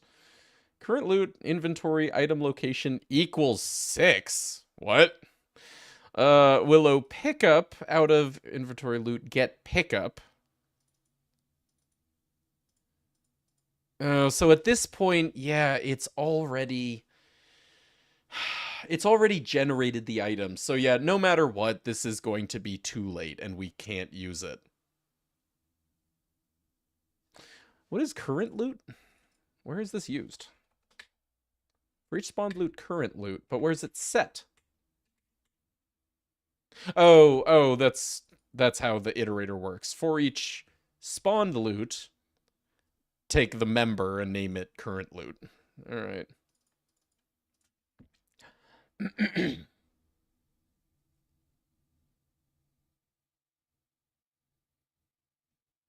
But yeah, definitely like the attached loot. Each one of these current loot things that is returned from get attached loot as a sequence, those are already spawned inventory. Yeah.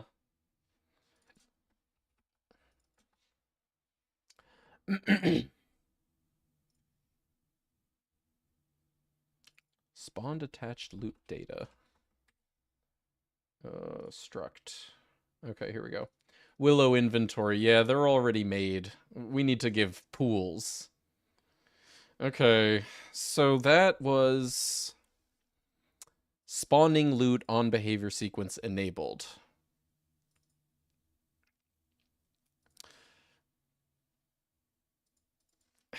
What enables spawning loot? Enable spawning loot. Here. Okay.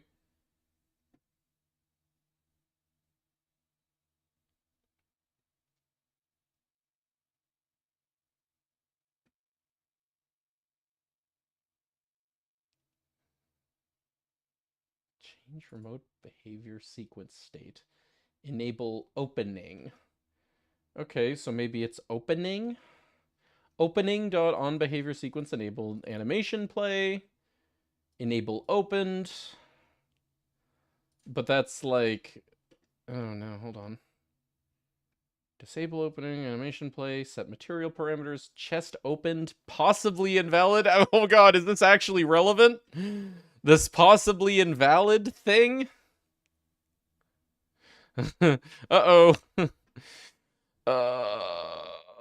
Is there anything in here that has to do with creating loot? Here, what, no,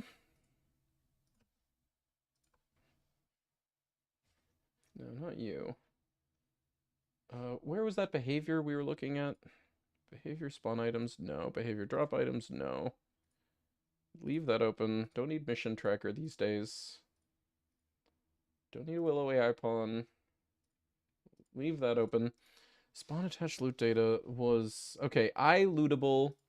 Get attached loot. Yeah. Here. Willow interactive object. Get attached loot. It's native, of course.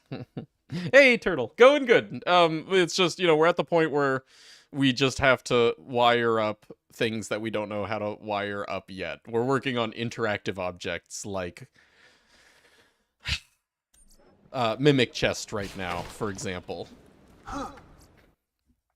We don't have too many left. We're almost done. Almost. Yeah. But yeah. Certain chest contents aren't generated on map load. I guess technically no, but that's the kind of thing that we're trying to backtrack to right now. There's no reason to assume that, and also that wouldn't help us if we did assume that. We're working backwards to try to find where they're generated in the first place now.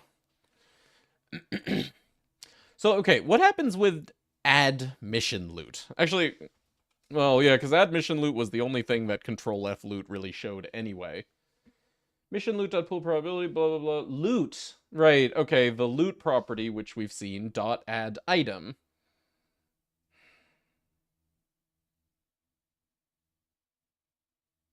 We can start trying to hook random behaviors here to see if this loot property has been populated.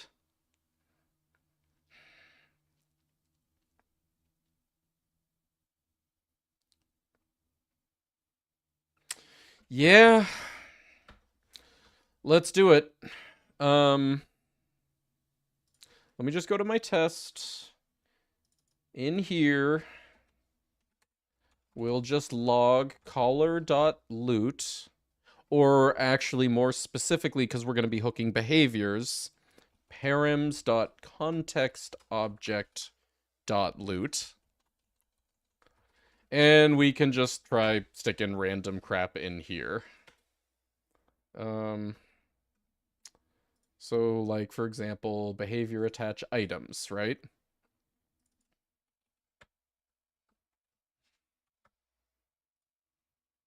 Apply behavior to context.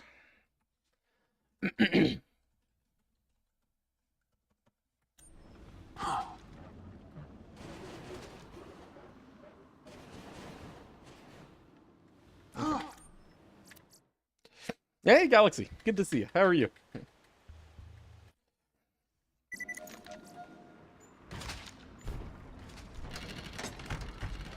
Wait. Huh? Oh, is behavior attach items not Willow game? Oh. Okay. Well, I think something got printed because my console's all broke. Ah, here we go. Configuration name. Oh! Hey, would you look at that? The loot array has all the configuration names in it.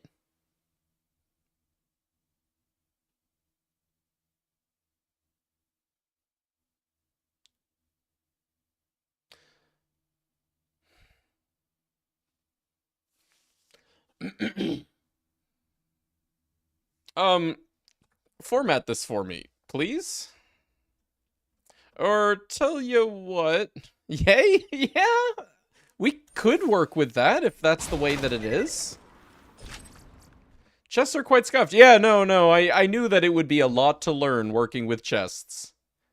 Wait, hold on. Show more. 16 kilobytes more. That's why my console's broke. Oh my god. All right. Let's do this a different way log-wise then. Why don't we PC player controller dot console command format strings object dump and then uObject dot path name to parems dot context object. So when in the moment when the behavior attach items gets called, we will do a console dump of the object, including the loot, and then we can have BLCMM format it for us. There it is. Okay. So, flush log.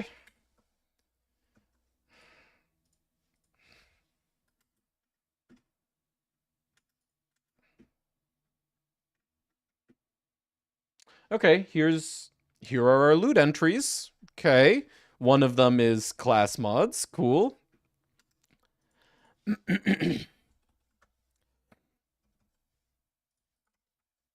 Oh man, that paste took a minute. All right, show me loot 0 whatever. Yeah, they're all there. It just straight up copies the entire thing into it.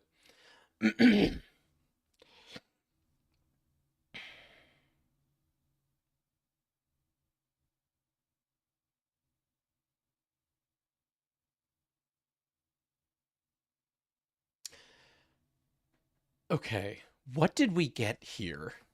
We got a long and an SMG. Shut up, go away! Okay, we got an SMG and we got a sniper rifle. So like a long gun and a... I guess we're looking for one of these entries that has 2 attachment points. Gun 1 and gun 2. Long guns and long guns. That might be it. Treasure chest, 2 guns and gear. Oh, hey. There's some pistols on the sides. Weapon chest, shields, grenades. No, that can't be it. Okay, so actually, no, there's some pistols on the sides. That might be a different configuration. Treasure chest, gear. Item, grenade for... No. Gun 1, gun 2, pistol 5, pistol 6. That's probably it. Treasure chest, 2 guns, 2 pistols. Yeah, that's the one. Okay, is this anywhere in here?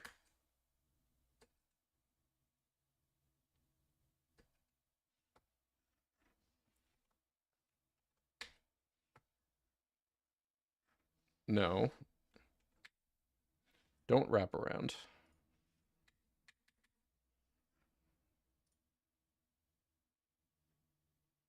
What?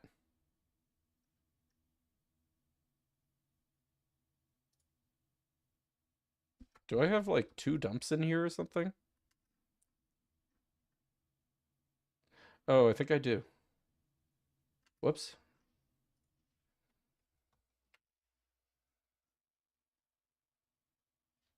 Is this right? Willow Interactive Object 317? That's the one that we're looking at right now.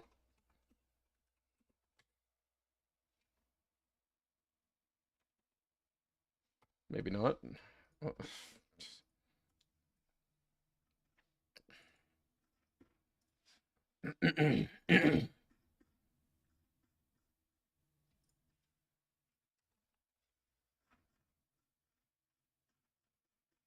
Hey. Hello, Nerdeye. How's it going? Good to see you. Flying pistols aren't guns. I know, I know. This chest spawns guns. And pistols.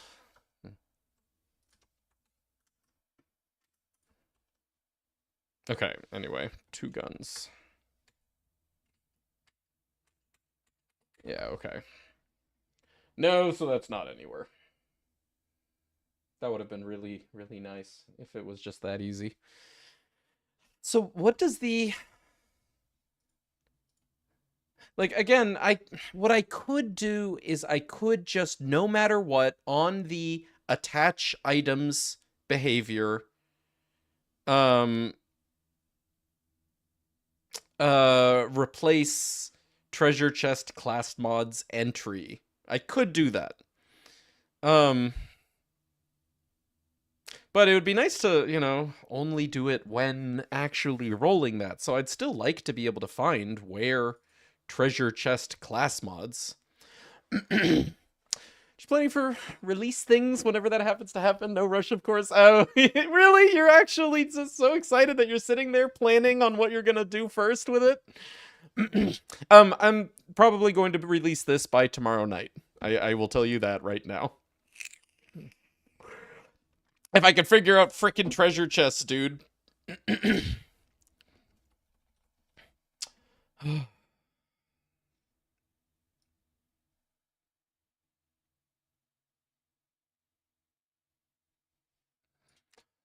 Was gonna help older brother move into his new place. Van he booked wouldn't take EFT POS, so I guess we'll do it next weekend. Oh. Is that a typical thing in Aussie land, I take it? I've never heard of it. EFT POS. Yeah. By tomorrow morning, you meant to say. No, by tomorrow night. Will it go on Nexus? Why Nexus? It's like, no, I figured from the context it was like a digital payment platform. I've just never heard of it, so I assume it's like more common in Aussie. Yeah.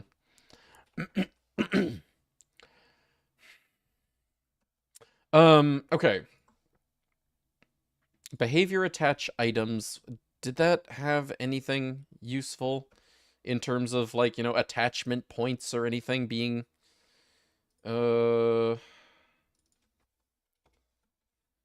listed? Kernel info, self object, instigator, other participant object, behavior parameters, event data. iWorldBody.attachment base. What is the attachment base? Query interface iWorldBody.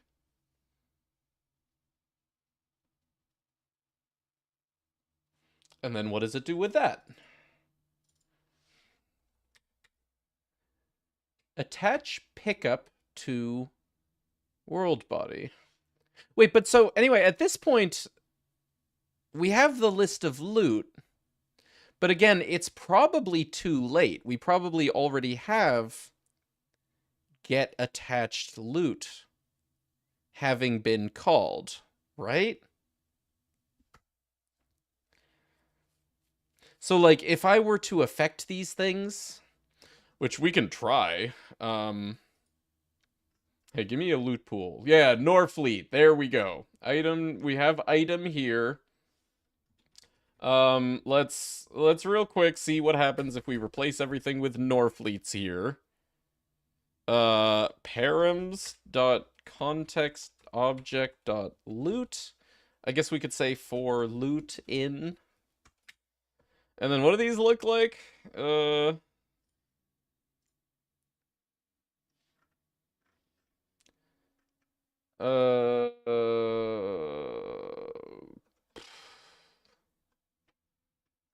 Loot dot item attachments.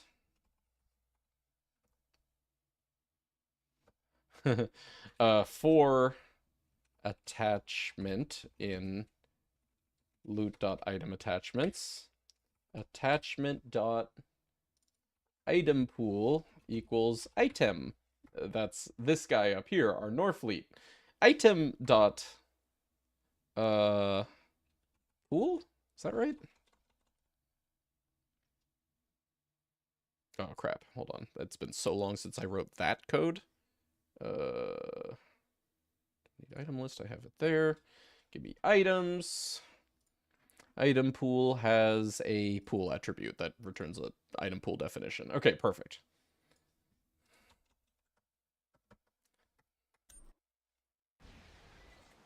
Upside down PayPal, classic. Pronounced eft. Oh, eftpos. Oh, okay. Oh! Oh! Oh!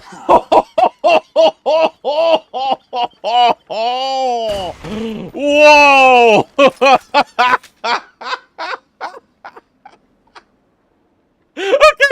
I was not expecting it to work. Really, that was just supposed to be confirmation that it didn't work. Boy, was I wrong. Jesus. It's horrible.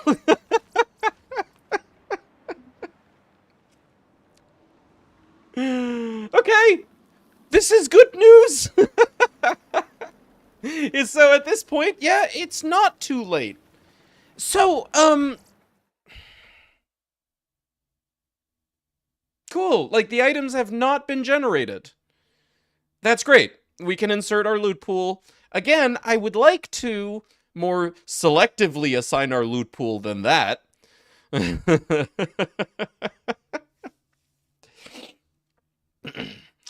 Oh god, there's 12. Yeah, I don't know which configuration this was because we've totally nuked it.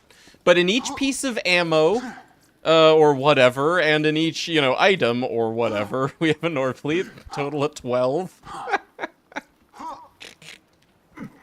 Where's Deceptix? This really beats the snowman head.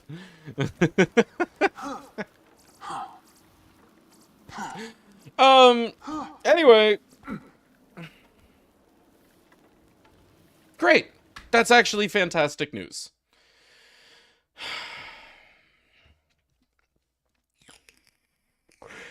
Except again, the question remains, how to be more selective about it. We can be more selective about how we do it for each array of item attachments. Like, for example, we can skip replacing the ammos, and we can skip replacing, whatever. In the case of, like, the class mod configuration, we would only replace these 4 items, put our item in one of them, and, leave the other 3 as none, or something.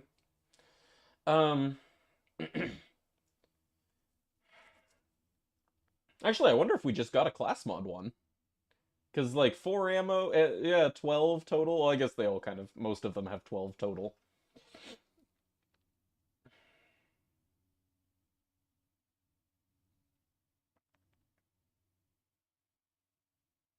So yeah, no, anyway, I still would like to figure out if we can figure out the configuration name. Somewhere in, here, in behavior attach items. Don't need that anymore. We're good. We know what to do.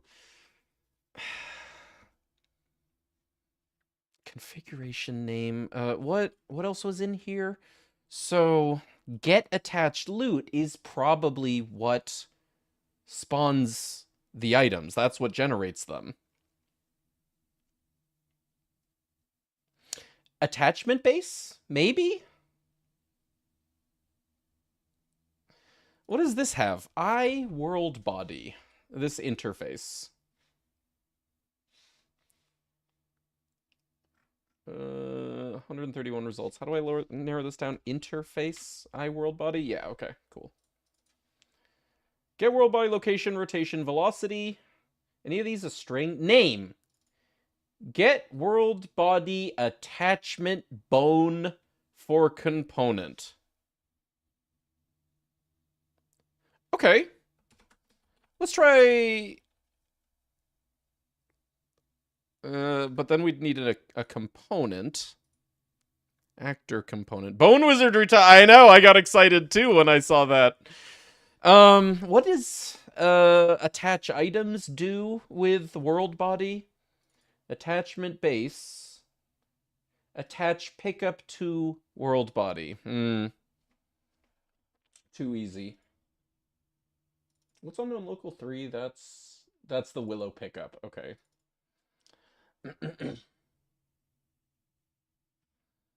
What the heck would the actor where was it? Actor component be? Attached component.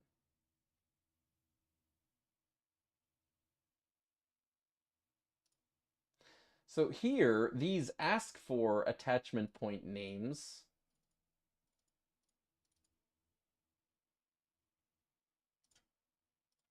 Wait, okay, again, hold on. What one does this use? Attach pickup to world body.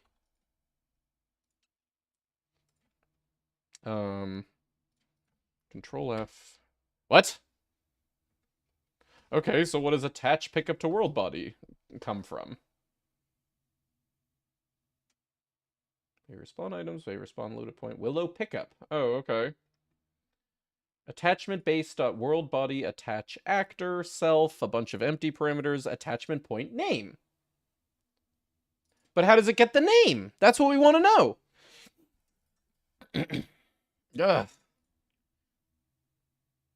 Oh, current loot dot attachment point name. Oh. Well, we don't have that yet.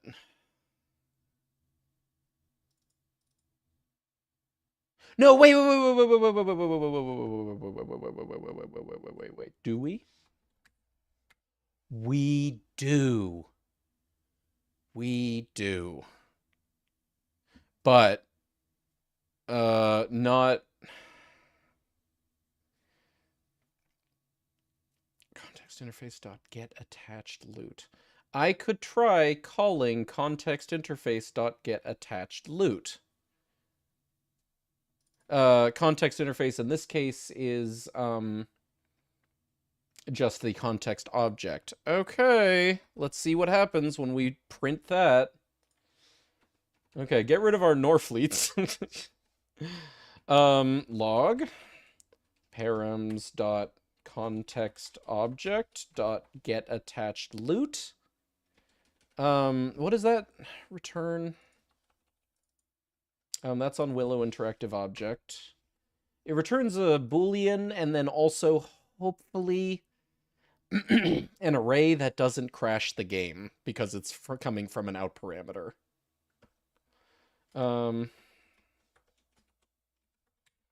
It very well might, but we'll see.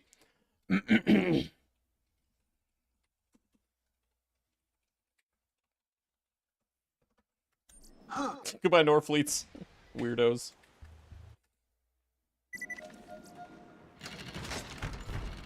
Okay, no crash. Type error. Cannot unpack oh. Huh? Shouldn't it have been... Oh, whoops. We didn't call it. Okay. Duh.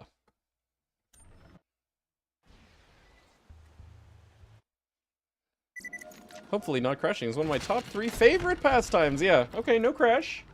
Empty. Empty? Why would it be empty? Well, maybe because just out parameter, that's why. Can't work without parameters with the SDK. You can sometimes, if you're lucky, depending on the function, get them as a return value. But, yeah, not in this case.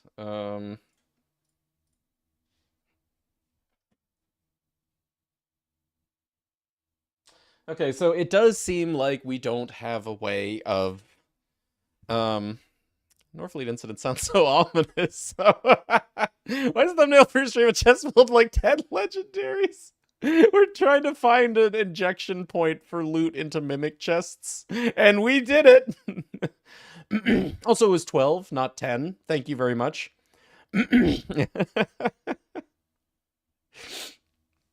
Anyone have the clip? Did anyone clip it? It was a pretty good moment. Yeah. Missed it. That sounds awesome. Yeah, someone should go back and clip it. Anyway. It doesn't look like we can find the attachment point. I can try one last ditch effort, which is just logging all of these params to see if any of them have anything. Like behavior parameters, event data.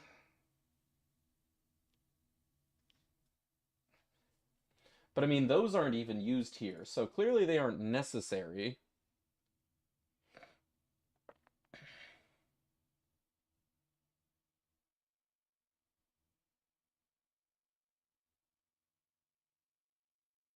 I guess the attachment points wouldn't actually tell us anything either. Yeah, no, the attachment points wouldn't tell us anything, because it seems like those are only used, you know, once we have the items, those tell the items where they go in the chest. The chest always has these defined. It always has an item 1, item 2, item 3, item 4, class mod 1, class mod 2. It always has those. It's just that then if you get this class mod, it gets pinned to that point that has that name. So really, what we still need is the configuration name. Back, me and Joe went shopping. Oh, lovely. How was it?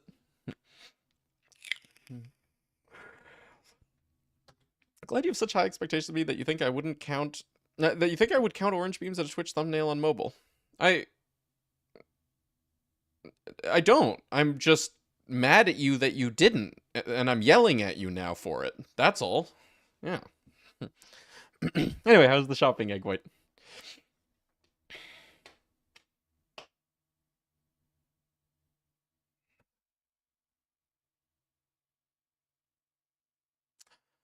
So, somewhere in this stupid native function of get attached loot is the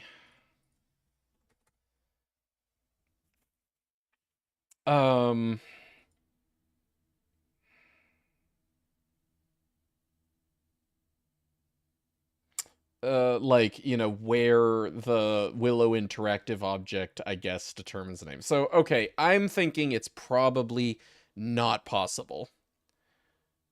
It's probably not possible for us to be able to figure out this configuration name. I mean, I'll do one last ditch, like Control F configuration.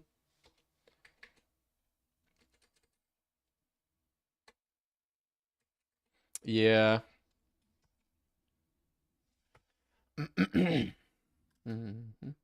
Oh, good. There's your clip. So I think we probably need to inject our loot into the Tina comms area under every circumstance, even if they don't get rolled. The mod will think that they got rolled, but then the player won't necessarily see them. And that's not so bad. It's just kind of janky.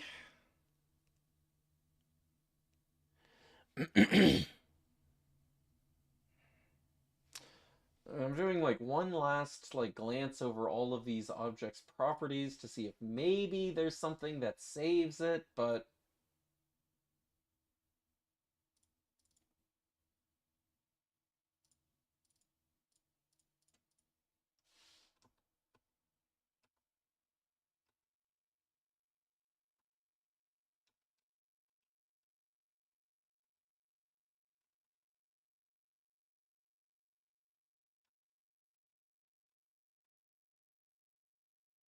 I want that chest. Can you make it a feature?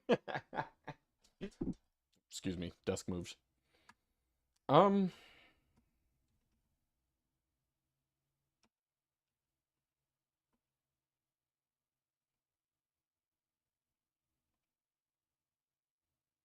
Enable behavior sets. No, that would be unrelated names. Instance state? What happens if we just take a peek at some of these? Okay, so not that. But yes, params.context_object. Oops. What is instance state?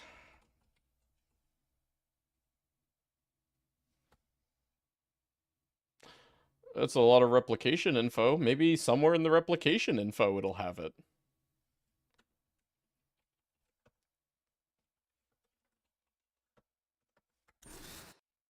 Maybe.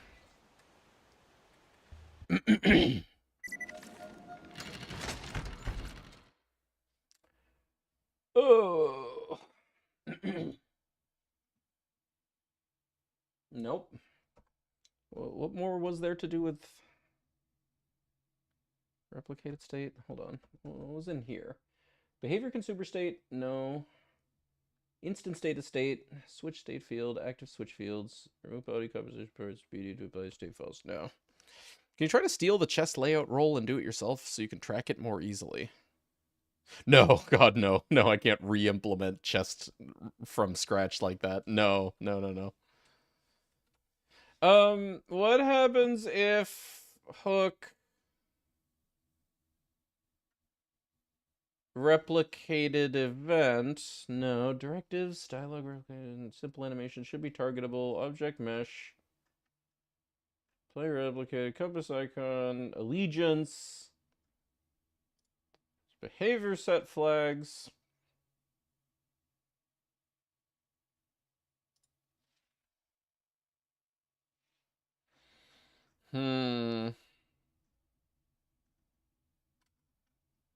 What was the name of this one that I was gonna check? Just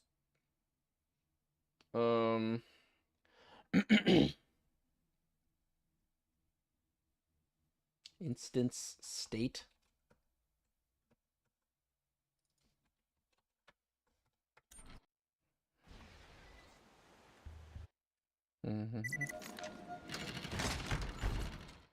Okay, there's a lot more info there.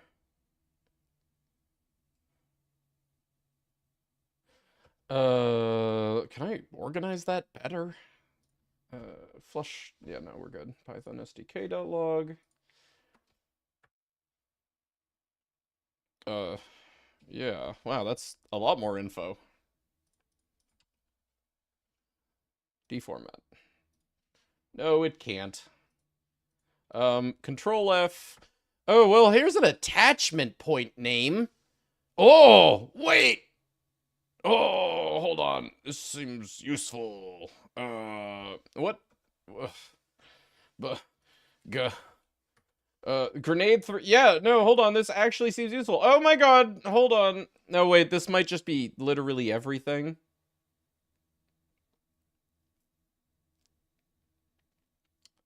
Yeah, like, for example, treasure chest class mods. Is this a class mod chest? It isn't even a class mod chest. Okay, so no.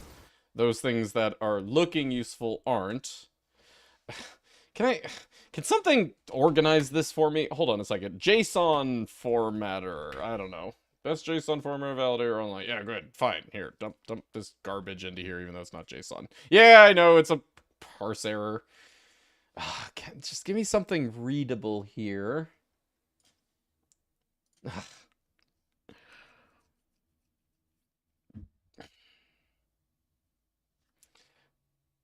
Oh, wait, that's the loot again. Wait.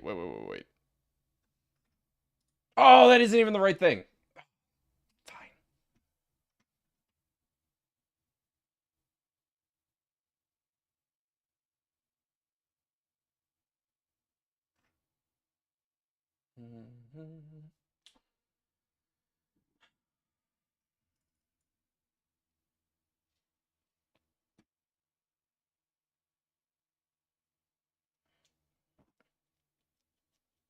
Hello, Saucy. Good to see you. Welcome to Oceans of Chess Data. How are you, my friend? How's your newfound leisure treating you? The poster came in. Oh. Oh no. Oh, the end is nigh. Wow. Where's Randy's name?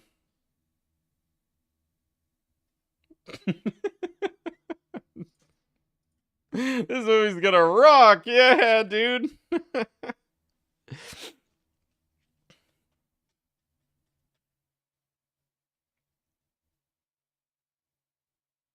Okay, this isn't looking like this hat is anything useful either.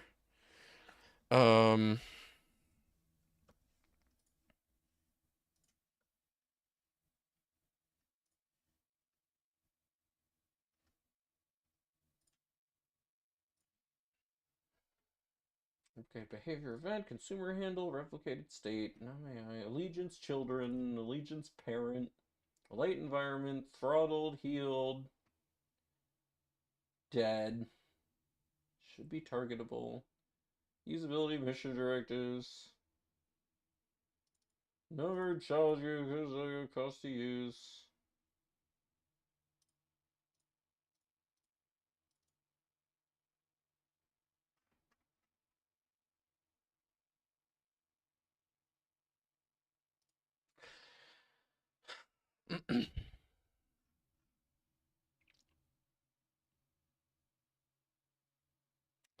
One last look at its BPD, because that's gotta be where it determines configuration name. You know, that's again like the interactive part of it, or the dynamic part of it is the BPD. Locked, spawning loot, change remote behavior sequence, say remote custom event, behavior attach items, right. What's the remote event? Loot spawned on BPD1, nope. Oops. Back here.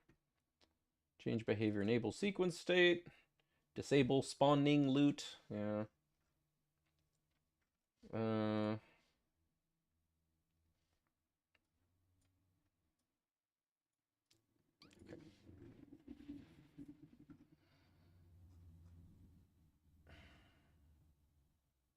Opening. Loot spawned. Spawn opening FX. Change instance data switch? Next, we were just looking at the instance data and it didn't really have anything.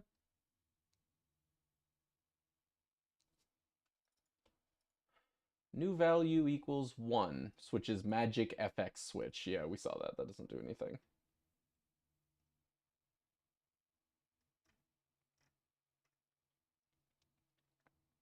Okay, on used by.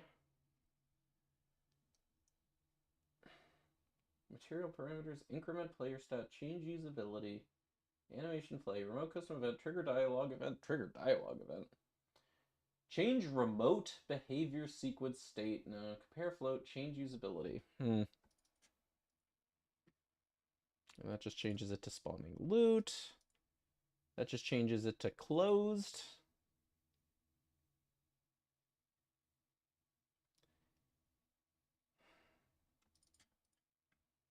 That just changes it to opening. And again, like maybe an opening, but we kind of checked those. Change usability, animation play, material parameters, remote behavior, animation play. No.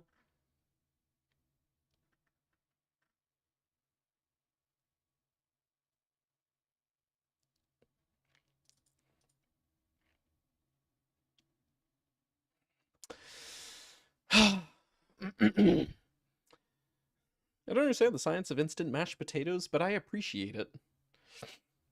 I don't understand the concept of instant mashed potatoes. I didn't even know that they existed. I have so little understanding about them. Call Mimic Chess impossible? No, I can do them. I just want to figure out how to do them without just spawning our loot every time and then letting it show up whenever the game decides for it to show up. Right now, we can do it. It's in the worst possible way.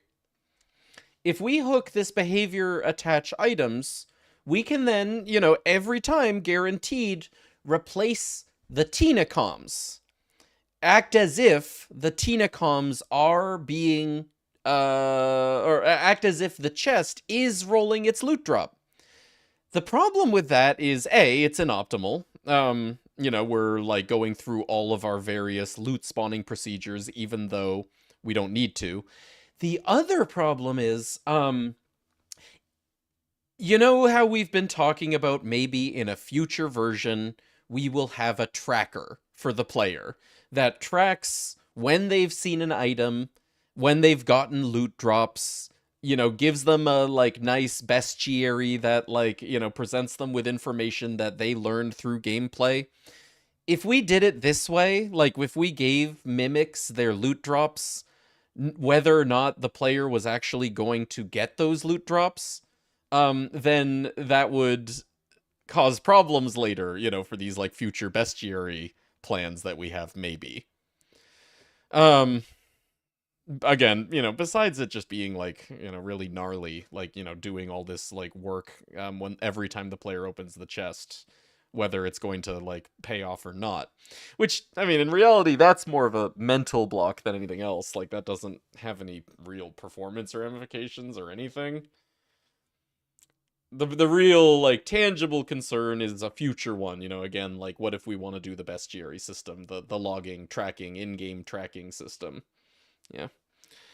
It's mashed potatoes or mashed potatoes that have been freeze-dried and turned into flakes. Oh, okay. Just add water or milk or... yeah. That's cool. I like mashed potatoes. Maybe I'll look into that. Because, dude, making mashed potatoes is a huge pain. Like, it's like so many steps and dishes. Block the logging for specifically mimic chests unless the particular role procs. Well, that's what we're trying to figure out is how do we determine when the particular role procs? That's our problem, Biznap. Hey guys, what doesn't suck this Friday? Not mimic chests! Hey Info, how are you? Good to see ya.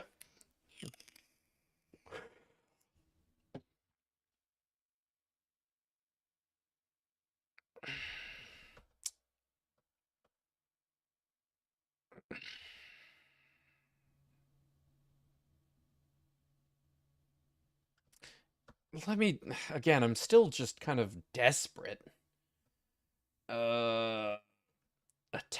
To find anything that has to do with these attachment point names.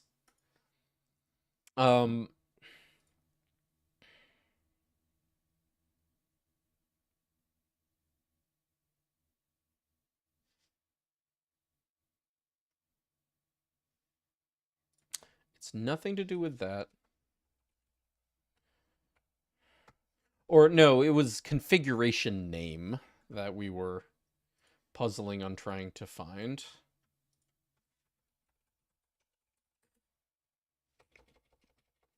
No, not you, I guess. You.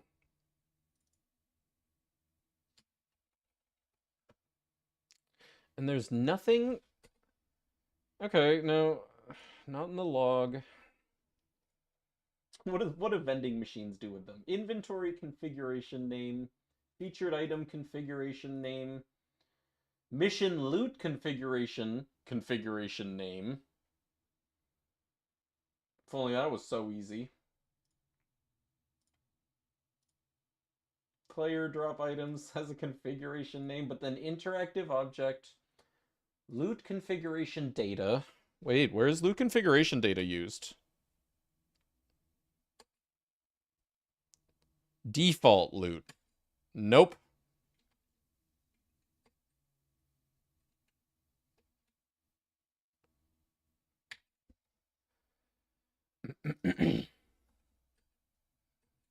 Oh, but that's for the balance definition, right, which doesn't help us, because we're looking for...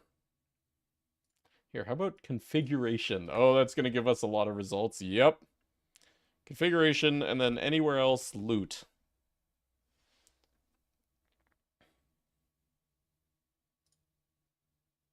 Mission loot, mission loot, mission loot. Loot, and then anywhere else configuration? Loot configuration data.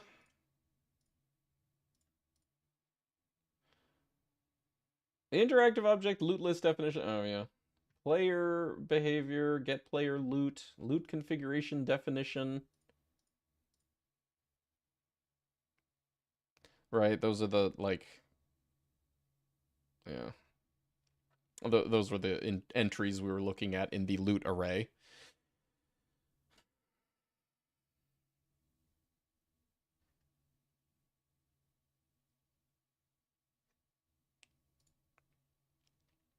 Player loot, population factory, vending machine, Willow interactive object, loot configuration for missions again.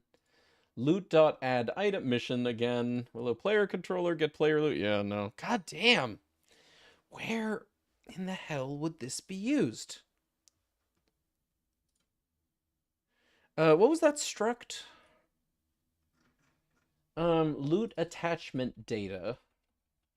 Attachment point name, no. Loot configuration data, yeah.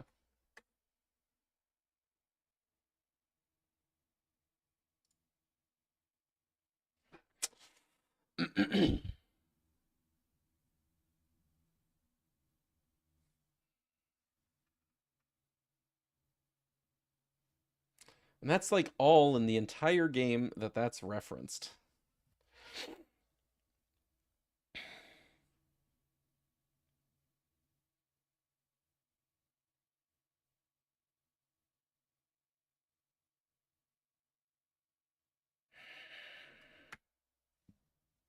Thinking, scraping my brain for clever ideas.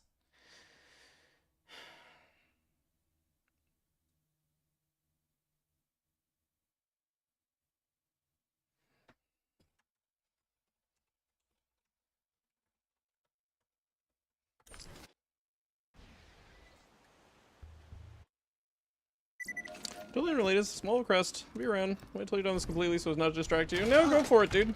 You could use distraction. No parameters. Fuck. What variables are in the BPD?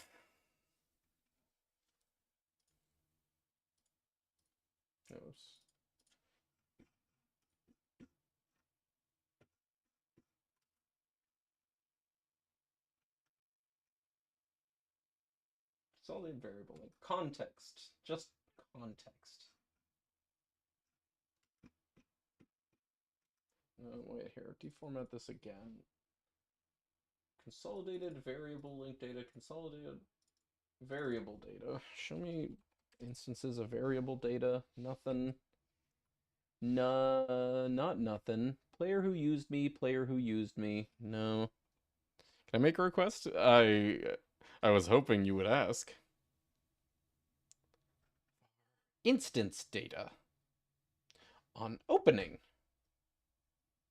Name equals type equals instance data.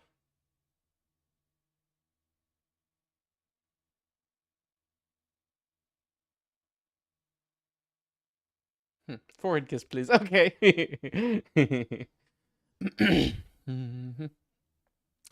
Whole required 100% mentation. Mentation? That's a vocab word I've never heard. With the week discharged, I'm now working as quickly as possible to not be able to feel my face. Oh, heck yeah, dude. Hey, congrats. Congrats on being where you want to in the week. Well, almost, anyway.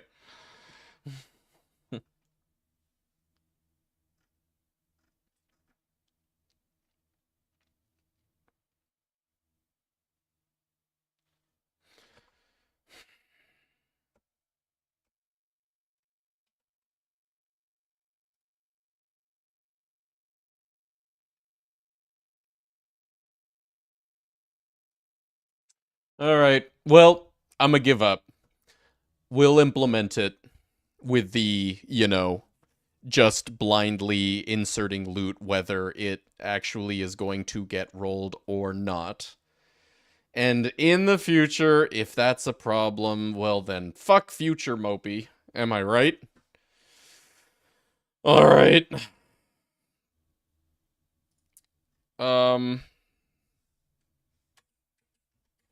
Def. Mimic. Chest. Not map dropper. Oh, there's another problem. How in the heck are we going to actually do this? I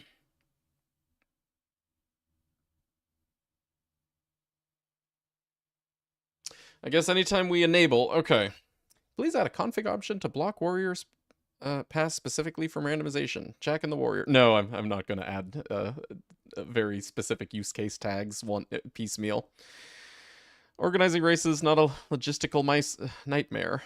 Huh? Races, but blocking Warriors Pass? What do you mean by Warriors Pass? I'm sorry. For example, Jack and the Warrior. Jack and the Warrior, do you mean like as loot sources? Well, Jack's not a loot source because he's not refarmable. Warrior is. But you know, if you want to disable Warrior, you can disable slow enemies. You know, he's under the slow enemies category. It'd make organizing races not a logistical nightmare. I'll work around it if not, but that'd be infinitely more convenient. Yeah, I definitely need some more info to know what you're talking about. I assume you mean you want to block loot from Jack and the Warrior. Well, okay, Jack's already done. He doesn't drop loot. Warrior, again, if you really want, you can disable slow enemies. But for why those two specifically? For races. What's your plan here? All right. Mimic Chest is just a no, not def, sorry. Class Mimic Chest. Locations.dropper. Def enable. So when we enable it, actually, maybe we do want super enable. Pass. Oh no, we don't need super enable. Okay. So when enable, we need to make a hook. So I guess def behavior attach items. This means that we are, thanks to Mimic Chests, intercepting every single time the game does a behavior attach items, which I also hate. I mean, obviously we're only going to act when they are, you know, of the Mimic Chests that we want.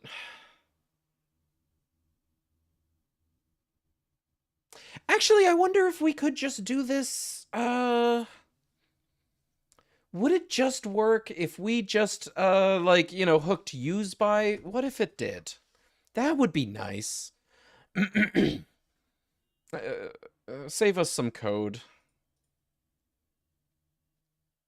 Because, yeah, I mean, it injects loot anyway into the, like, loot attribute anyway. So, wait, where's this? Loot Leprechaun, what's in the box? Thunder Swift Snowman, Tip Moxie. Oh, we haven't done it yet. Here. Stallion Fart. Mimic Chest. And that's interactive? Eh. And I guess yeah, now we need to find that balance definition.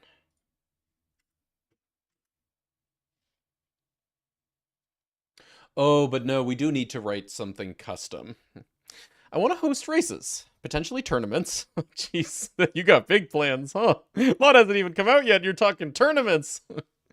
Where did I specifically specify collection of 3 specific unique items? Yeah, that's called bingo. Which, do you not do bingo in, like, Kingdom Hearts? Normally, you just call that bingo. Player would then play through the vanilla game, no DLCs, and seek out these items. Once they've obtained them all, they can go and beat the warrior, and the run would be completed. Gotcha. Yeah, no, normally what you do is you just make a bingo board, and you don't have any completion requirement. Again, you're thinking in terms of Kingdom Hearts. This isn't Kingdom Hearts, this is Borderlands. The completion requirement would just be you get the 3 unique items. Or, you know, you get 5 in a row on a bingo board, or whatever. You don't need to have, like, warrior as a completion requirement. That's arbitrary, you know? That's not where Borderlands ends. In Kingdom Hearts, right? The final boss is where Kingdom Hearts ends. In Borderlands, there is so much game after Warrior. In fact, there's like even missions that don't even unlock until after you've beat Warrior, like Terramorphous. There are things that are playthrough specific. Geary's Unbreakable Gear you can't do until playthrough 2.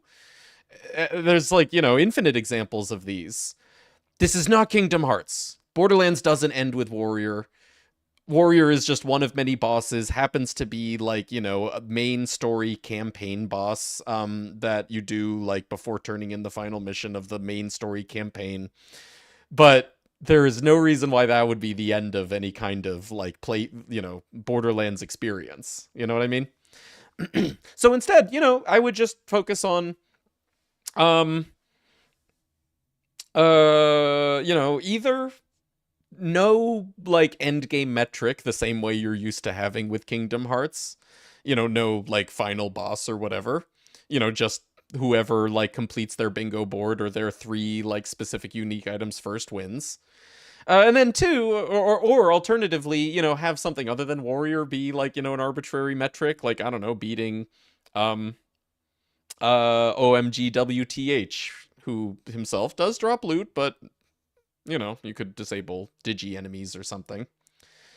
Really care about that format, curate a seed. Yeah, find a seed and set that as the seed for the tourney or something. Yeah. You can generate a seed, check the spoiler file. You actually can't. That's important. For seeds where you can generate a spoiler file, there is no way of generating an identical seed with a spoiler file. The very act of enabling spoilers changes the seed. That's actually a really important design feature for these like friendly competitive purposes. You cannot have the same seed with hints as without hints. Yeah. Oh gosh, yeah. And that's actually how it is with other randos. That's why I knew to do it that way. Is other randos, again, like just the option of turning on seed log generation, spoiler generation itself is part of what seeds RNG. So you can't cheat. Yeah.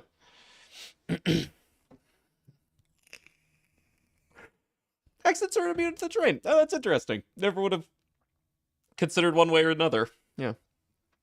Of course it isn't Kingdom Hearts. It takes 45 minutes to explain the plot point of the game. Yeah, true. Right. Guess you could just take a character into a seed, check words. Yeah, right. That would be how you could, quote unquote, cheat, is play the seed beforehand, before then distributing it to other people or whatever. Yeah. You can, load up a character that has all of the content in the game unlocked and completed, run the seed with them, go around checking things. Yeah.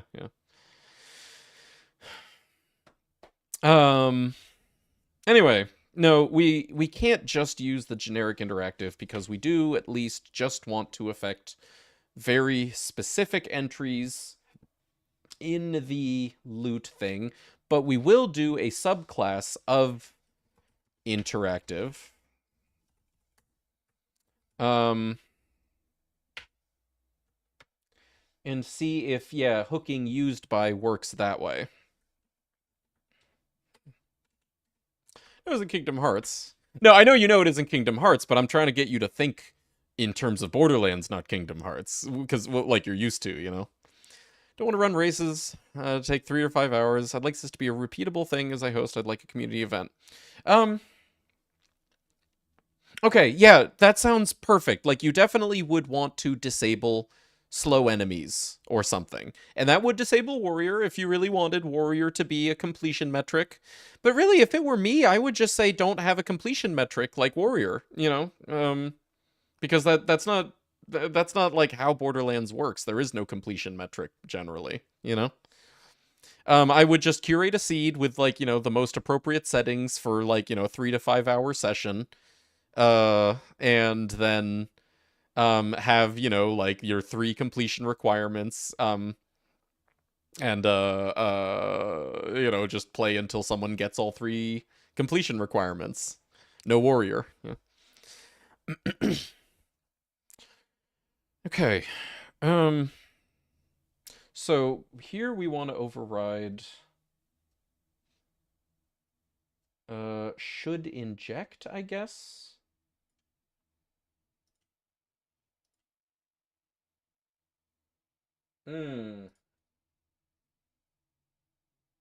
Okay, maybe we do used by slightly differently.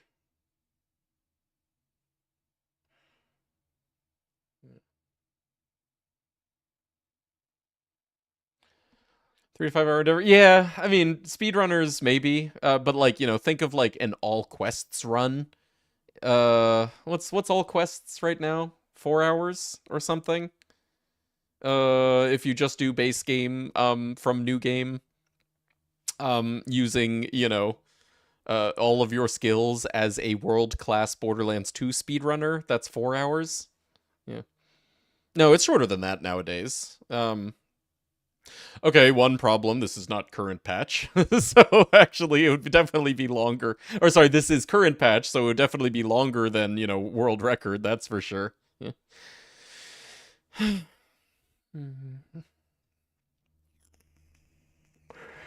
Really had fun if you get a baby seed. Gotcha, okay. Alright, well, yeah, in that case, if you want there to be the completion metric of killing warrior, yeah, my recommendation is disable slow enemies, and that will disable warrior. And it would probably make for, you know, a better, faster, more exciting seed to play anyway, disabling slow enemies, right? Probably want to disable a lot of things, like you'd want to disable rare enemies, you'd want to disable long missions, yeah. Are you planning on blocking the longer quests? Yeah, block slow enemies, and that will disable warrior from having an item, yeah. You've got what longer than world record? Dick. Yeah.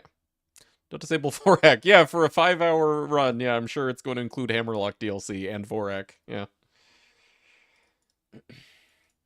Yeah, if I just have used by ask the dropper to inject the loot instead of just doing it, you know, this blanket way, then that will be better. Okay. And then, you know, like for interactives, we would have instead of should inject, let's do inject. Yeah. Return true. So that passes a U object for the Willow interactive object. Cool. Right now, let's make the default be that. Oops. Also, that shouldn't be a bool. That should be none now.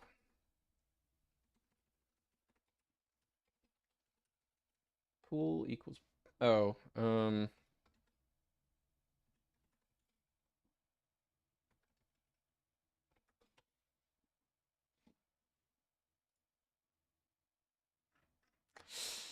Oh, that kind of conflicts, though. Well, prepare dropper pool self. Fine. Oops.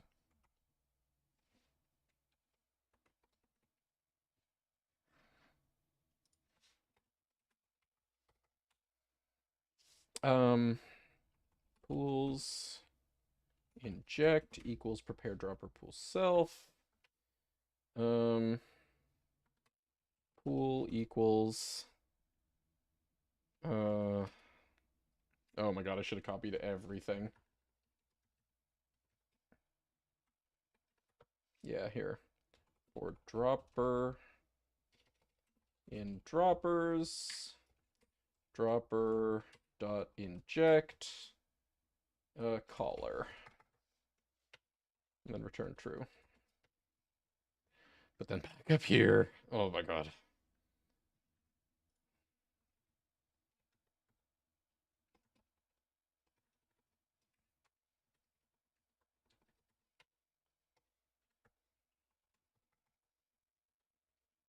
Oh, whoops, that should be revert, not inject. Okay, so that's the default. We just need to, when we subclass interactive, we just need to override that. Yeah. Okay. So for our mimic chest subclass, def inject to override it. Roughly take the same code. Whoops. That needs to be locations dot prepare dropper pool self. Still gonna do the do next tick to revert me. Pool equals pool 0 if pools, else none. Okay. Now, here is what we change for the mimic chest. The mimic chest will have... Oh, did I save this somewhere? Yeah, here. Perfect. Mimic chest has a whole bunch of loot. Where's... I guess we just need to find the one that's at the right index. Class mods. Okay, and it's at index 6. Okay. So interactive.loot 6. Here. Configuration equals interactive loot 6. Here, attachments rather equals interactive.loot 6 dot item attachments. Okay. And we want to affect these. So attachments 0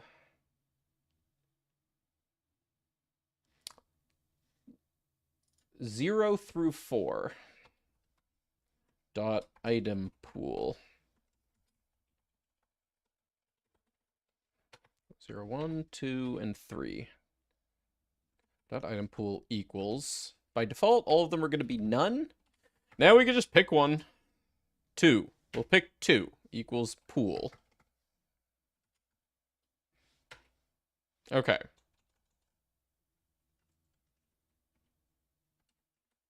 Here.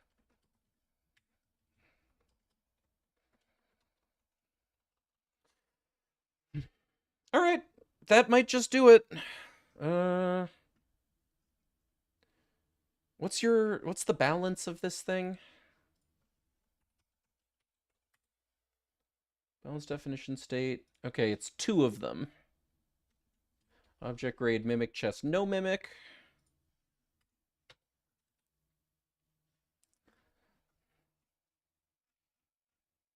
Mimic chest. Mimic chest for no mimic and... Oops. Oh, stop doing that. Oh my god, stop doing that. Copy, paste. And then there's an object grade mimic chest, yes mimic, right? Not literally yes, but... Yeah. Cool.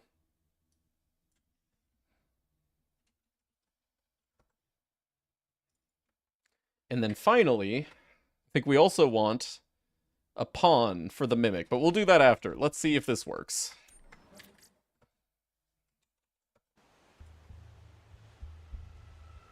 Oh, and let me get rid of our extraneous logging here. Hey, Boomcusser, how's it going? What is this witchcraft? Oh, you know, regular, ordinary witchcraft. Uh-oh, what happened? No attribute should inject. Ah, crap. Should...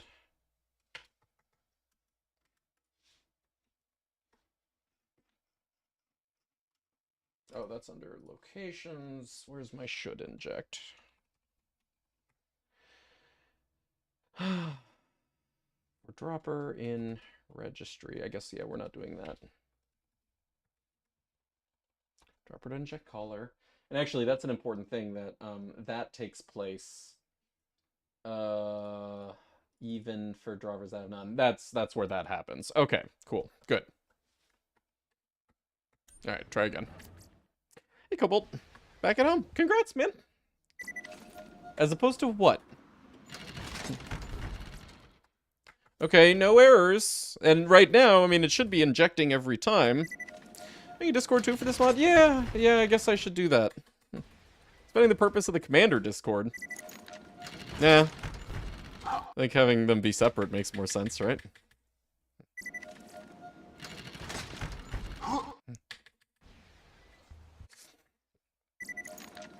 Come on. Come on, give me a Tina chest. Give me a comms chest. Okay, you know what?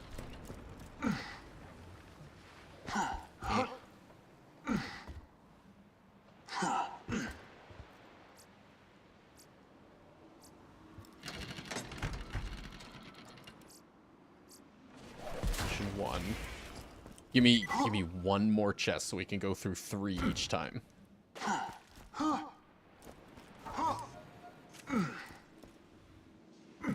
Okay, beautiful. We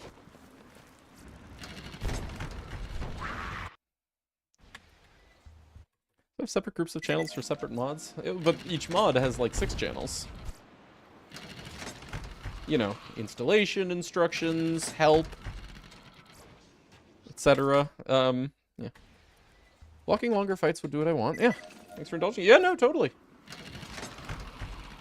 I'm just really, really glad to see you be this excited. Dude, are you serious? Fuck farming Tina chest. You know what? Never mind. Tina chest, not a part of the mod. I've decided all of this was a waste of time. This sucks. Can't even get a comms chest for testing.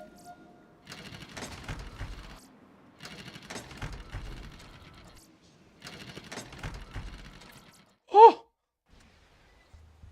So what's this mod about? Command in the title. Feel free to ask any further questions. Exclamation point loot.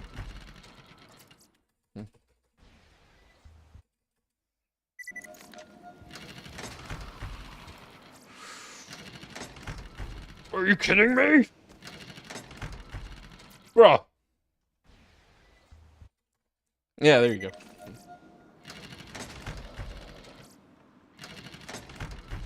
Bruh. Bruh. Hey, Dungeon Nerdy. How you doing? Oh my god. This is actually insane. Title? Disabled the class mod role. We are affecting the class mod role. Oh, no. Oh, if you're asking, have we actually broken it? No.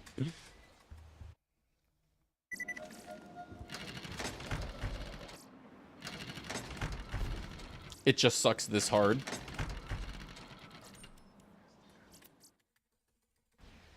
Jack, yeah, the sorcerer. The sorcerer is hoarding comms.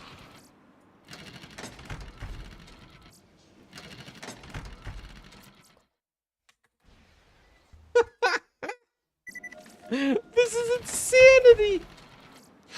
No, that wasn't it. That was white. Can't be it.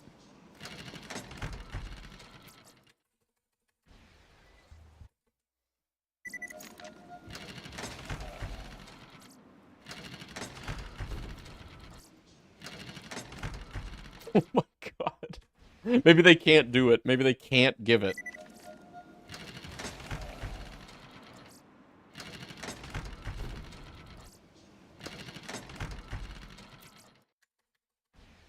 Make a chest guarantee the comm roll? Maybe. But, like, I shouldn't have to. I just want to see this, you know, function as it should.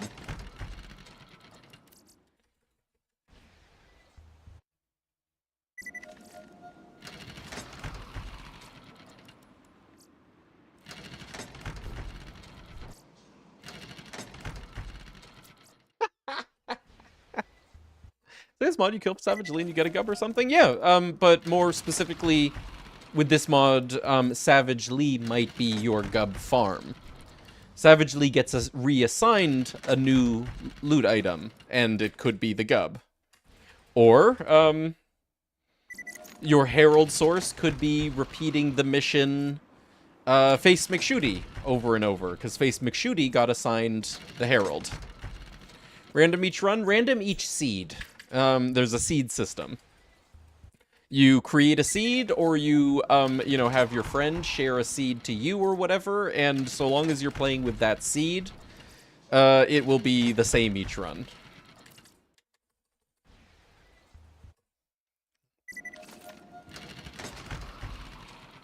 Okay, maybe I did break something.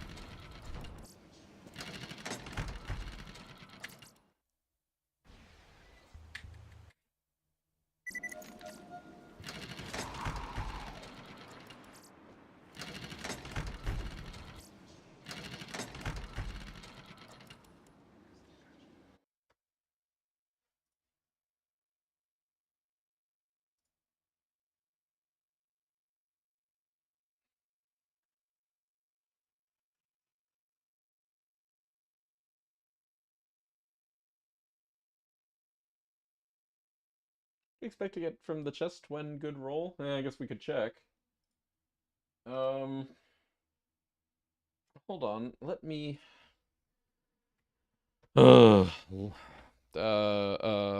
Get engine. Hold on. Defines dot get PC dot console command object dump u object dot path name caller. Now interactive. Oh nope, with the lowercase I.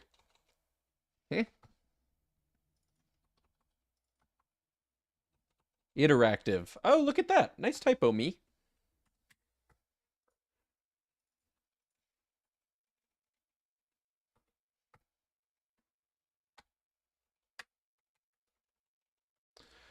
Yeah.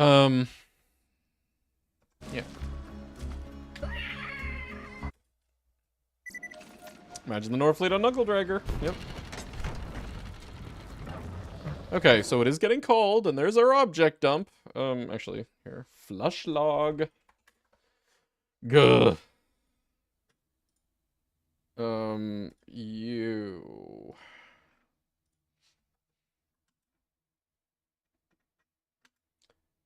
Class mods.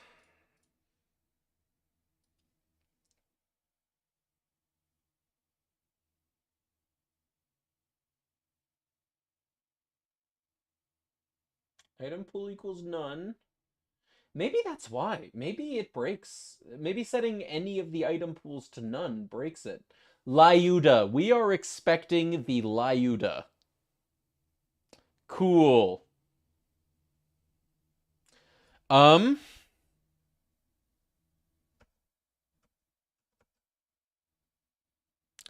I could set all the others to hint items.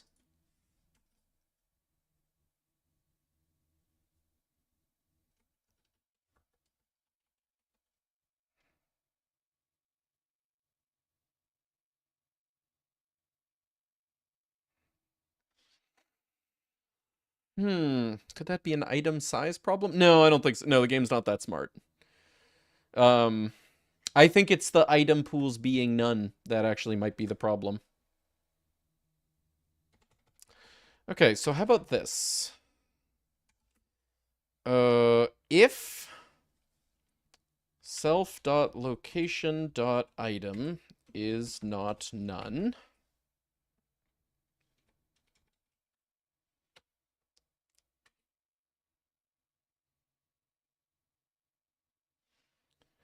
no, wait, hold on a sec. Okay, wait.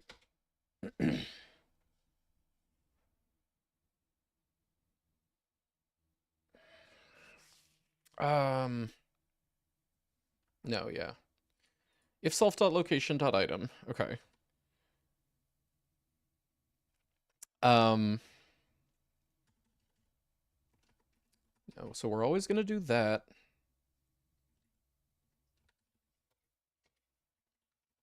I guess the question is, okay, pools.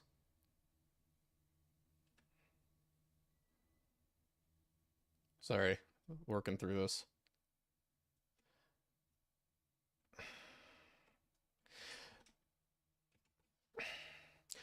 You know, actually, I kind of like the idea of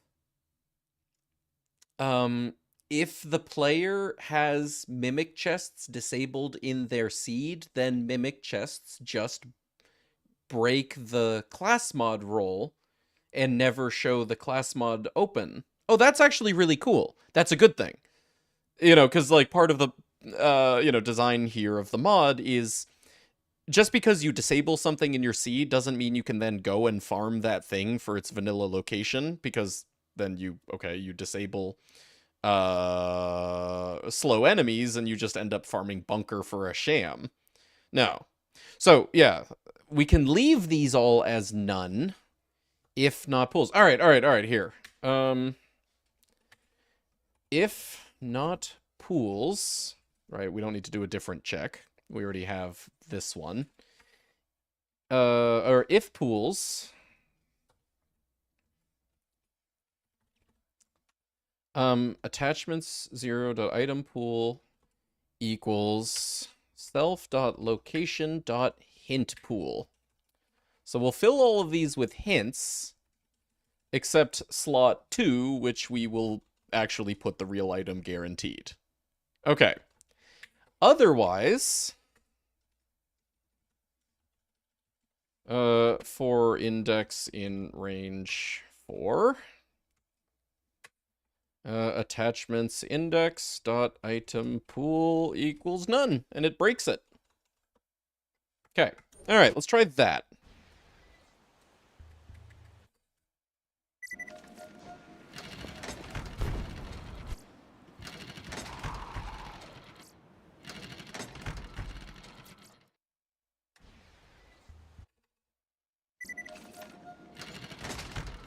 Oh! There it is. Cool.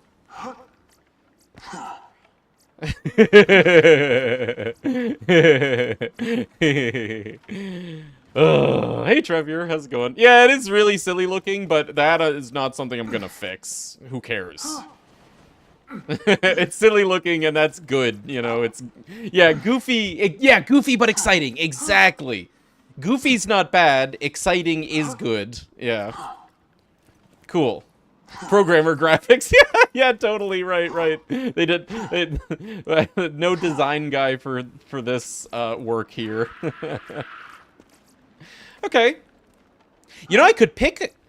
We could do something sillier and pick a random number from 1 to 4 to decide which slot to put the item in, just so it's not always in this third item. Yeah, let's do that. Hold on.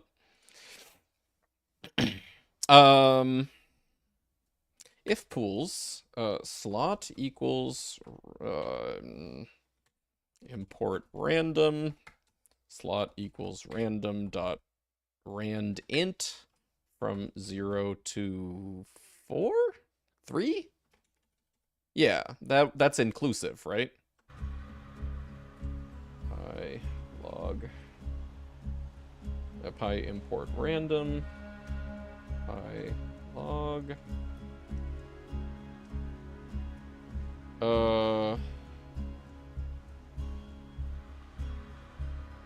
random.rand int for I in range, let's do like 20.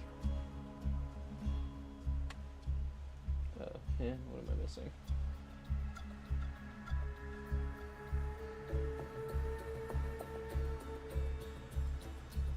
Oh, oh, apparently I do.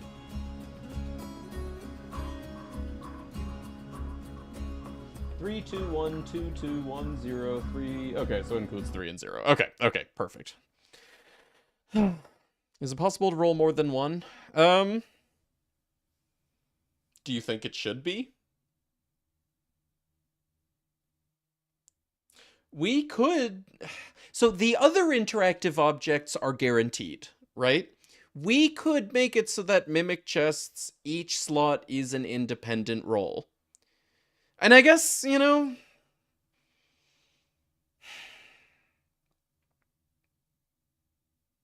I guess that would be fair. Each slot could be a roll. Yeah, you know what? Each slot, iteratively roll a 10% chance for more drops. If you're filling it with hints, I'd expect that. True. Good point.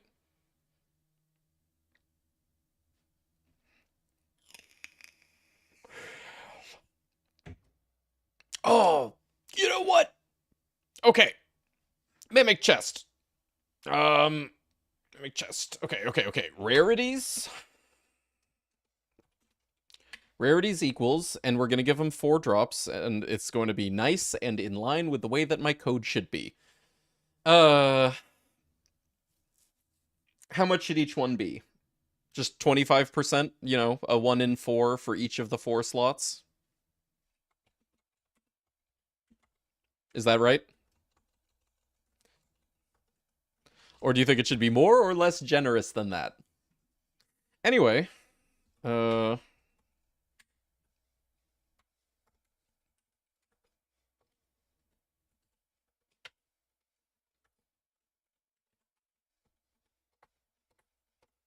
There. That does it. Yeah. I think that's fine. All right.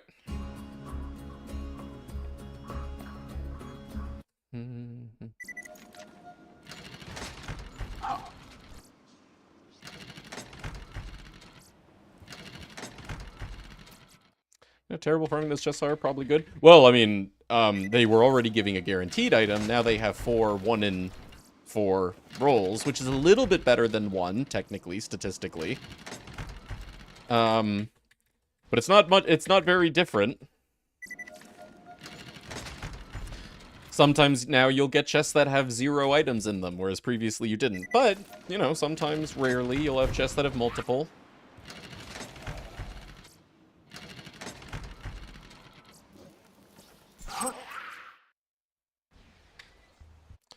Actually, let me just make sure that this is working the way I think it would. Log pools.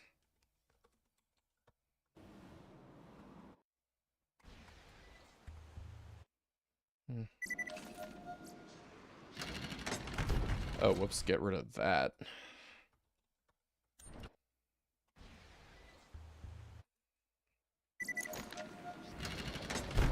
Item pool, mimic chest. Pool hint mimic chest. Okay. Yeah, it's working. Hey. And there's... Hey! 0, 1, 2, 3... Yeah, there's... Sorry. Yeah, there's 4 total of them. Okay, perfect. Do you just replace Tinacoms? Yeah. Just the Tinacom role gets replaced.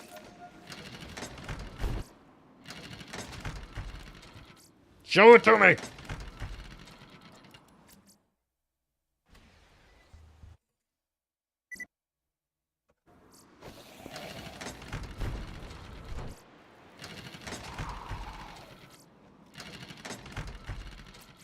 Oh my god. Fuck this farm though. Hey Anthony, how are you? Good to see ya.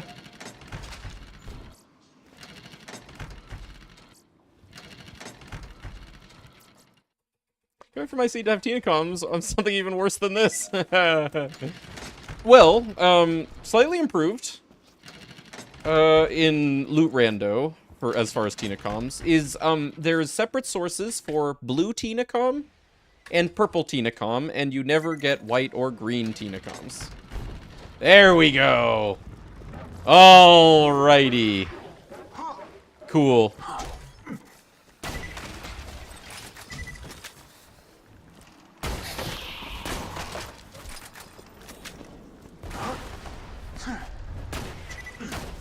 And actually, you know what'll make it better?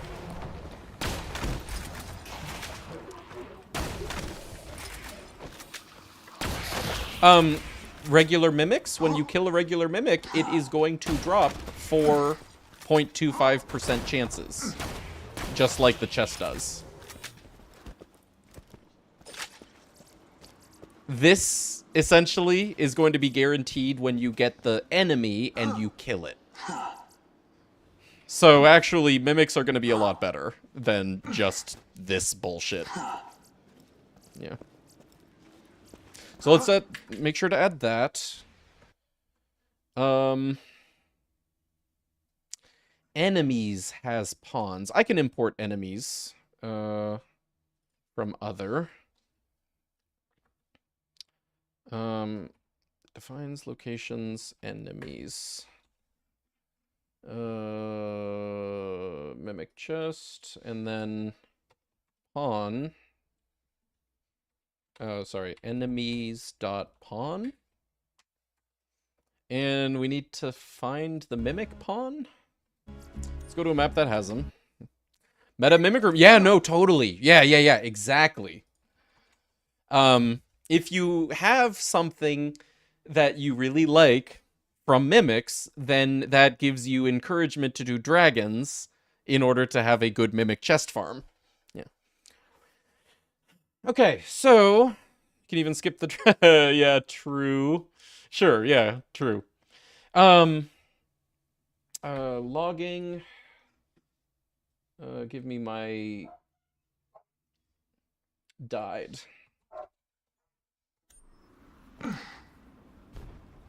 Oh, and I can get rid of other list this thing. Don't need that. Don't need that. Don't need that.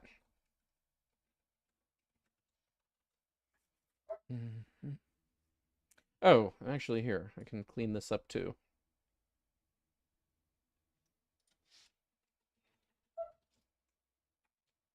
For index and range 4, attachment index item pool equals pools index.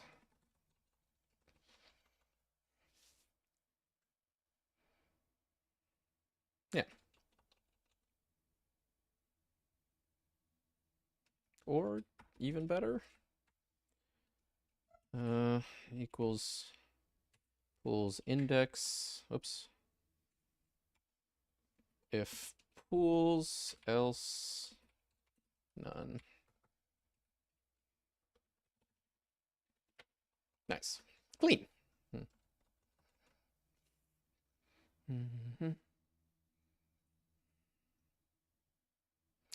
Anyway, locations, prepare drop pools. Okay. Okay, we got everything in here. This is actually pretty clean in the end. I like it. We need to go to a map that has a, like, mimic enemy.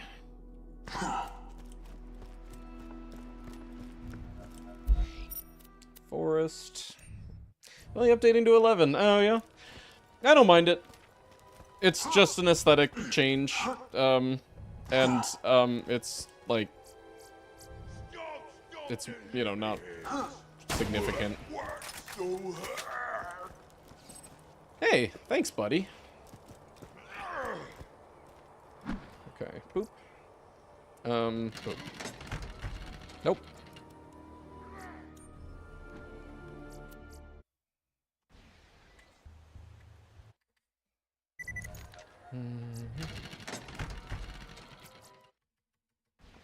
Wish my files on my laptop was as organized as your coding. I think this project has fallen into a little bit of a state of disrepair as I have continued to add more and more items to it. Okay, so you are...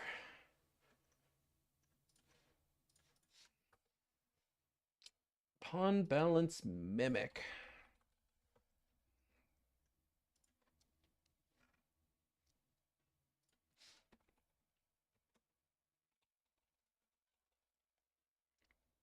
Yeah. Tag.dragon keep, and then it'll add miscellaneous. Actually, this one's kind of weird that it's like both an enemy and a chest. Should we move this to enemies?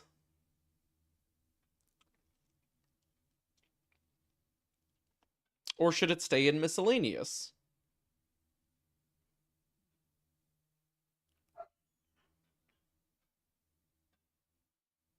I'll leave it as a chest. Yeah. It feels more like a miscellaneous farm than an enemy farm. Stay in misc, it's an edge case. Yeah, yeah, totally.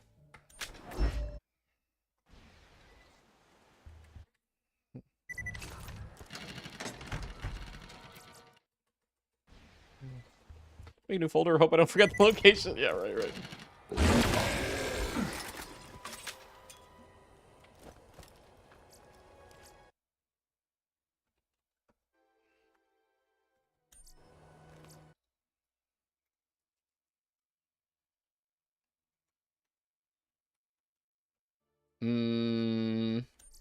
Should have still been a Lyuda. We didn't do anything to change the seed.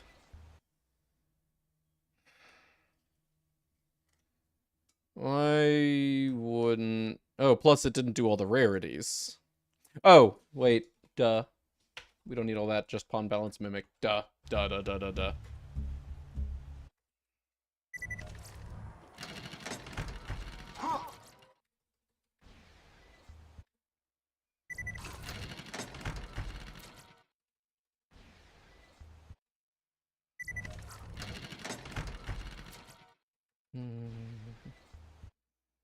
It's not like farm mimics, they all drive. Yeah, true. Okay, there we go. Whoa, look at that! We got a double, baby! Oh, yeah! Cool. And just, you know, also make sure that the chest is still working. The non-no-con one. We do need to see the actual chest open and give the Lyudas here too.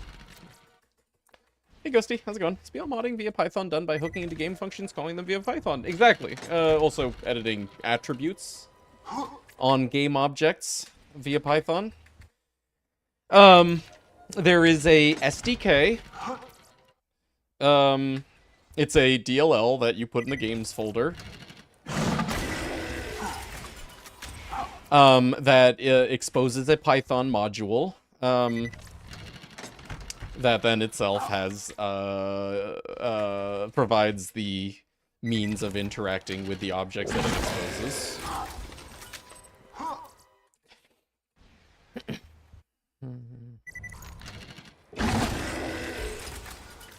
Okay, we get it, but give me, like, the actual comms chest from this. This is an even worse farm. Actually farming comms from a chest that can be a mimic. I should set more save positions. Yeah, here, hold on. All of the chests in this map now can be a mimic, right?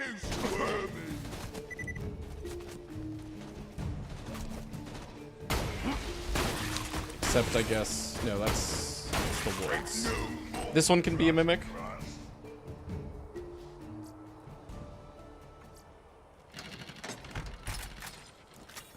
And then, any others?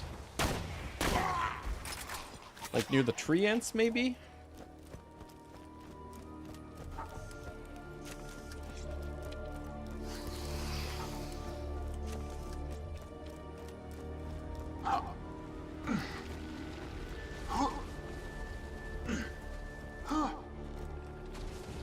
This one? Or, no, there's one down here. But I don't know that these can be mimics. I guess you never really visit them after, you know, Roland. Where, you know, like it... Ah, there we go. Okay, well that one's confirmed. Good. Well, guess what? Chicken butt! What's up, Anthony? How you doing?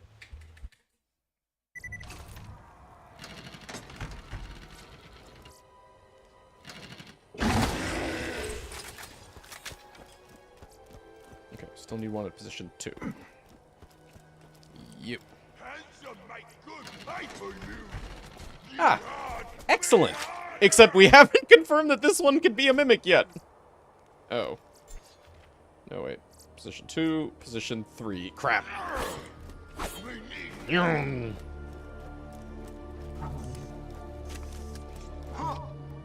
So I was wondering how you're interacting with the game mechanics and stuff. Yeah, no, it is really cool stuff. The SDK, it's a little janky. There's a newer one, although it has not yet been finished, so as to actually be something that users can use. This one, it works well enough.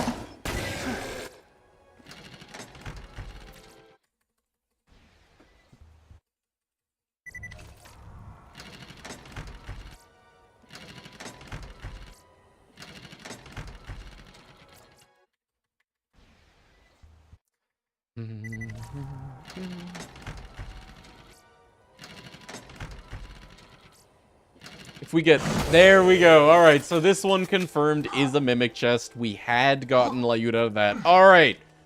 We're good. Mimics are good. Okay. Thank God. So that just leaves 3 things. Gearies. And... Oh, I do not have a good way of, like, testing Gearies yet, but we can make one. And the vendors. Mimics are fixed, yeah. Can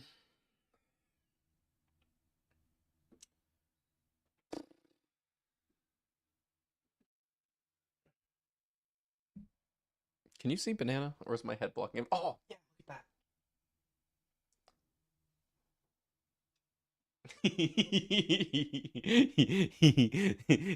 The butt gave him away. Think you're gonna finish? Oh, I mean, this is just on our, like, you know, miscellaneous item to-do list. Oh, I've got a lot more to do. Let's see. To-do. To-do, to-do, to-do, to-do, to-do, to-do, to-do. To-do. That's fine. Purge drop on death pools. Test combinations of evolved unevolved enemies with different tags. Fallback digi enemies. Oh yeah, I gotta do the if digi enemy option disabled. Fallback to regular enemy drop. I wanted to fix warriors loot. Trajectory. Test pawn for disappearing loot. Maybe switch to behavior. Oh yeah, test terras.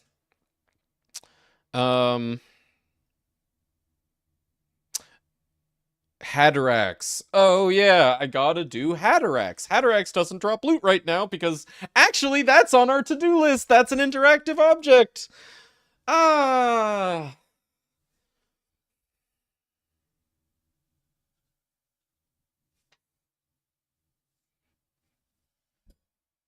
We could do that now. Yeah. Why don't we do that now? Okay. Hatterax time. You know if it will work in co-op? It will work in co-op. Technically, only the host needs to run it, but better if everyone else runs it with the... No. Technically, only the host needs to even, like, have the seed selected.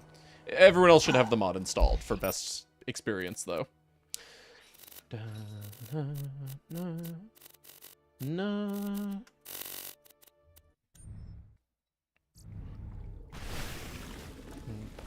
What's wrong with Warriors loot? It wedges itself in, an inaccessible place, depending on the type of item, which is a problem in vanilla, but it's especially a problem with whatever, random item Warrior gets. Ugh,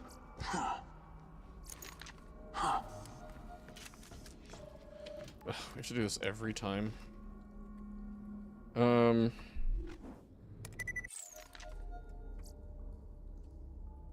Actually, here, this will be position 1. Read only. This will be position 1.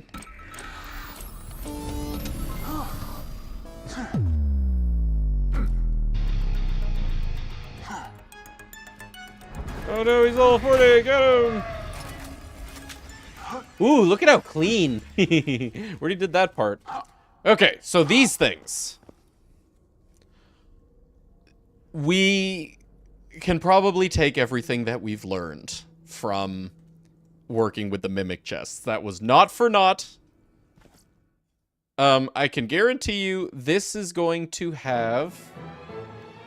Oops. Excuse me. Okay. This is going to have the same type of... what were they called? Configuration names system as Butt Stallion did. What was the Butt Stallion object? Or sorry, the Mimic Chess object. That's Willow interactive object, behavior provider definition, attach items, interactive object balance definition, mimic chest. Was that it? Yeah. Interactive object balance definition, and we're looking for anemone things. Wow, that's more than I was expecting. Raid? No. What does an enemy have? Not that many. Defend, cursive. Acidolus? Infected acidolus. I wonder what the heck that is. Infected plants. Huh. Hector dead. Hector trays. Tree. Hector tree. Stalker pile ceiling. In an enemy? Where is there stalkers in an enemy? In Giraffe DLC. Doll epic crate digi. Okay. Nope. Digi. Da digi. Doll epic. Dolle. Oh my god! You think it's spelled doll like D-A-H-L? Bro, can you even read? It says D-A-L-H. Oh, that's incredible. Oh, man. Dalu. Dalu. Epic Crate Digi. And then in like the package, it's not even there's not even an L. Da Digi. They have two typos, two different typos for the same word.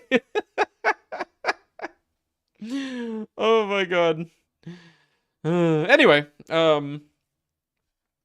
okay, yeah, so it's these four, right? Yeah, because each of them is different. Why are there 5? Rocket launcher. Oh! You know, I wonder if the reason the hidden one is up, the hidden one up there that always gives the rocket launcher, if that was actually, if that one is the way it is, because it was originally intended to be a raid reward. You know, like you farm Hatterax for the chest that we now farm for our top Nias. Anyway, I think I had this list somewhere, actually. Where? Yeah, okay. Digi, peak opener, shield artifact. Okay, and those would have been what I logged. Wow, I totally forgot about this, and it was right in front of me. These are the object grades. Actually, it's kind of a coincidence that, we had those. Treasure chest, 2 guns, 2 pistols, 2 guns, 2 pistols, 2 guns, 2 pistols. Why does it even have the 3 different configurations? But fine. I think what we want to do is for each of these, we want to pare them down to a single entry in the array. No. We just need to inject the loot into all 3 of them. Because what happens if I pare them down? I mean, we could find out, I guess, what happens if we pare them down. But that's more testing than I want to do for Hatterax, because this takes a while to test. I guess not that long. Anyway.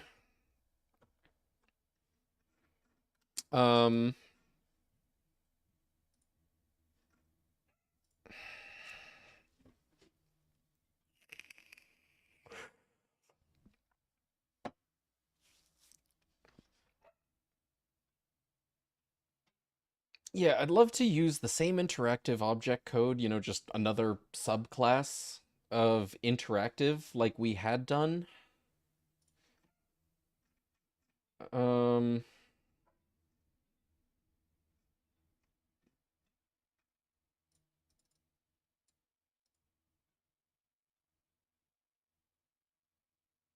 But we have 4 different chests, and we want all of them to have... I guess it's...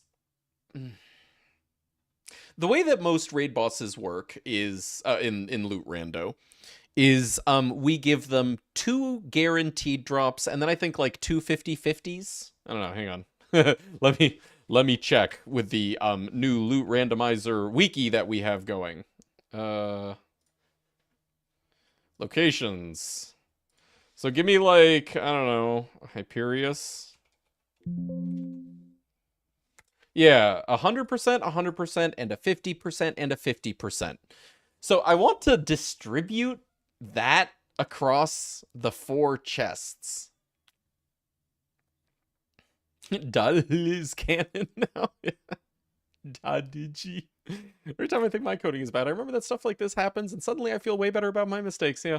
I mean, hey, to be fair, I had a typo today. You know, I wrote interactive instead of interactive. But I fixed it. I didn't ship it. There's probably others that I don't know about. Yeah. So how the heck do I distribute this? I don't think I can. I legitimately cannot do that. Because, like, the player is gonna open these things one at a time, you know? So do I just give each of them, like, a guaranteed item? I mean, Hatterax is kind of the easiest raid boss, although less true in a seed where you don't get necessarily conference call, toothpick, lady fist, bee. Hatterax is not as easy.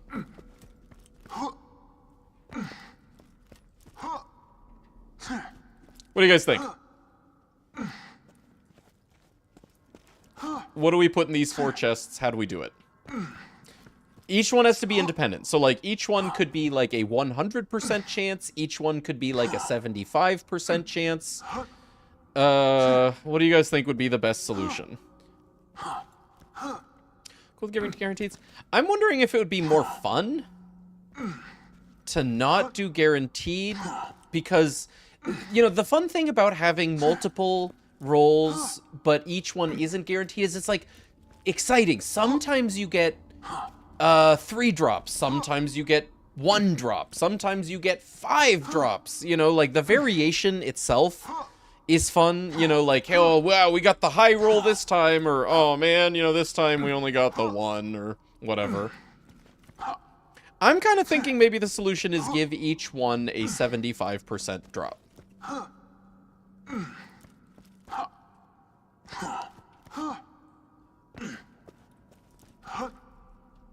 Will that be on average? Yeah, I guess just straight up 0.75. I'm sorry. Excuse you? Oh, I'm in the programmer one. Go figure. Standard. 0.75 times 4. That would be an average of 3 drops. And I think that's just right. Gotta kill a raid boss, it should be rewarding. No shit. That's why we have, you know, all of the raid bosses tuned. You know, Hyperius gives 2 guaranteed, 2 50/50s. That's an average of 3 drops. So I'm thinking, you know, for, hello. Wow, you've been busy. What's that? Is that hate coke? Yes. Oh god, what is it like outside? It's thundering and raining. Thundering and raining? I'm surprised you didn't hear the thunder when I opened the door. Well, I kind of heard noises from outside, but, like, I didn't think it was that significant, so I was like, oh, it's probably just street noise. Yeah. Don't say hello to Marlene. She got hate chicken today. Yeah. I'm surprised for you. I can't. I can't. I'm staring. Better not be hate chicken.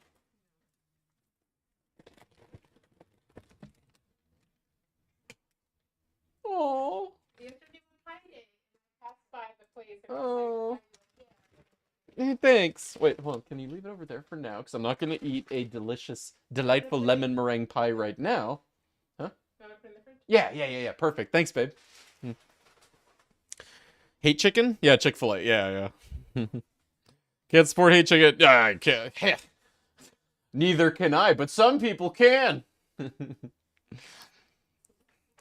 Hate lemon meringue pie? No, the lemon meringue pie, thankfully, is not from Hateful Chicken Place. Who said hi to me? I said hi back. Oh my god. Oh, sorry, excuse me. Okay. You thought he was gonna do something predictable. All right. Anyway, where were we? Yeah, I think let's give each one a 0.75. Then it'll be right in line with other raid bosses. I think that's perfect. Hey, Jesus, good to see you. How much have you missed? We're almost done. We're banging out miscellaneous right now, which is a lot of working with random objects. But we're, like, actually just almost done. Yeah. Anyway, how are you? Okay, so given that, I think we could just make one subclass to cover all 4 chests. Where's... Oh man, I got too much stuff open. Others list. I guess that's not under other list. We'll do this under enemy list. But it kind of needs to import others? Yeah. Is that okay? Because others is importing enemies. Oh. Shit. Okay, maybe I move pawn to locations. Just for that reason. No, wait. Enemy list importing enemies. And other list importing enemies. No, never mind. So long as the list doesn't import. Okay. Class. Hadarax chest. And that is we need to do the import.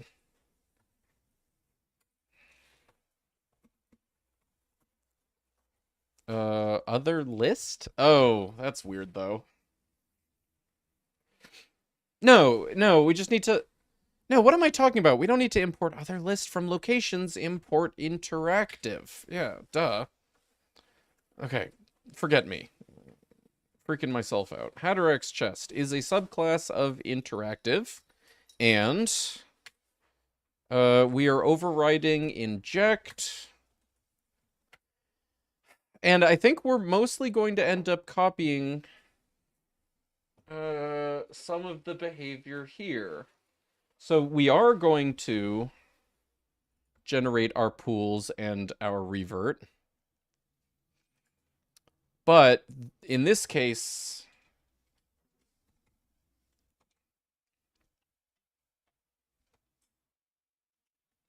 oh, now I can hear the rain. Wow. Oh, that's nice. It's extremely stormy right now.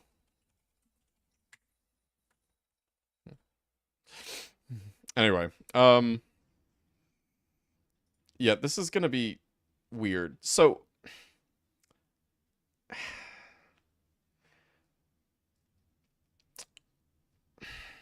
Hatterax, you know, like, has his rarities. Hang on. Hatterax has his rarities, you know, set appropriately based on the fact that he's a raid enemy. But then, you know, we're going to have his Hatterax chests fall under here. And those are going to check what his rarities should be to check for his loot. But we still want them to be a 75% chance. And, you know, Hatterax's...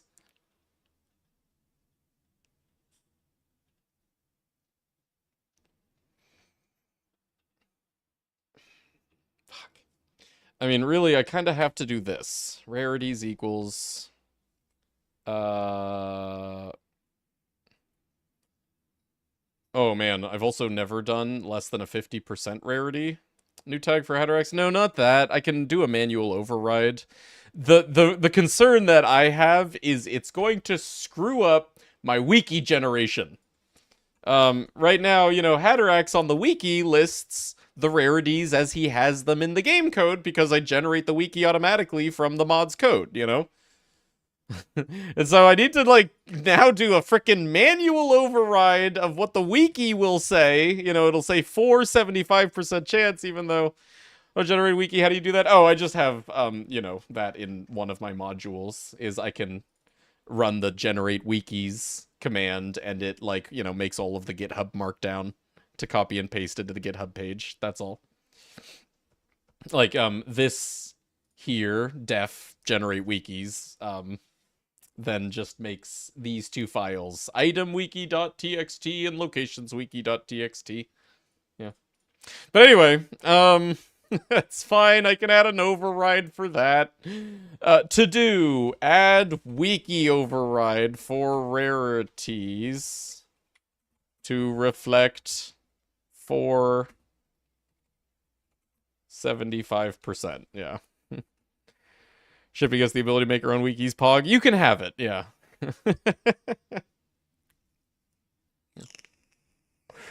Well, you say wiki is cute. You're cute! I bet you say wiki cute. Yeah. Anyway. What's the inverse of 0.75? Like, 1 divided by... what equals 0.75? Are those space pants? Because your 1 butt divided by is x equals space. 0.75. Your butt is from space. 0.75x equals 1. 1 divided by 0.75. 1.33. Okay, so rarities, 1.33. Yeah. I guess I could do... How do I represent this as a fraction? Times 3 is 4. 4/3, right? Yeah. Rarities is 4/3. Okay. Oh, and that needs a extraneous comma to make it a sequence. Okay. Okay. Hey, Bob, thanks, dude. Good looking out. Thanks for the resub. Oh, it's a very special anniversary. The one with Bob. How you doing, man? How's the rest of your work day? Also, is Hate Chicken Chick-fil-A? Yeah. Nice. Chick-fil-A. Chick-fil-A hate! Good. Now, each of these should be Hadorak's chest. Good. We don't need all that, right?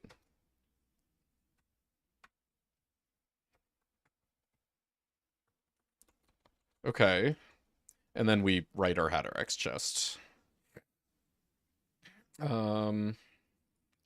So this will always return one pool. That is the 0.75% chance.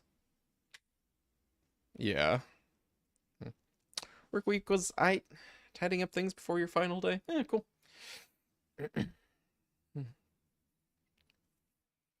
And then other than that, same code as with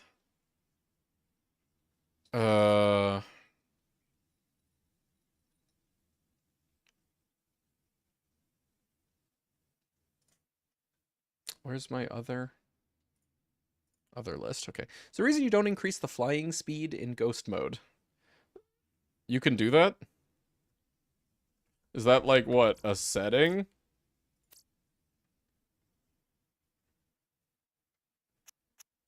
Where do I do that? How do I do that? How increased fly speed? I can increase game speed. Scroll up and down. Whoa!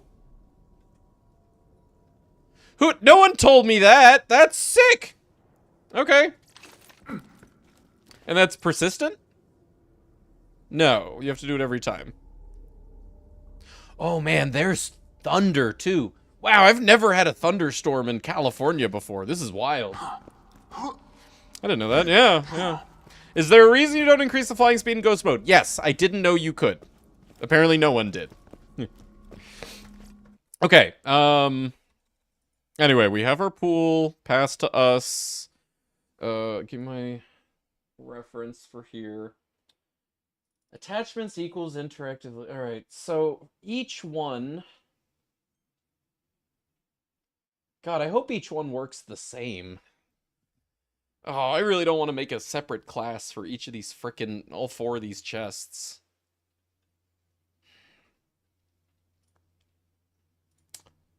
Well, no, I guess we know that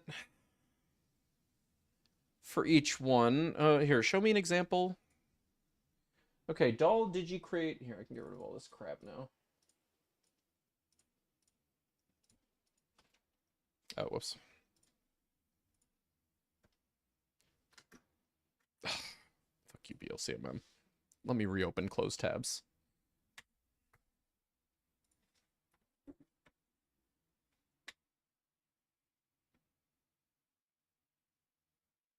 Okay. So that's the regular unnamed one. This also has 3. Okay. Digi artifact peak opener. Also has 3. We're skipping rocket launcher, shield. Also has 3. Oh, that's nice. Also, each of them just has, like, the same configuration name. You know, just obviously different loot.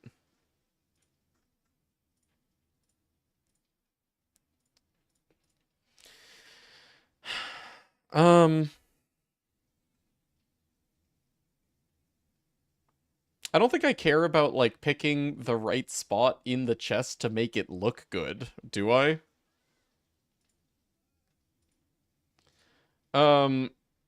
We do want to purge almost all of these, I guess, except the ammo one. Do each of these have the same number of entries in item attachments? That would be really nice. Tell you what, let me copy all of these into one text file so we can mess around.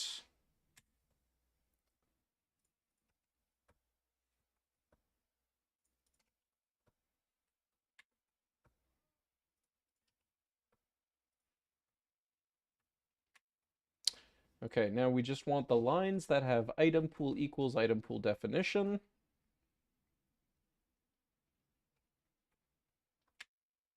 No regex, please. There's 144 of them, which is a pretty round number. So I'm expecting that, yeah, this probably will be good.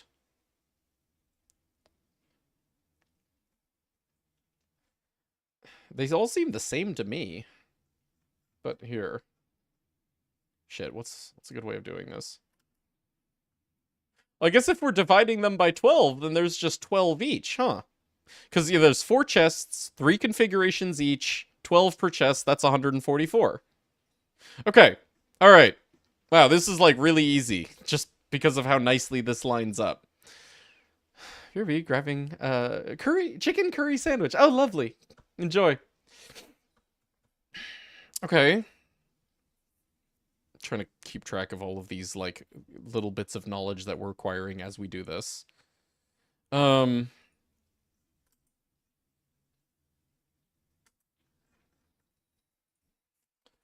then for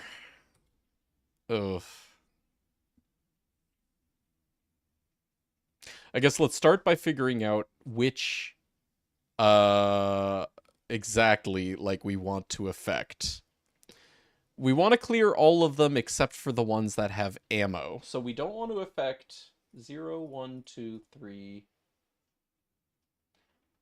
4, 5, 6, and 7. Is that true for all of them? 4, 5, 6, 7.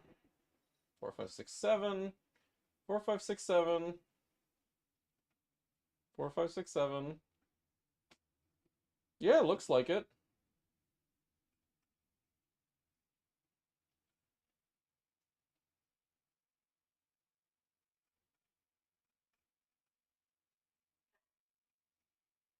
Fine. Okay. The game's code being nice to you. Oh, it's being fine. It's just, you know, I have to learn it without any reference material. That's all.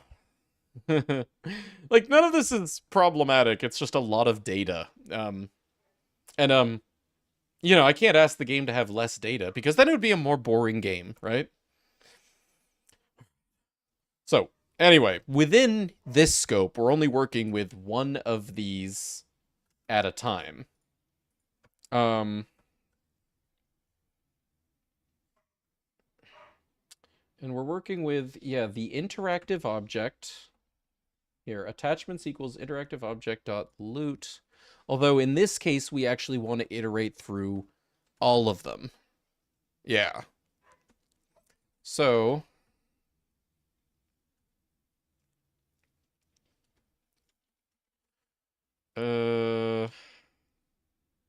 for loot in interactive.loot, but we are going to want loot.item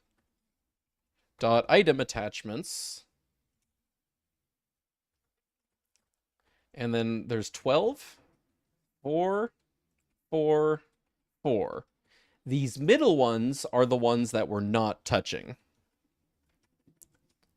So we're touching 0, 1, 2, 3. 4, 5, 6, 7. 8, 9, 10, and 11. Okay, perfect. The ammo ones can stay. I'll keep them here for posterity, but comment them out. 3, 4, 5, 6, 7. Okay, and then all of these need .item pool equals. Okay, now here's the thing. We're only putting the item in one of these slots. The other ones we've learned from working with the mimic chests, do need to be filled with something. Like, they need to get some dummy item. Because if we set them to none, then that chest configuration doesn't roll, and we don't want that. So what the hell do we put them in? Or what the hell do we put in them? A dud item? No, because dud items have a different meaning. I mean, it could just be like cash. We could just put cash in there, you know, like money. Right? Is that fine? Money. Iridium. That might be too much iridium. Because, like, that would actually throw off balance. I'd say let's just do yellow money. Yeah. And, like, $1. Seraph crystals. Oh, you know, you're not wrong, but not in this mod. Show me all item pool definitions. Oh, item pool definition. Excuse me. Money. Pool money big. All right, money big. Money equals find object. Item pool definition. Money big.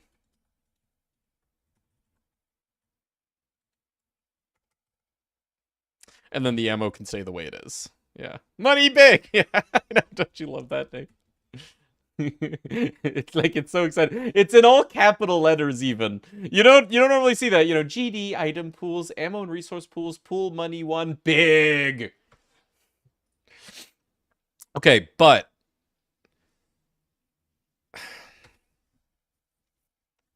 one of them should be, and we can try I don't know. We'll start with 0 and move forward. Actually, what gets the peak? We can look at the like normal pools here. An enemy shields peak. Okay, long guns. All right. So actually probably long guns is the best place to put our item. It can accommodate bigger items and not look as silly, I guess. Not that I you know, have a problem with it looking silly. But yeah, okay. Long guns. I guess it just looks like literally the first one, or the 0th one, is the one to use.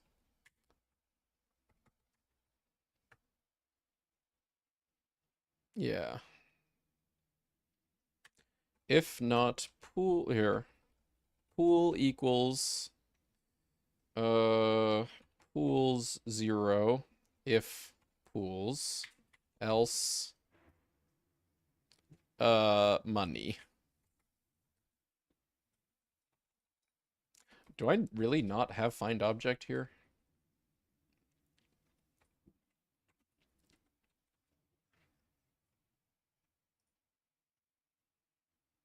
Okay, so that should be pool.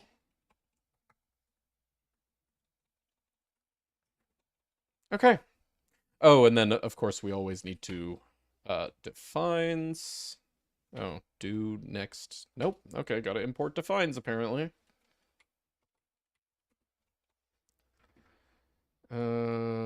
Defines dot do next tick revert.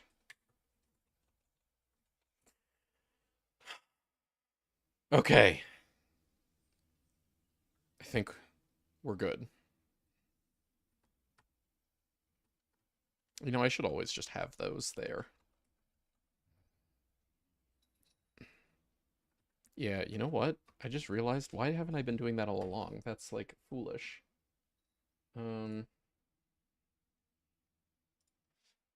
Always do that immediately. In fact, I should probably... Well, this one needs to be later because revert pools. Fine. I should probably just have, like, prepare dropper pools do its own do next tick. But sometimes I, like, do other, like, cleanup things on the next tick alongside it, so eh. Alright,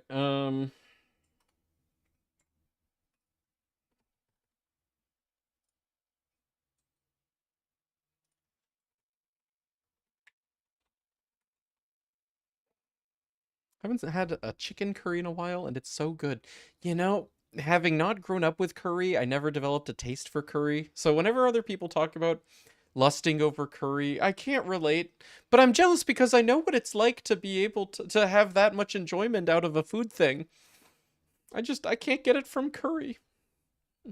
So I usually just nod my head and I'm like, okay, awesome. Oh, dude, curry, that sounds so good. Oh, great. Yeah. Okay, anyway.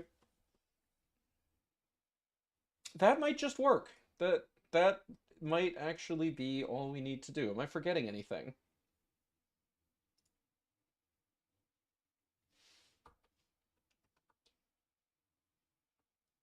Hmm.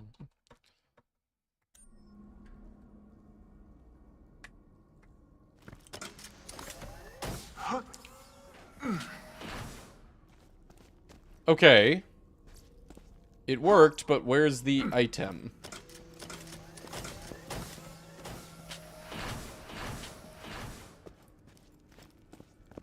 We are, in fact, replacing with money.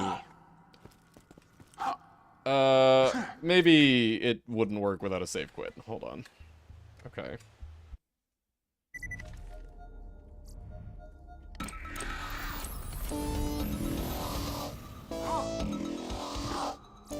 Oh, wait.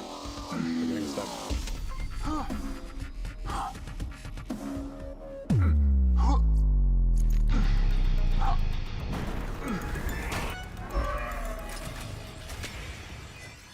Big money! Yeah, yeah.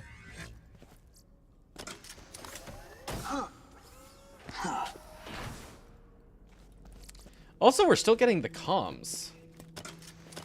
Or the, like, relics. Sorry, skins and heads and shit.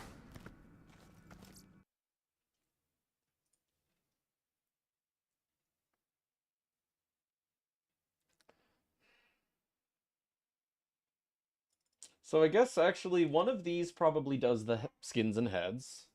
But then why isn't our item attachment going here? Well, let's try logging our pool.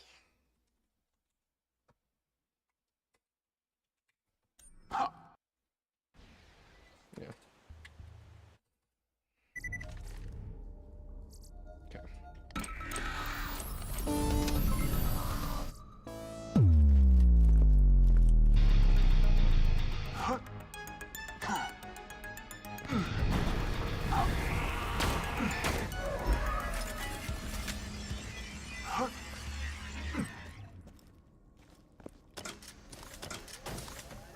Item pool definition. Pool money big? Wait. So what is pools? If it doesn't have, oops, any entries in it. Is there an issue with this, like, rarities thing? Hatterax, oops.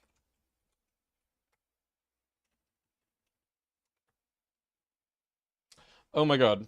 Hold on a second. No, I am passing self to prepare pools, right? Rarities equals 4/3. So it does 1 divided by 4/3. Oh. I think it's because I do randant. Hold on.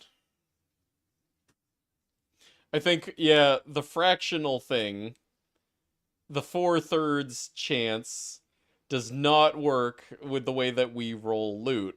Because I'm doing a random integer between, hold on. 1 and 4/3. Yeah. Okay, so I'm doing a random integer between 1 and 1.333. And I don't think that's working. I'm pretty sure that's the problem. Oh no, but, you know, really what it should be doing is returning a hint instead. Well, okay, let's at least start by getting rid of that 4/3 thing to reduce variables. So just like rarities equals 1, and it'll do a random integer between 1 and 1. Although, you know, now that I think about it, I don't think that's the problem, because really that, like, 1.333, you know, should have made it just return a random int of 1.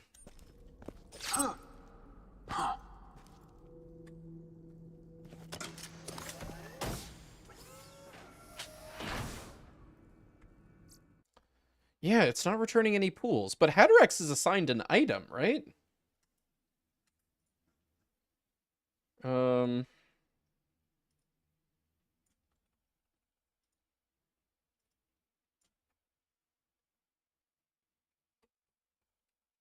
Oh, not other list. Enemy list dot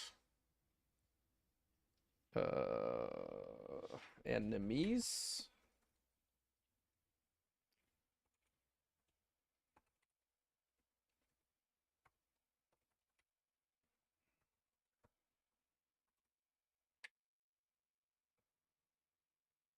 Hey? Oh, Hadorex the Invincible question mark? Untype object is oh, he doesn't have an item. Wait, why doesn't Hadorex have an item right now? He should. In this seed, unless I have something off. Maybe I turned something off. Mods, select seed, open seed spoilers. Oh, hey, look at that. Raid enemies off. Good testing, mopioid. All right, cool. Good. So actually, that means that the in your okay. Let's do a different seed, shall we? One with a few more settings in it. Options, mods, loot rando, edit seeds, delete. New seed. On. No. Beer bottles off. On.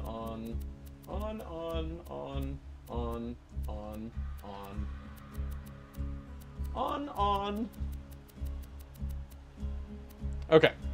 Generate. Cool.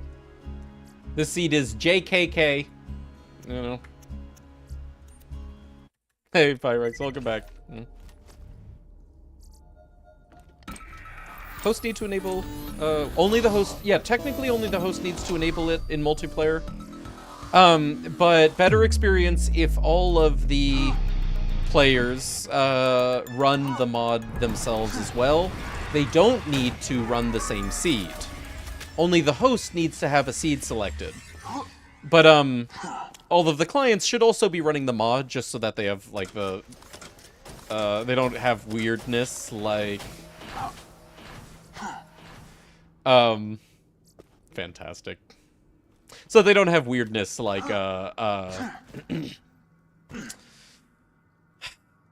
sorry. It's getting to the end of the day. Not being able to pick up missions that, like, the mod makes repeatable.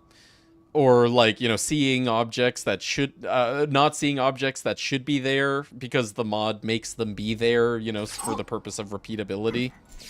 Technically, only the host needs to run the mod, but, like, you know, if the other players aren't running the mod, then they may need to do, they may need to have the host do certain things, because only the host sees certain things. But as far as, like, the loot dropping and the mission rewards, and, you know, if a mission is being repeated, you know, then, like, you know, it functions correctly, all of that, like, yeah, it is host side, so technically only the host needs to run the mod. Yeah. Okay, anyway, it works.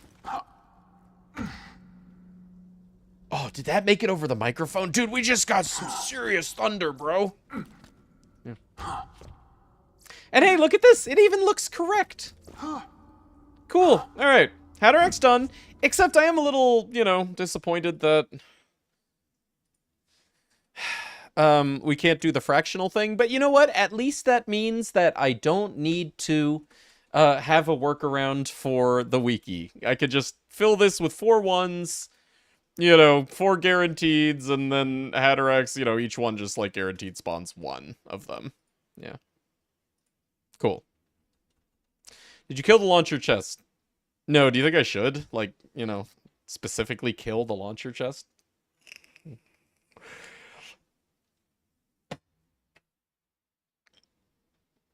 Couldn't you do 4 to 3? No, actually, because it needs to be integers. I actually specifically need integers for it to do anything.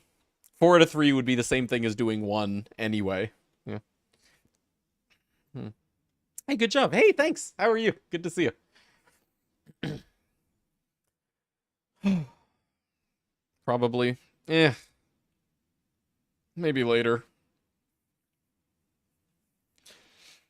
Okay, so that's off our to-do list.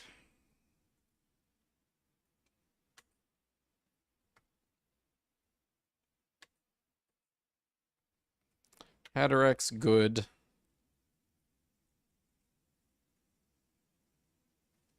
Cool. It's full of things you made items. It's full of things you made. I know, Biznab. I'm aware. It's a matter of I don't care enough to want to. All right. That wasn't even one of the things that I thought was on our to-do list. What do we still have for other? Gearies. Oh. It's okay, because we first tried Hatterex. The only reason it didn't work was we didn't actually have him in the seed. But we've demonstrated that we know that we can control chests at will. So but I would really like to just cheat Gearies. Let me find Gearies again.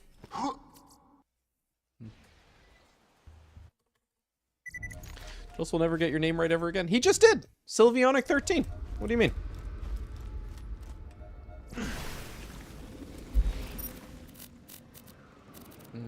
Iridium Blight.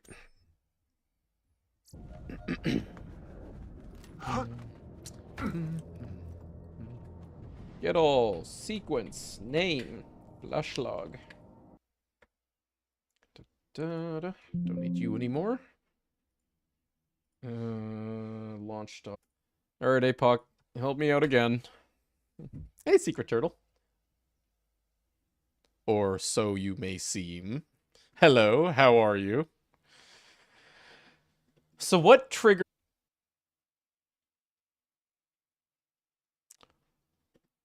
I think these look like the chests.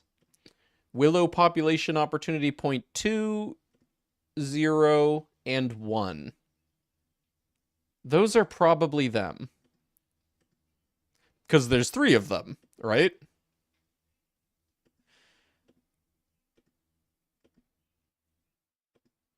So I'm assuming that this sequence act interp, whatever the heck interp is short for. Sequence event console? What is this? Let me start looking at some of these objects.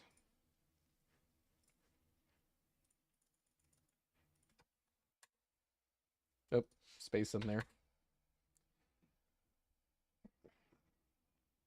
Console event name equals Test Eagles! Oh, no way! No way they just made it that easy for me.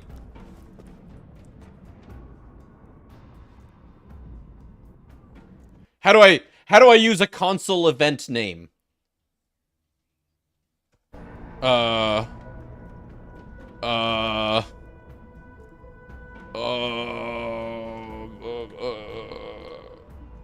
Event? Nope. Event space? Nope. Sequence event? Nope. Testicles. Okay, hold on. Somewhere out there is a dump of all of the Borderlands 2 console commands. Somewhere on GitHub. GitHub.com. BLCM. Console.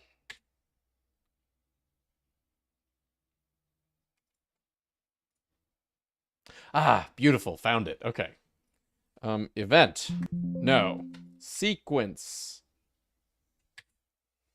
Nope. Test Eagles. No.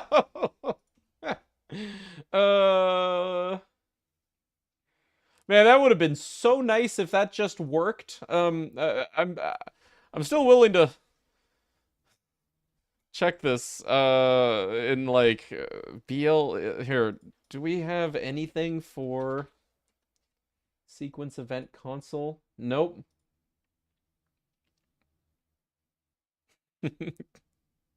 Testicles? Yeah, testicles. Yeah.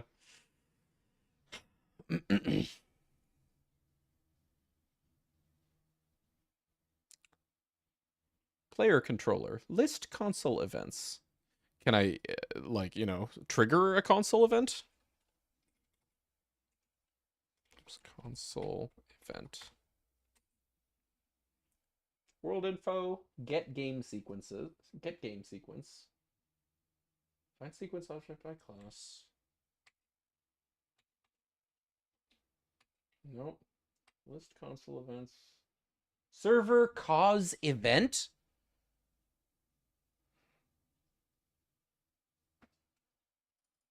What if I just do this? Pi PC dot server cause event test eagles. Oh, we need to go to Geary. We're nowhere near Geary.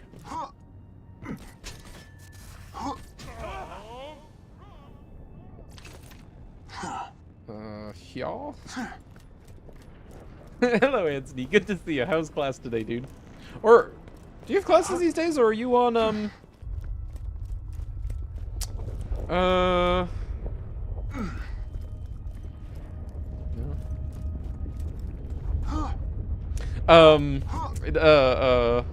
spring break right now.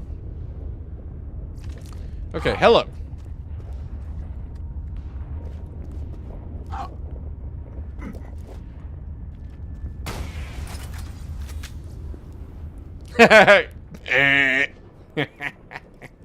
Imagine going all the way to Geary and you just get a beer bottle.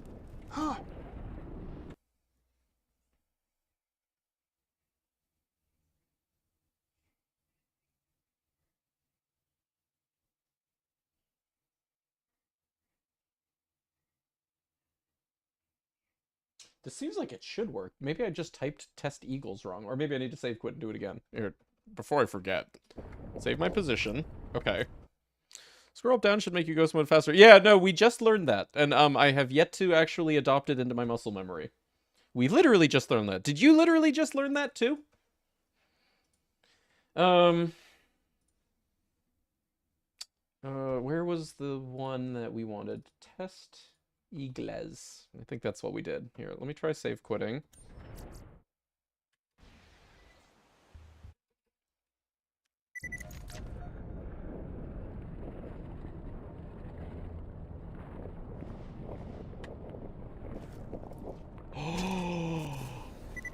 Oh!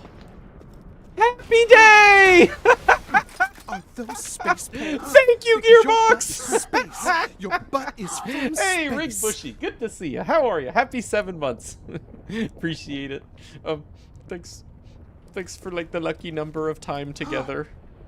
Appreciate you. Hey, how you doing, man? What's new? How you been? Okay. Cool. That's really fucking helpful. Like, really helpful. Let me write this down somewhere. Put that in my test.py. We can test eagles all the time.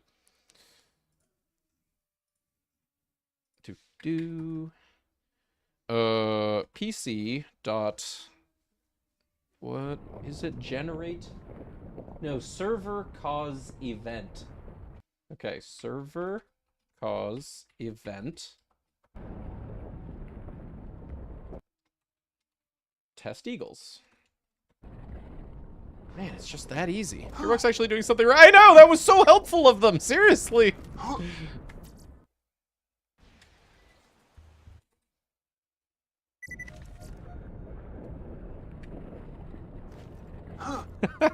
Bless.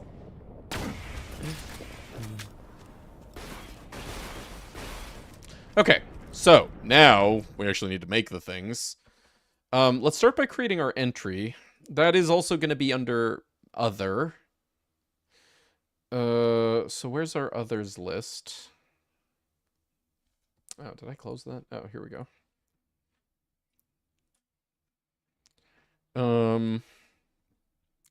Express Snowman head. Yeah. Other Geary's Unbreakable Gear?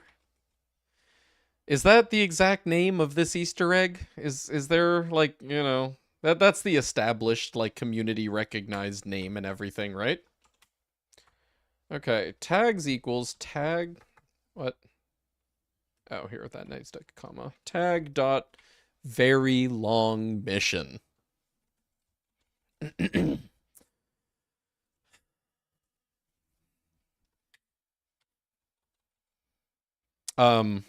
Now, code. Class, Geary.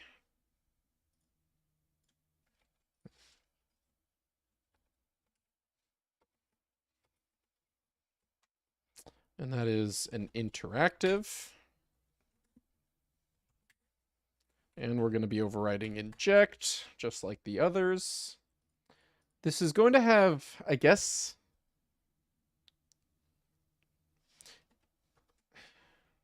Here. That should set the rarities correctly, yeah. Your light just went. No spring break in Jamaica, so it's cool for me. Oh, great. Well, Jamaica, the one place where, you know, you could... Well, not the one place. One of the, like, you know, known fun destinations, and you don't get a spring break, of all people. People here in the US, spend their spring breaks partying in Jamaica. But, meanwhile, you living there...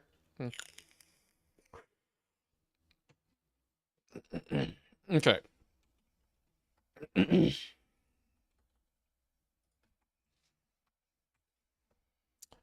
So what are these chests anyway? Because they do have...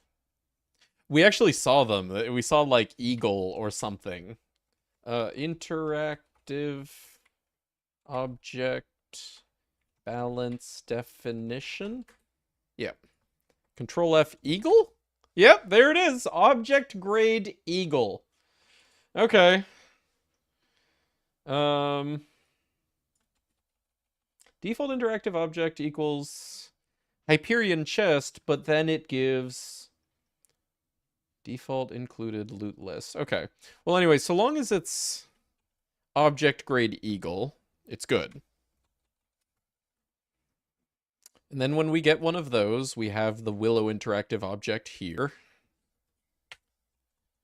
And we can do our normal chest things with it.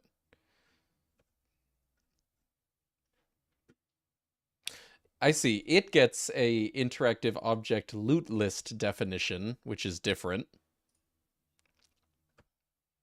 But here, for now, let me, since it's so easy for us to test things now, let me just make sure that this gets called once on 3 different Willow interactive objects as we open these. So log uObject.path name interactive. Okay. Oops. No. Exec test. Okay.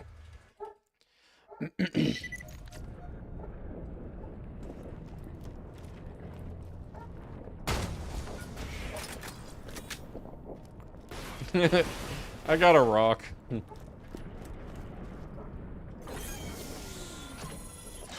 No, it didn't work.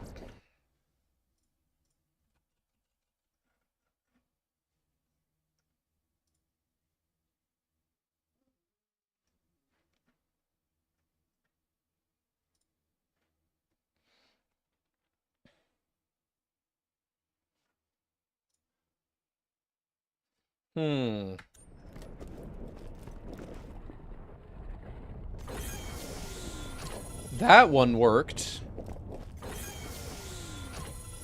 That one didn't. So this is the only one. I didn't realize that. Technically, only one of these 3 chests is the special Eagle one. Huh, okay.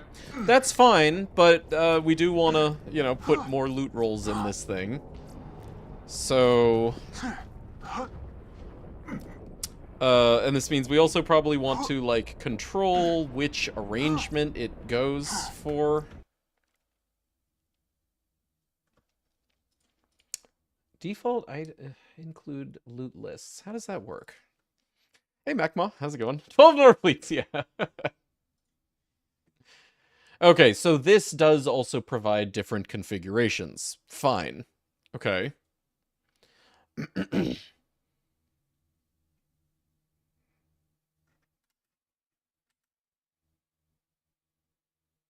What happens if we pare it down to only one?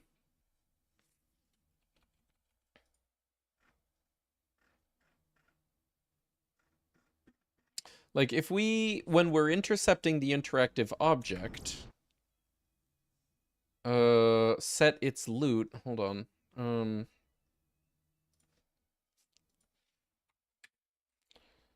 so interactive dot loot, equals interactive dot loot, but we only want, like, the first item.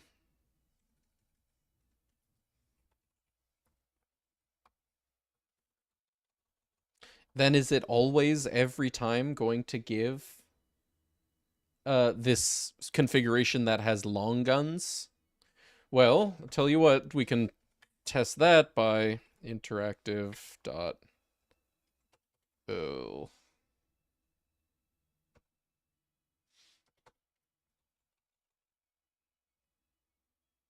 let's just try that. Hold on. Oh, but also while we're at it, might as well get us an additional log.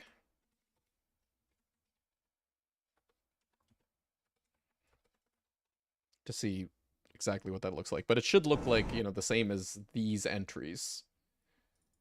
Loot data. Yeah, with the configurations and everything. Okay. Personally, I want 12 veins. You might get your wish in some seed. Oh my god. Exec test.py.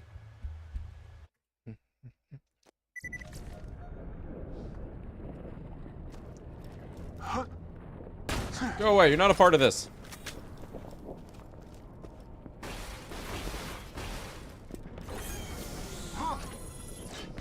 Looks like long guns to me. Nope, type error. Expected tuple. Well, yeah, I gave you... Oh. No, I should have given you a sequence.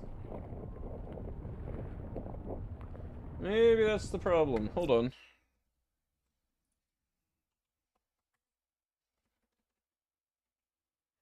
Fine. Tuple that too. Just do 0th.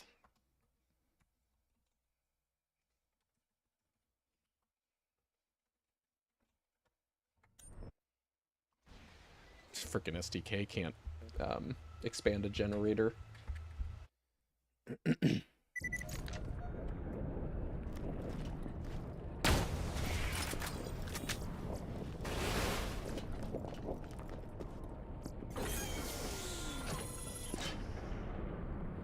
What do you mean? Oh. Okay, again I say frickin' SDK. Alright, but I think it's working. We might as well create our own thing from scratch, I guess.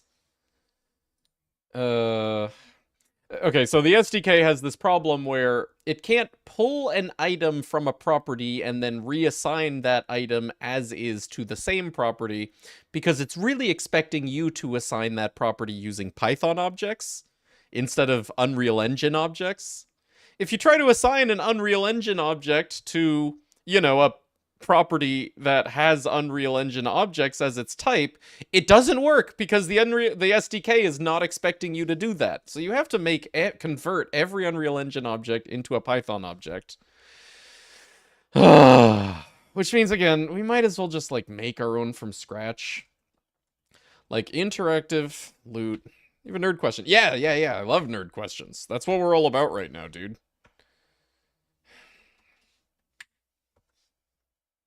Configuration name. Maybe we shouldn't do that, though, because... Yeah, okay. No, we should... Oh, this has a string in it, which might mean that we crash if we try to just reconvert it ourselves. Ugh.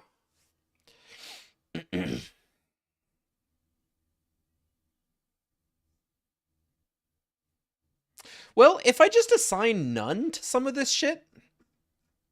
Yeah, you know what? Hold on a second.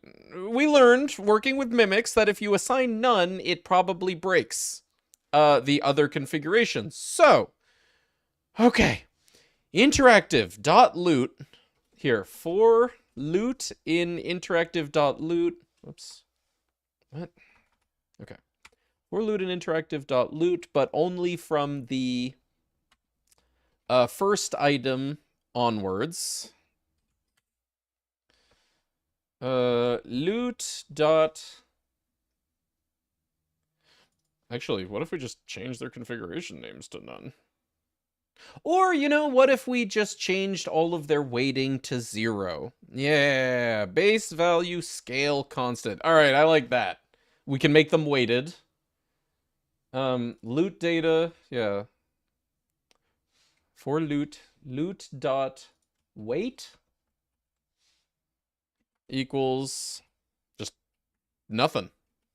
0, none, 0. Leaving only this one with any usable weighting, and it will always roll. Right? Okay. And then, interactive loot, the 0th item. Yeah. Can't go wrong if you get 16 gigs of RAM, and note that 256 gig M2 MacBook Air has a slower SSD or something. Oh, Understand modern Apple.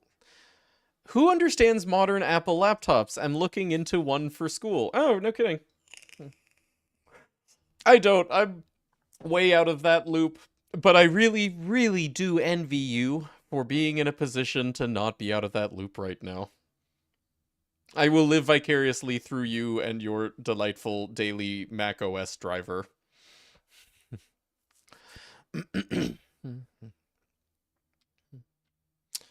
Understand that modern Apple laptops are impossible to get into and repair. Huh, just like every single other piece of technology right now. Crazy.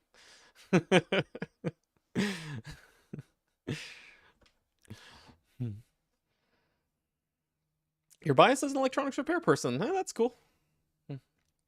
Yeah, no, the market niche for Apple products is not being able to repair your own laptop. It's not a big deal. That's just, you know, like, again, 90% of electronics. Yeah. Saw somewhere selling them for 600 to 700. Really? For the M1? I mean, yeah, if all you need to do is, like, run Mac OS. Galaxy.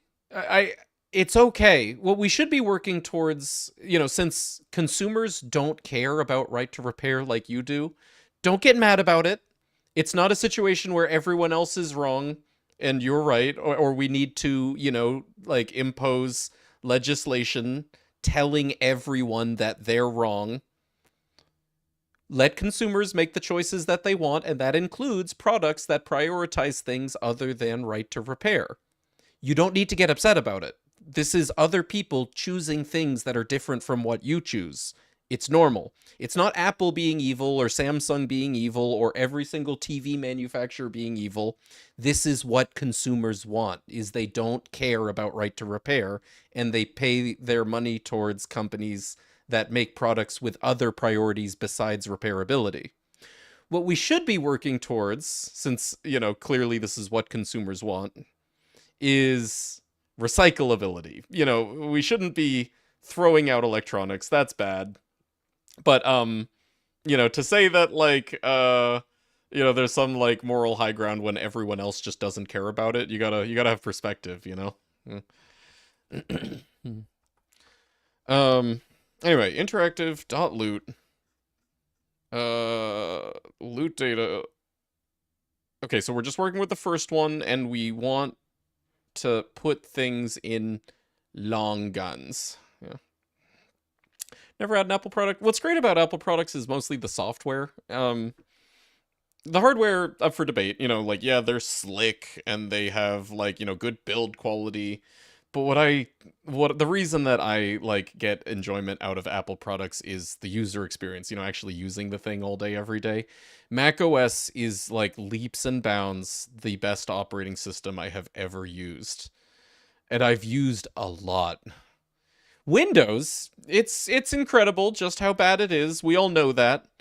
But then, you know, we kind of shit on Apple for being overpriced. Well, you know, what you pay for with Apple is you pay for, you know, a license for the operating system that, you know, if you were to buy that operating system by yourself, it might be like $400 or $500, you know? The problem is Apple, you know, makes you buy their hardware with their operating system. I would love to be able to pay Apple $400 for Mac OS to install on my, you know, custom built PC. But, you know, not Apple style. So you have to take the hardware with it, and, you know, the hardware is like, you know, hit or miss, whether it's like for your needs. The operating system, though. Oh. I am so upset knowing how good other operating systems are, but being forced to run Windows as for work, you know. Consumers buy and support what they want, just against companies designing their products to break when you open them. But it's not companies doing that. It's consumers doing that. You can't just, like, you know, blame the company when the reason that the company does this is because they are filling the niche that customers are paying for. Customers want smaller phones. They want waterproof phones. They want better battery life. They want better internals. And they want their products to be cheaper. And, you know, to make a product more repairable, sure, you can do that, but it is at the expense of all of the other factors. And consumers don't care. They don't care about the repairability. They only care about the other factors. So it's not Apple's fault. Apple is, you know, making the product that people choose to buy. You know, if you feel like, you know, that's a problem, fair. You know, that people are, you know, doing all of these things to destroy the planet, or, you know, against their self-interest or whatever. You know, that's a different issue. But you can't just, like, you know, wave it away as like it's the company's fault. No, it's every single person's fault, you know. Yeah. Killer touchpad. Well, so it's not even the touchpad. It's the software for the touchpad. Like, if you were to put the same touchpad and tell Windows to do something good with it, it would be shit. In fact, it is shit. You know, we know this. But you put Mac OS in charge of that touchpad, and all of a sudden it feels like the most, like, natural, instinctual, like, you know, it doesn't fight you. It does exactly what your brain wants it to do, just naturally, without you having to try. Experience, you know, it's all the software. Yeah. Like the modern Apple stuff I've seen is plenty repairable. I mean, I disagree with that. Definitely, like, compared to the way things used to be, at least. No, trying to repair, like, a MacBook's, you know, let's say solid state storage, or replacing the RAM, or, you know, any of the individual components, it's, like, nigh impossible. You can do it if you're, like, really skilled. But the parts are going to be really expensive. You can't do things like, you know, the storage or the memory, you know, because those are, like, hard soldered, unless you're, like, one of 5 people in America who's talented enough and has the equipment to do that. Yeah. There's no reason to serialize batteries and other components so that phones won't. So the reason for that is there used to be this plague of customers would take their phones to third-party repair shops, and they would get aftermarket components, and the third-party repair shops would rip them off, and they would have a terrible experience, and their phone would have a shorter life, and the customers would walk away with a bad taste in their mouth about the entire experience. Now, I don't disagree with customers being able to choose that, but you say that there's no reason, and no, there was very good reason. No, third-party repair shops are not some, like, glorious, perfect entity. No, third-party repair shops would ruin phones. Third-party repair shops would, again, like, detract from the overall experience of owning an iPhone if the user was left to choosing, you know, whatever guy who would meet you in a Starbucks, you know, the guy you found on Craigslist to meet you in a Starbucks to replace the battery. There definitely was a reason. Now, you know, is there a more perfect solution than them locking down the phones? Maybe. And I'm sure people have proposed one, and I'd be interested in hearing them. But yeah. I'll be very tired. Me go to bed. All right, see you later, Umby. Nice hanging with you, dude. Wish me luck with this. Actually, I think we've got this. So we want indices 0 and 1. Yeah, loot data 0. Yeah, loot 1. Sorry, loot 0, but item attachments 0 and 1.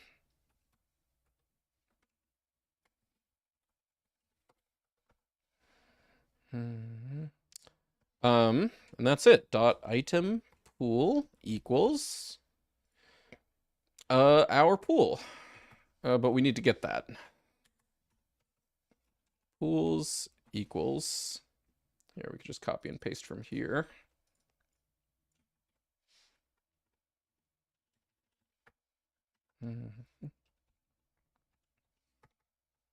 We could put this is 0 and this is 1. Do we have a third slot? Because Geary's Unbreakable Gear should give 3.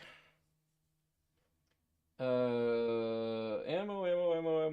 grenade ammo. Maybe we don't want to use long guns. Maybe we want to use something that has more slots.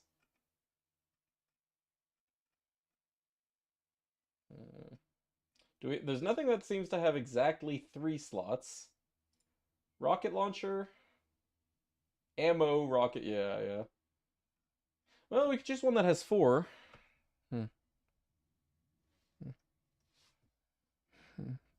I'm the third-party repair shop exclusively used owner. Yeah, no, you're one of the good ones. I'm not saying that all third-party repair shops were the negative. I'm saying that's the reason for it is the third-party repair shops that were the negative. Yeah. Dream of using your iPad as a laptop. Office is pretty bad on it. Sure, yeah.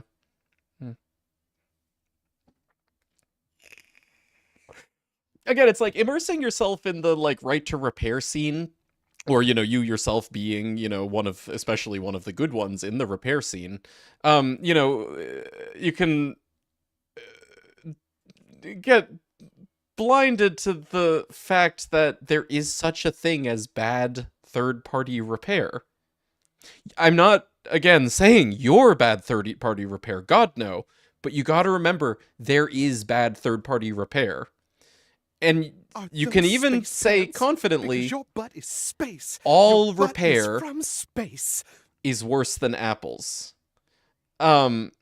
Not necessarily true in that, like, some may be cheaper, you know, they will actually, like, so a guy as talented as Louis Rossmann, you know, who is probably one of, again, maybe 3 people in the entire country who has the talent to do certain types of repairs that he does. A guy like Louis Rossmann is going to be able to do repairs that, you know, Apple couldn't, or will do it for cheaper because, you know, he, doesn't just do a full logic board replacement. You know, he can actually desolder components and reparty them. But yeah, the reason, like, Apple locks you down to their repair is they know that their repair is good. It may be expensive, it may be wasteful, but they know with confidence that it's good. Whereas almost all third-party repair, not all, but almost all, is bad or is worse. Yeah. Bad third-party repair is like 80% of repair shops in Jamaica, to be honest. So I can understand. Yeah, right. And it's not just Jamaica. I mean, it's like a first world, or you know, it's an America thing too. Yeah. But yeah, to say that there's no reason for Apple to take, you know, extra measures to lock down is to ignore, you know, the negative sides, yeah, of them not doing it. All right, yeah, let's actually choose this one. Well, let's just make sure that this works first. Hold on, before we, you know, whoa.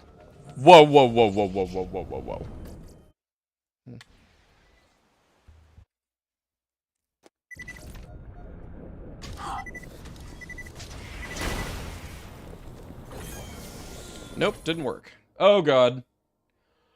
Oh, God, what have I done? Yeah.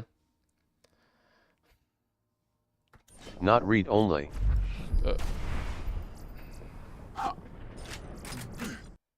Yeah, what the fuck was that? What got invoked with what arguments?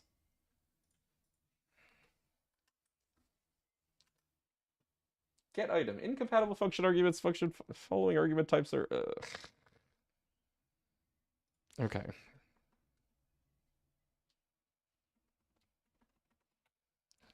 In enumerate, since we can't slice because SDK, for index, loot, enumerate, if index equals 0, continue. Fine. Oh god. Go away. Executive's a candy shop. Every good one has like 4 bad ones. Yeah, except it's like as talented as or as much skill as being a mechanic takes. You know, microelectronic repair is a whole other level on top of that. Oh, list index out of range where 93. Oh. Oh, fine. Also make that pool 0. Yeah.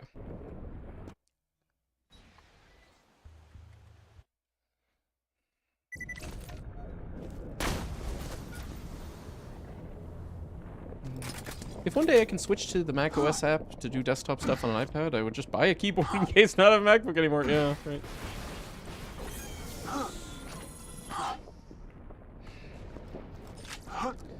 This gave... Oh! Oh, it's correct! Oh, that's right! It's just that this item happens to be, purple bandit shield. Yeah! Hey, cool! Okay, that's kind of a terrible test. Hatterax the Invincible... No, here, Geary's Unbreakable Gear. Let's force a different item, shall we? Norfleet. Yeah. Other list. Geary's Unbreakable Gear. Okay.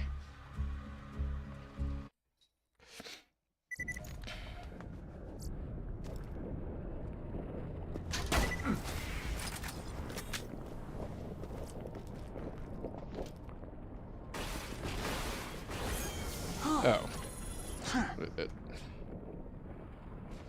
Why? I didn't assign your work. Oh, I didn't assign it. Okay, other than that, okay. I mean, we know it's working because the bandit shields are correct, but still. Hi, go away.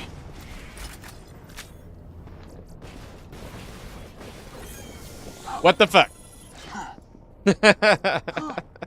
God damn it.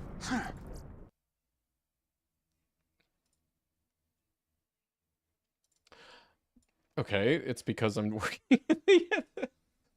I just want to test, man. Don't make me do all of this code to test.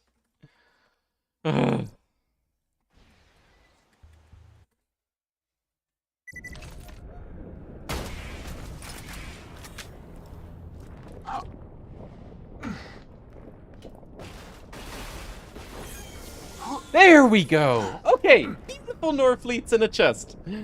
I did it. Hey, me too. That was a lot of work for mediocre omen. Oh, cool. I mean, it can't be that mediocre. You know, it's an omen. It's not very part specific. It's definitely not grip specific. The element would make it mediocre, huh? You find something when you aren't looking for that actually. Oh, what happened here? You have strong opinions on both sides? Sure. I guess more what I'm saying is, don't get upset about the, like, right for repair thing. Because, you know, to do that is to get upset, really, at consumers, like, you know, the vast majority of people. And, you know, it's like, it's one of those things where it's important to remember, if you ever catch yourself thinking everybody else is wrong and I'm right, when, you know, you're talking about, like, the vast majority of people having different priorities than you are, you know, that's a bit of a, like, you know, you gotta catch yourself with that, that's all. Companies like Apple trying to effectively erase the repair industry. No, again, this is consumers pushing it this way. It's not Apple, it's the vast majority of people who buy devices. are making these choices, you know? And if, you know, if you want to say wake up sheeple, fine. Yeah. But so many more Norfleets. Yeah, so we do want to do 3. Actually, maybe we could do 4. Is 4 really too generous? Let's pick a slot that does 4, which I guess, you know, index 1. So we're gonna skip index 1. Yeah. And then interactive loot 1.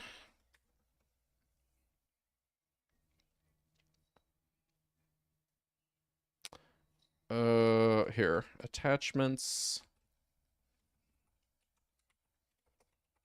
equals that. And for index in range 4.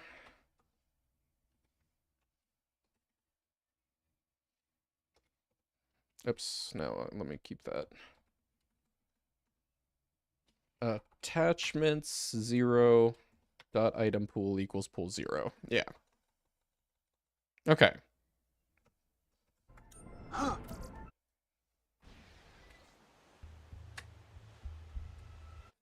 Walk across an entire planet, I don't think one more will hurt. Yeah, right, true.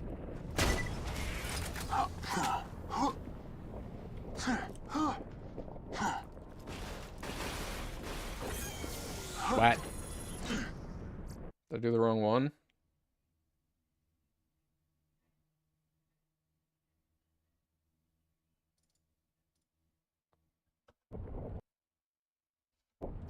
Oh, wait, there's a Norfleet that... Wait. Oh, attachment 0. Oh, whoops. I forgot to put index in there. There is one Norfleet. I mean, how did I not see the Norfleet when I first looked at this? I was just like, oh no, purple pistols. Ignores the Norfleet. You did 0. Yeah.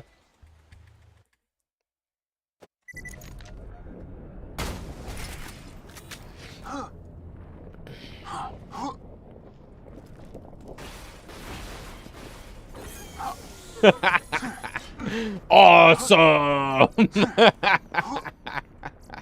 We've done it! Okay, Geary, done. Oh. Where's our to-do list now?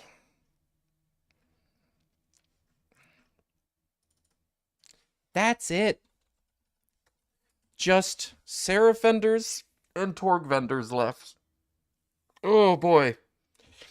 Couldn't have come at a better time too. Dude, I am like weak with hunger. I'm gonna call it there. Yeah, so, I'm going to release this mod this weekend.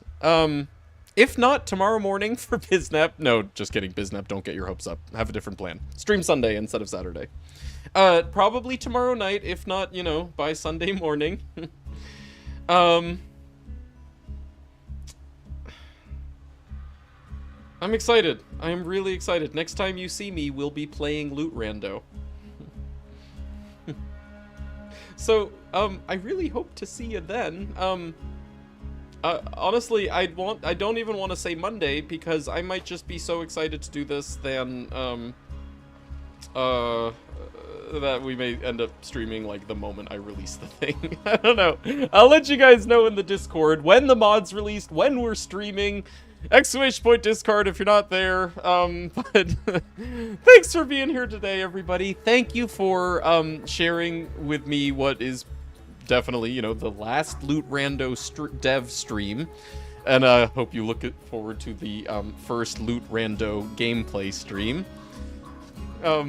Thanks for hanging, thanks for the company, thanks for the support, you know, the donations and the subs and the gifts and the hosts and all the nice things in general. Mostly thanks for the friendship.